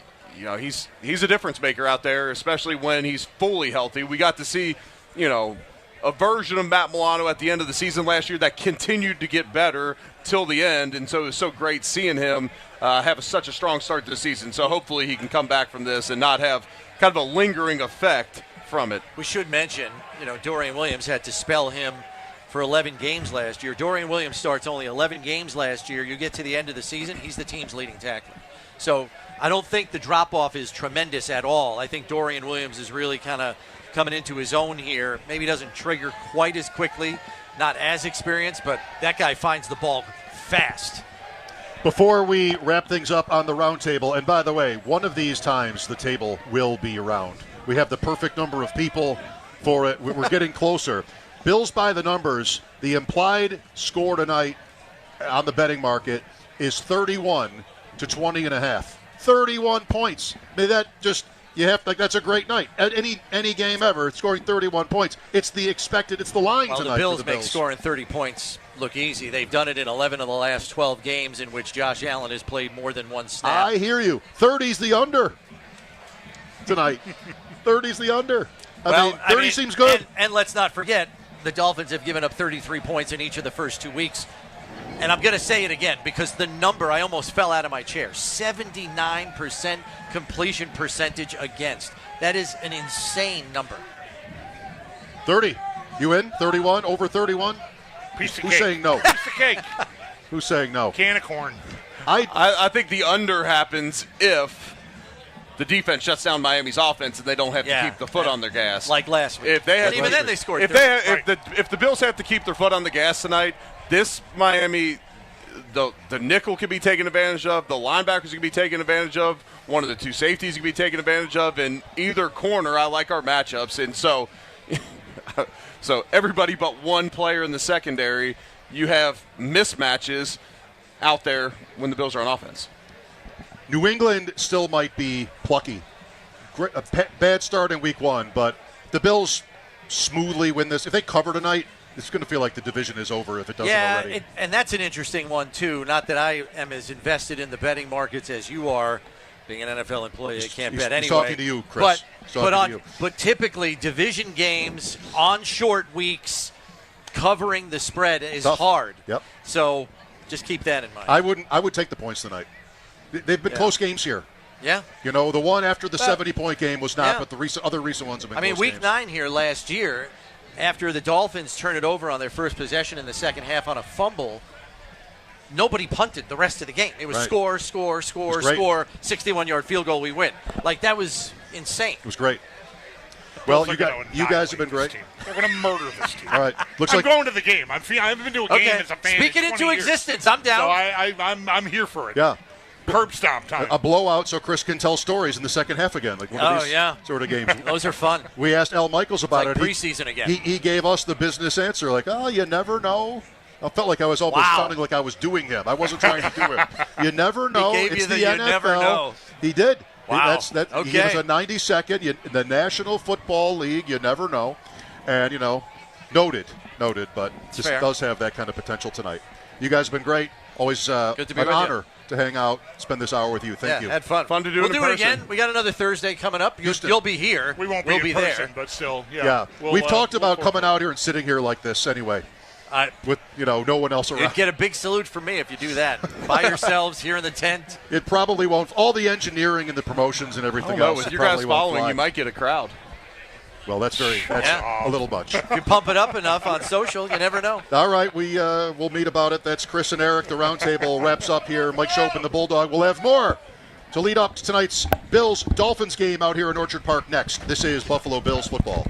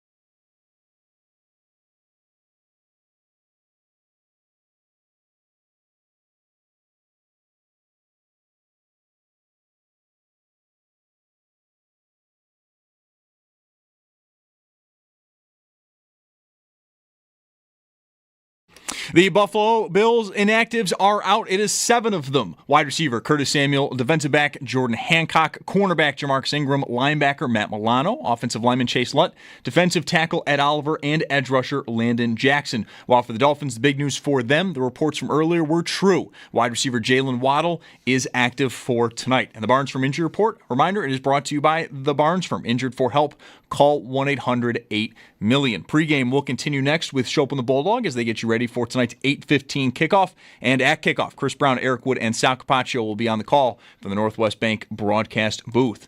This update brought to you by Fiegel Car and Joyce, your border attorneys. I'm Zach Jones for the Buffalo Bills Radio Network. Now, for the last time tonight, a look at traffic with Trevor Hauer.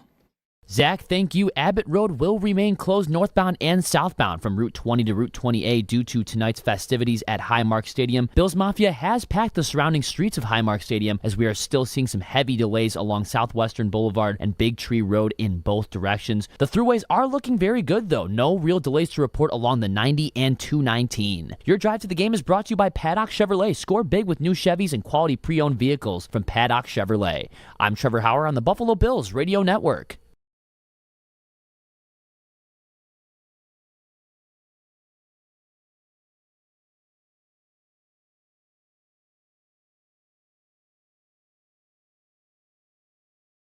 We gotta have a drive. 23 left.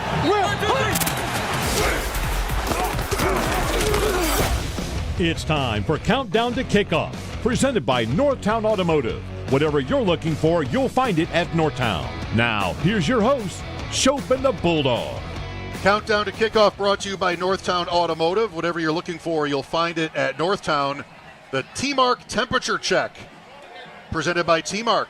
T-Mark, your home team for comfort and control, and the official residential HVAC company of the Buffalo Bills and Sabres. I got 72. Perfect.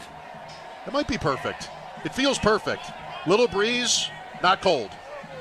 It'll get, you'll want a jacket. You're prepared. I got a hoodie. You're going in for the first time. I got a hoodie coming. In a long time. Sal's in there now. Sal, is it cold? Perfect.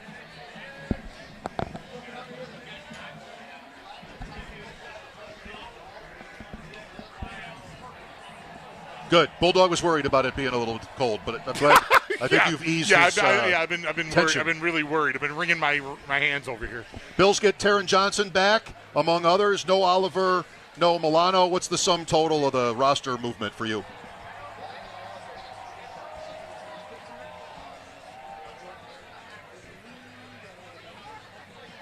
Yep.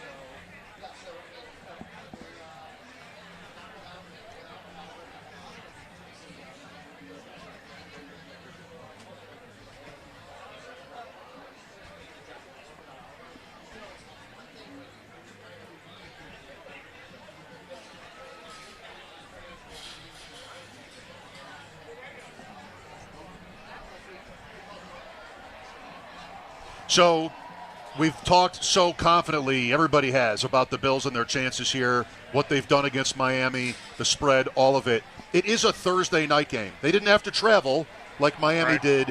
What's the impact for that for you generally? Is it overstated? Is it not? What does the short week amount to here?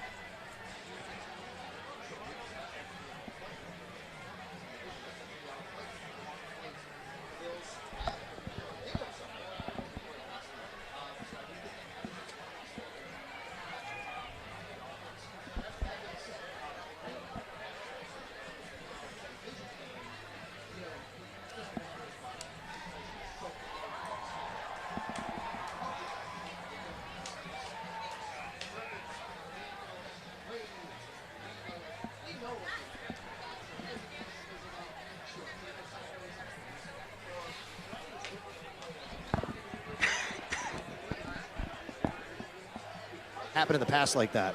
Yeah. Yeah, the familiarity Josh Allen has with this Miami defense is, sure some faces and names have changed, but, there's got to be a comfort level there that, with the compressed week that maybe it doesn't burn you as much. Yeah, I think so. And I would say on top of that, what Josh said this week was, when we talked about this a little bit earlier when I was on with you guys, that you can't put a lot of new wrinkles in. So when you have a Thursday night game and you have a short week to prepare, you kind of keep with everything that you know that's basic, your fundamentals, your base defense, your basic offense. So I think from that standpoint, that helps Josh Allen and the Bills. Of course, it could help Tua as well, but obviously Josh has done a really good job against Miami. Let's talk about this. Who needs to get results? Brought to you by Dan Cha-Cha Injury Attorneys. Don't worry, Cha-Cha's got you. Sal, you got a key man tonight that maybe isn't obvious? Ooh, for the Bills, like a key person, you know what? I think the tight ends. I think the tight ends could be key here. I think it could be Dalton Kincaid. Maybe not as much Jackson Hawes from a receiving standpoint, but even Dawson Knox. The linebackers for the Dolphins are not known to be really good cover linebackers, so I think the tight ends could factor in here in the receiving game for the Bills. All right, Sal, have a night. We'll talk to you tomorrow. All right, guys, thanks. Sal Capaccio inside Highmark Stadium. Bills and Dolphins coming up.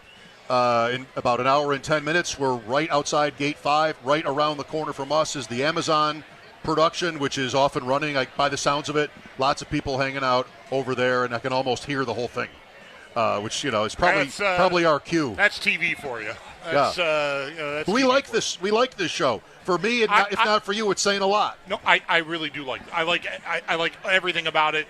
One of the hosts bothers me, but really, it's a good crew. It's as good as that kind of show gets, in my opinion. Fitz and Seymour are great. Whitworth is great. Yeah. They really do a good job. Richard Sherman, yeah. Yeah. Oh, I said Seymour again, didn't I? I've done that. 7 letters. Ugh. For me, the Gonzalez thing is more that I feel like he's too obvious. Like everything is sort of kind of generic and obvious, which is the opposite of absolutely those other guys. The same problem I have. Maybe the formula is to have somebody that tells you the thing that a lot of your audience is expecting you to say. Yeah, probably. We should get that person. I am enjoying the sun reflecting off the back end of the new stadium across the street.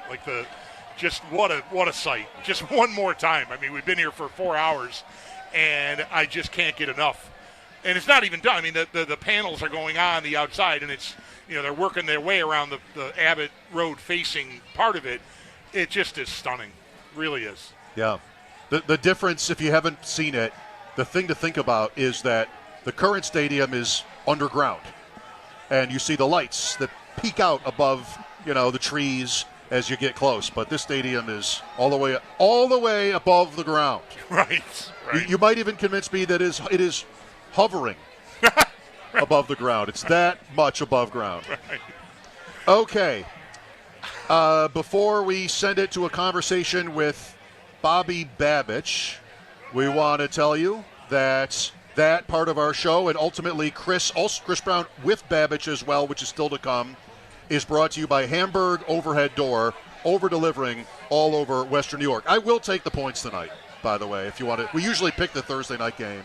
I just think I'd probably take the points with anybody, any matchup. I'll take the Bills to cover.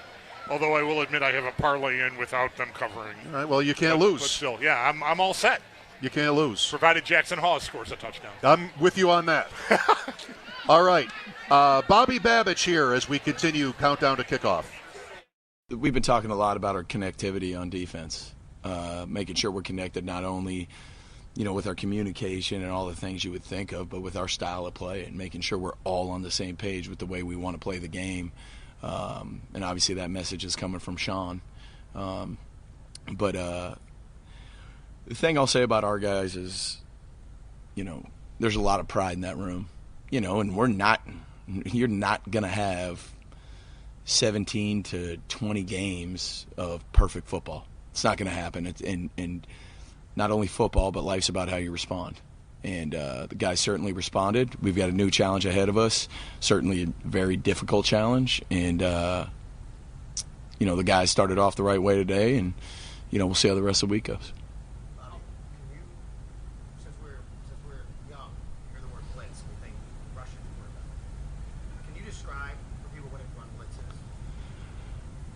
Yeah, so did you say we're young? Since we were young. Yeah, since we were young. Okay. I was saying I'm not young, you're young. Yeah. Right, but I think it's a good question. Someone asked me the other day, hey, what's a run blitz? Yeah. So the best way I can describe it without going into detail is that a run blitz is more designed structurally to defend the run and add bodies into the run. At the point, you try to design them the best to where you're adding them in to where you want to add them in based on the scheme you're going against. Where that difference is, like when you talk about pass blitzes, you're trying to beat protections. So where are you trying to add extra bodies into the run? How are you trying to beat protection? It's hard to marry those two up. There's very few pressures that can do that.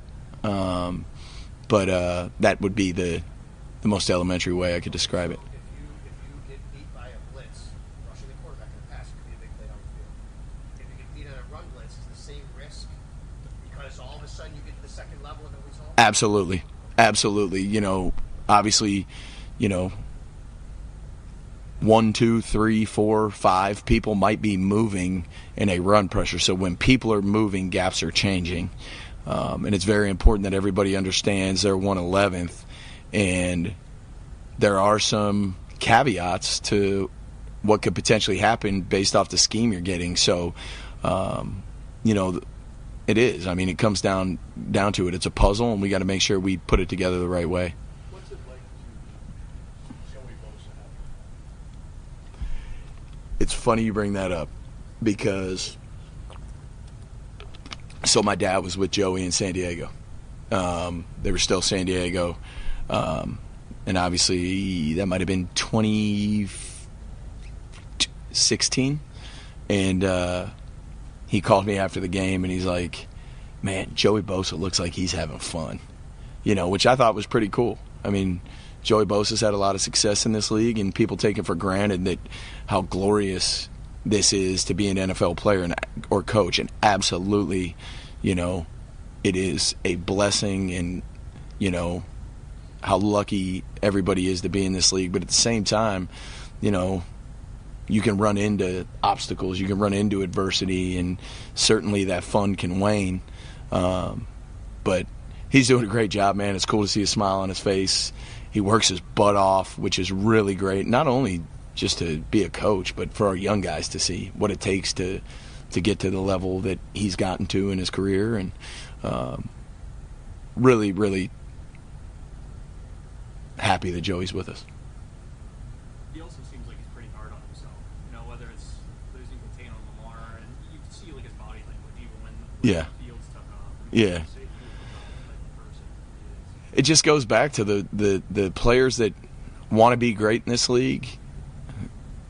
I tell our defense this all the time. I can stand up in front of them and say we got to do this, that, and the other, but when it comes down to it, it's holding yourself accountable to whatever standard you want to be at. And if that's average, you're not going to make it in this league. And holding yourself to that standard comes with the recipe is work. Certainly talent is part of that recipe, but there's nothing better than work.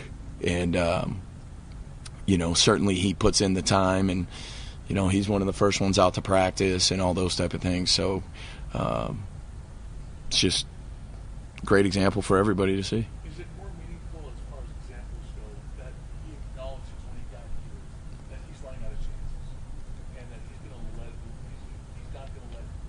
it all out on the field no matter what happens? Yeah. And the importance of that, and when you factor in the fact that he's having fun and you're undertaking this. Yeah, maybe now his shelf life is coming back, going back the other way, No, I think that's real, right? In your life, like it's real. Like I can't take my job for granted, and he's certainly not taking his job for granted. And usually karma catches up with you when you start to do that. And it's all about perspective. It's all about the way your mind operates. And certainly he's in a good place right now, and we got to keep that going, and consistency is the most important thing. The one that punched the ball out of Justin Fields' hand. Yep. Early in the game. Do you think that helped set the tone for the rest of the day? Absolutely. Certainly built a little momentum. We got the 3 and out. We got the takeaway, and then so there's, within 4 plays we have a takeaway and a 3 and out. And that's certainly going to help you have a chance to win. I thought he did a good job. It was good to see him tackle a running back. It was good to see him tackle a running back. No, he did a nice job. Would have liked to have had a few more plays in there, just the way the game played out. But, no, he did a nice job, and this week's a new week, and we've got to continue to stack consistent performances. They run the end around Christian State's home, right? I mean, like, you just kind of go into the mentality of a corner and having that discipline in that situation. Yeah. The one thing, and Sean talks about it all the time, our corners tackle here. Like, we're going to tackle. This is tackle football. It's tackle football. There's no flags out there except the officials and the head coaches have one, and they're different colors. But that's just, I think one of the things that Sean obviously does a good job of is building, consistency within the message or within the fundamentals and the techniques of what we're doing. So, a little bit the same thing that we're telling a defensive end, a linebacker or a corner or a safety or a nickel, whatever it is, the message is the same and the expectation is the same. So that doesn't change from position. Oh, you got to tackle well. You guys just that's not how we do it here. Right, wrong, or indifferent. But yeah, so I mean, that's what CB does. He's for the most part he's going to do everything right, or he's attempting to do everything right. So disciplined play. Usually we talk about it all the time. You do your job, do your 1/11th, and make the plays that show up. Don't chase plays.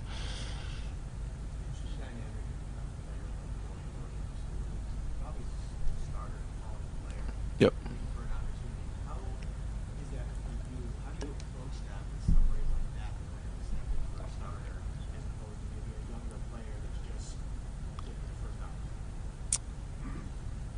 Yeah, I think like anything, the growth that what happened when Dorian was younger,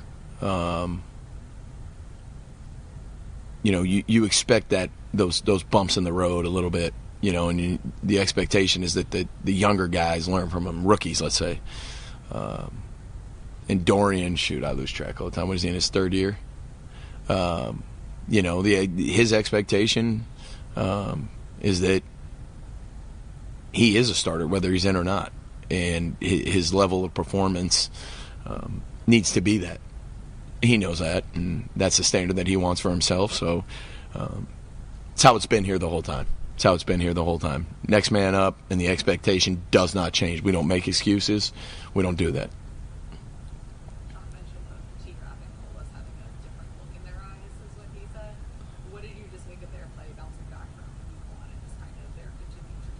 Yeah, I mean, I don't mean to dodge your question by any means, but the whole defense, it was we were more connected, and certainly both opponents that we've played and the opponent that we're going to play, they all provided a lot of challenges.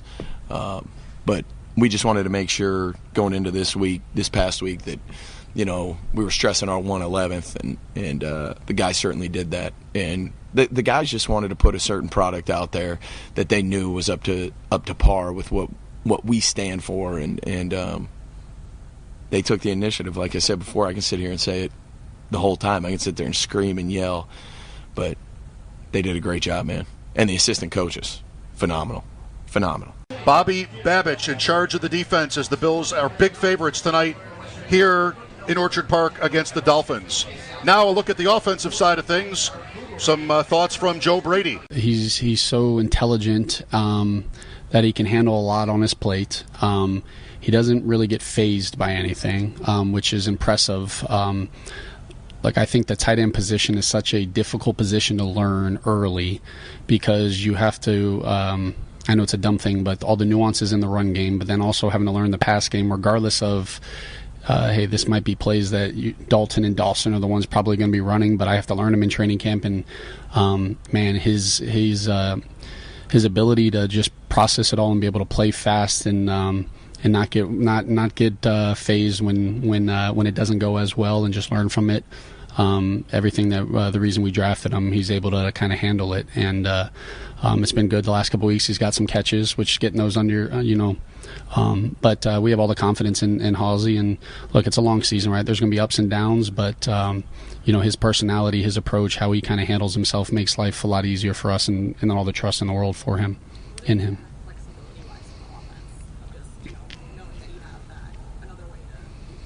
Yeah, I think, look, we still obviously play with the jumbo, and that's in every game that's going to be different, and so it allows us to, it allows from a defensive coordinator position, they have to always prepare for that, right? And whether we go 3 tight ends, whether we still continue to utilize our jumbo, mixed in different type of 12 personnel groupings, just his versatility and him being able to handle that allows us to kind of do a lot of different things. And, it's something that, as the season goes, we hope that it continues to evolve.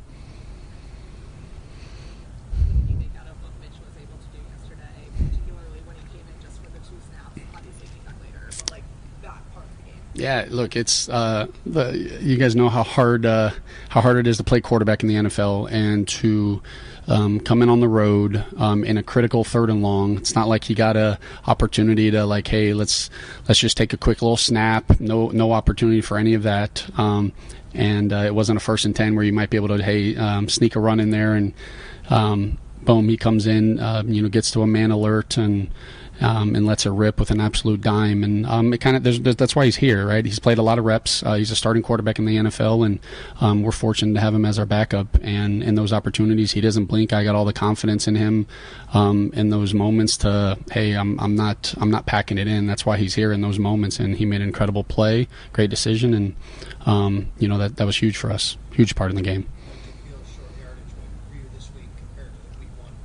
Yeah, look, we got we had a couple opportunities to go for it on 4th downs, right, in the 4-down situations. The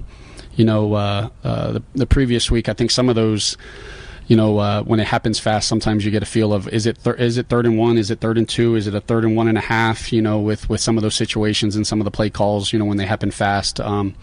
Like I said last week, when we're able to convert those and stay on the field, good things happen, and that's what kind of happened yesterday. We had a couple 4th and shorts that we were able to convert, and especially when you got 2 downs in those situations.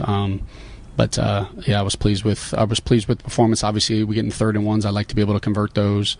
We had the 3rd and 4. The 4-down situation where we didn't get anything and then had to kick a field goal. But outside of that, I was pleased with us being able to take advantage of them and convert the 1st down.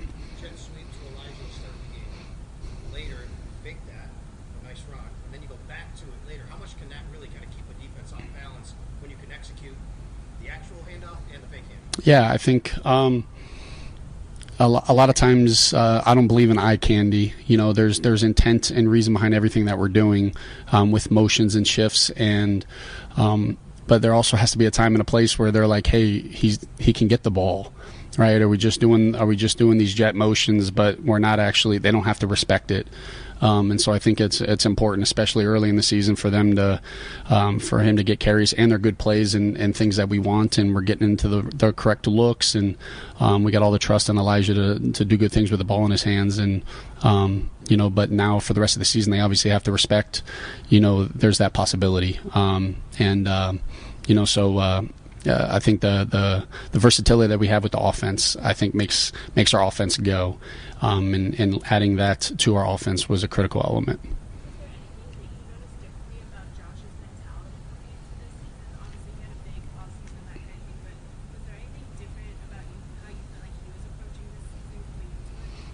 No, I think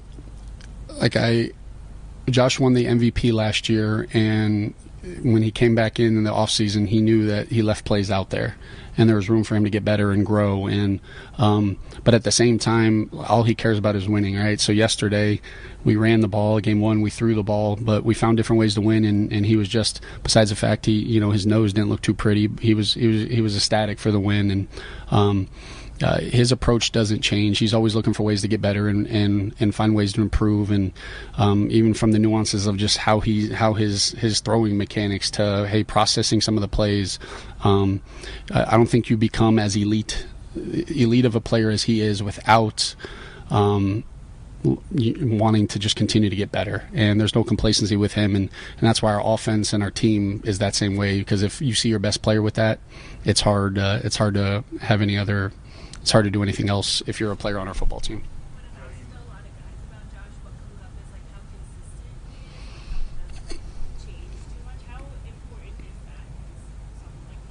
Yeah, I mean, look, in the biggest moments, you know who he's going to be because he's the same person in these moments, and we're having a walkthrough. And he has an incredible ability to understand where the team is, where the guys are, how to reach them, how to communicate with them.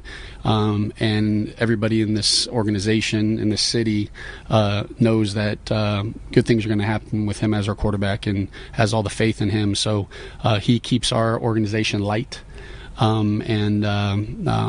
But yeah, he's it's pretty easy calling plays for him. Don't get me wrong, but even in the moments where it's like, hey man, this is a stressful moment, knowing that he's consistent and the moment's never going to be too big for him and he's going to be the same person, allows us and everybody in the huddle to feel the same way.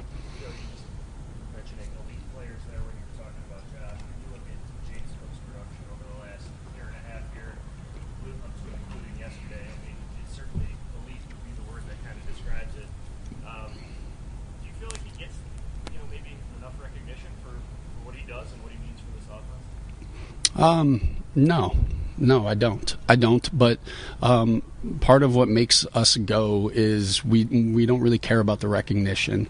When we talk about the everybody eats, like it's not about the recognition. It's about us just doing our job and celebrating each other's successes. And one of my favorite moments from the Baltimore game was when we scored at the end, or when we had the big play to Keon, and then the big play to Josh, and then to Keon.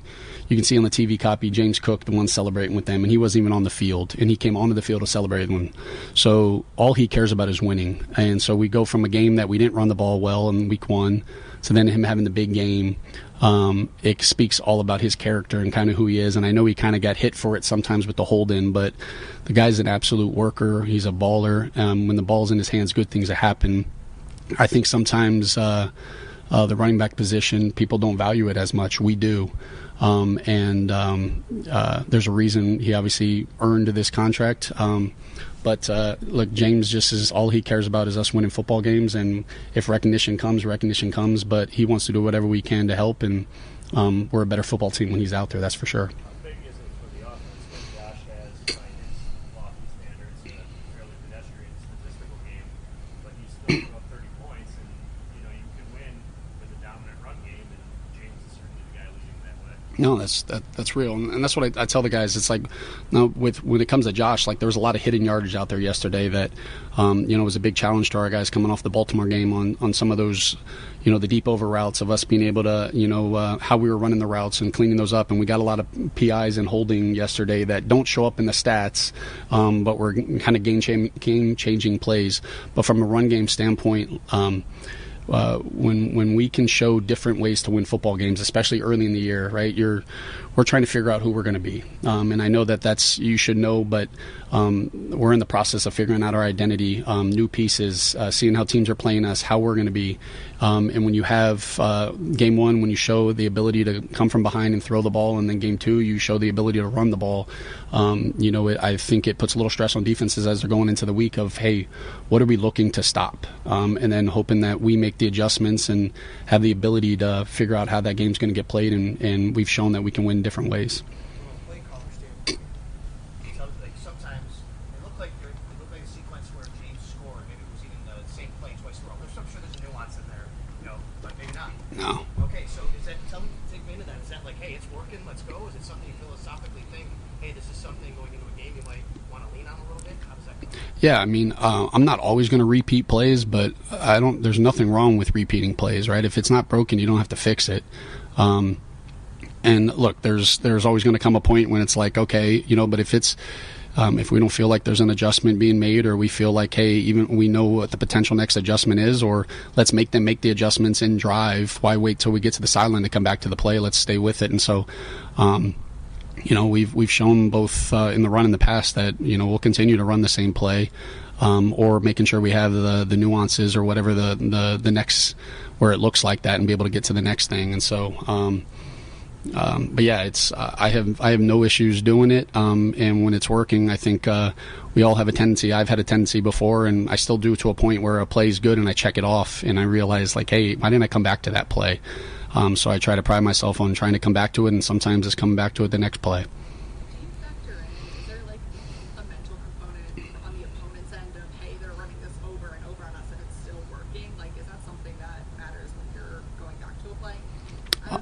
No, I think you don't really think about it in the moment. I think after the fact, I don't think it's just like if a defense was doing the same blitz to us and getting home every time, that would frustrate the heck out of us, right? So it's not about, we don't think about it like, hey, what is the mindset that it brings to the defense.